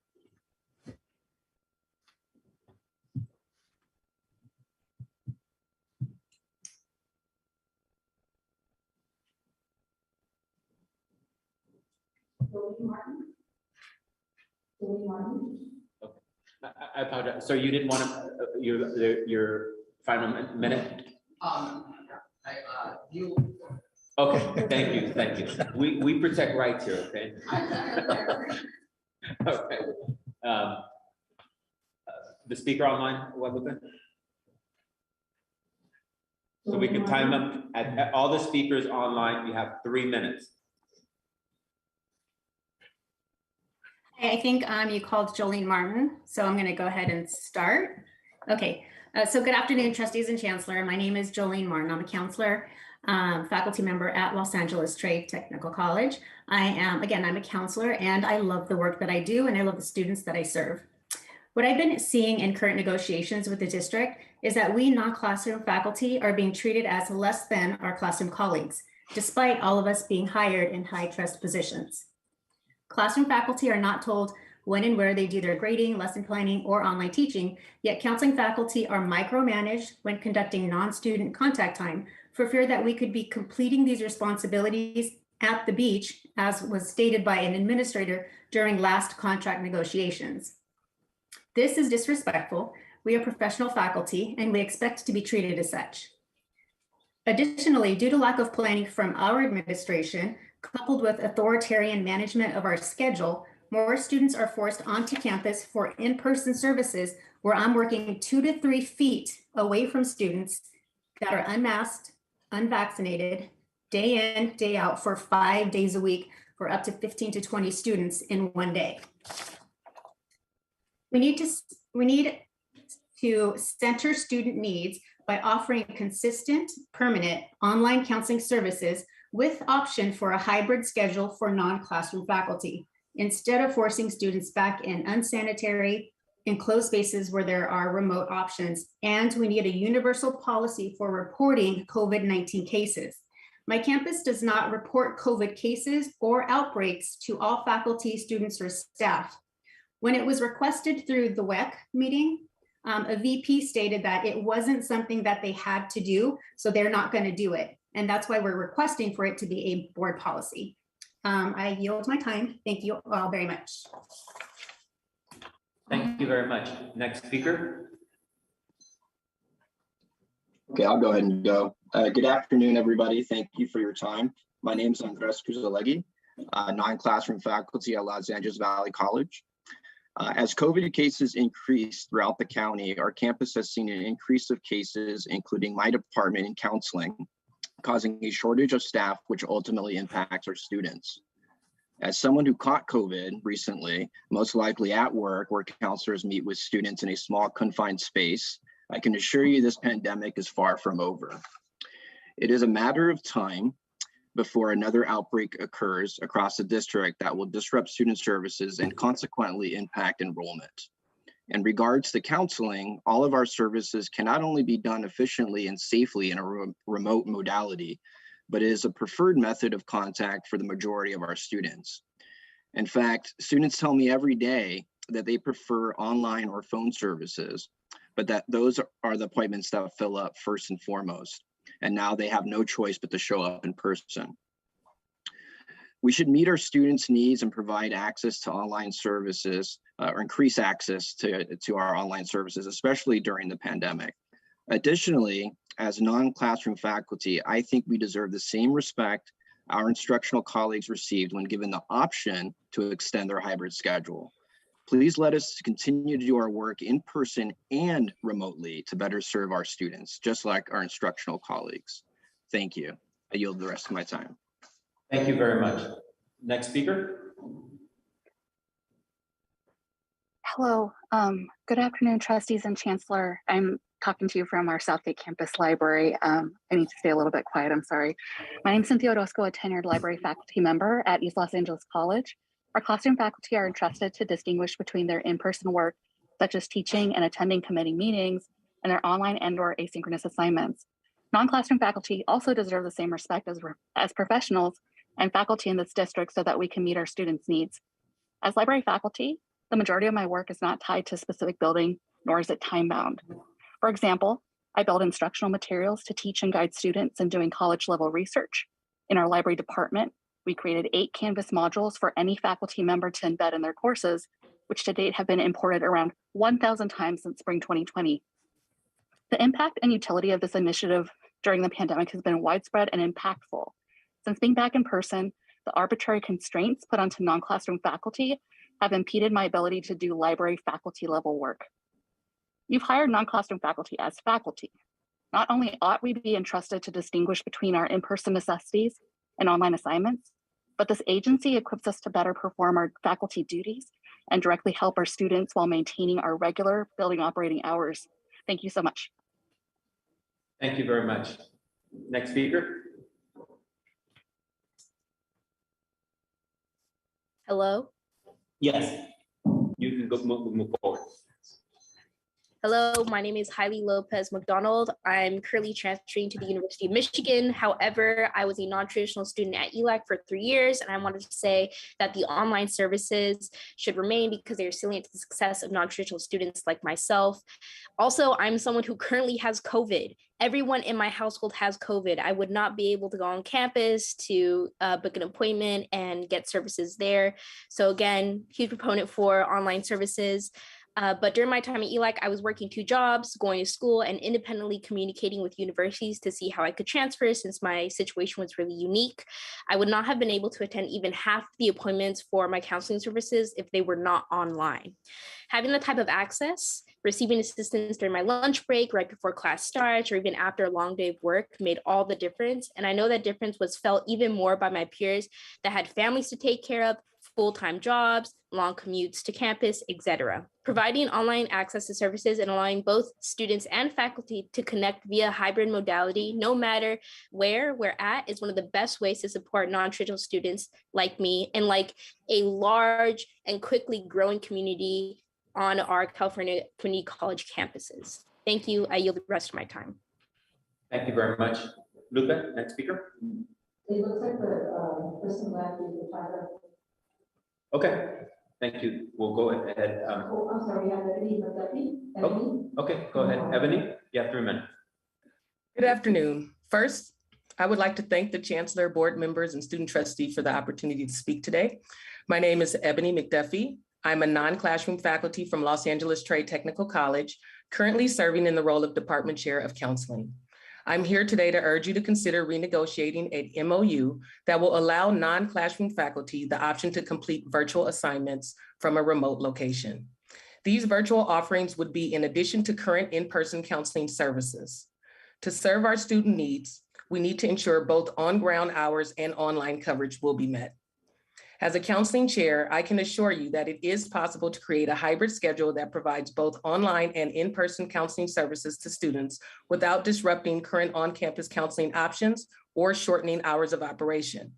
In fact, we have been doing this since fall of 2021 when counselors returned at 50%. The current mandate requiring that counselors report to campus 5 days a week to provide online counseling services from their offices seems arbitrary and unnecessary. Hybrid schedules work. They have been working. Trustees, please, we need your help to obtain parity with classroom faculty and to solidify hybrid work options for all faculty. Thank you. Thank you very much. Lupe, is there another speaker?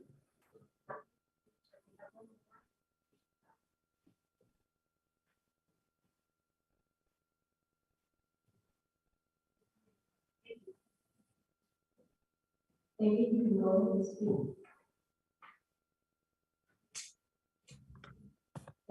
Amy, you can go ahead. Thank you. And welcome, Dr. Nish. Good evening, Chancellor and Board of Trustees. It is my pleasure to speak to you guys once again.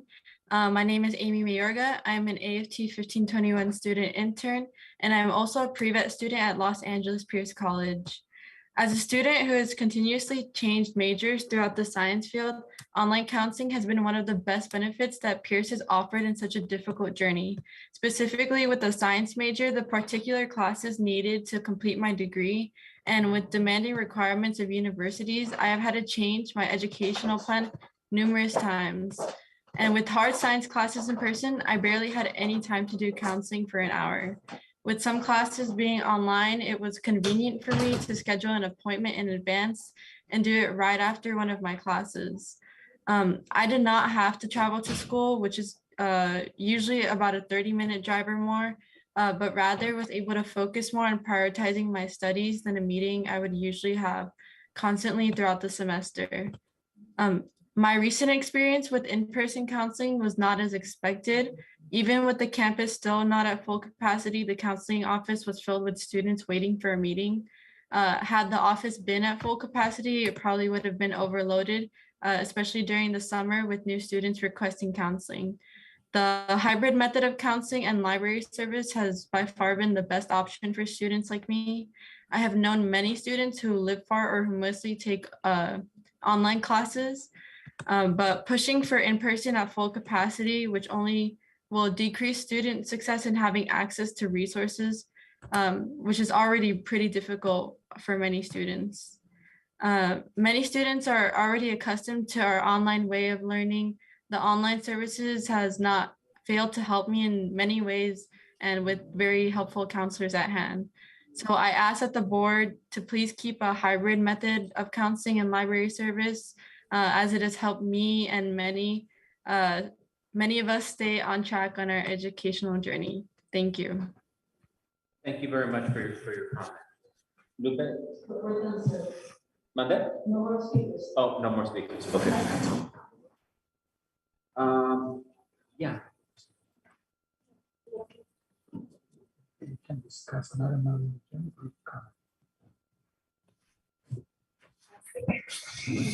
No.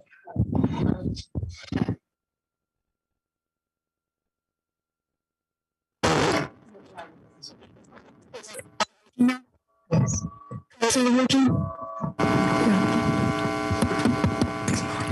Check. Oh, they can? Yeah. Okay, cool, great. I just wanted to make a comment to say thank you for everyone that's speaking. As a counseling faculty myself at a community college with 50% release time, offers flexibility to students, and I agree. So thank you for your comments. Okay. So we're going to go ahead and move on to, are there any persons signed up to speak on closed session agenda matters? No, sir. Okay, thank you. Okay, then the board will recess to closed session in accordance with the Ralph M. Brown Act, Government Code Section 54950, et sequitur, and the Education Code discuss the matters on the posted closed session agenda on Government Code Section 54954.5. May I have a motion to recess to closed session? So moved. Second. Moved by Trustee Henderson, second by Trustee Eno. Any objection? Or do I need roll call on this, Counselor? Oh, no, okay. No. Anyone have an issue? No? All right. Without objection? All right, we'll recess to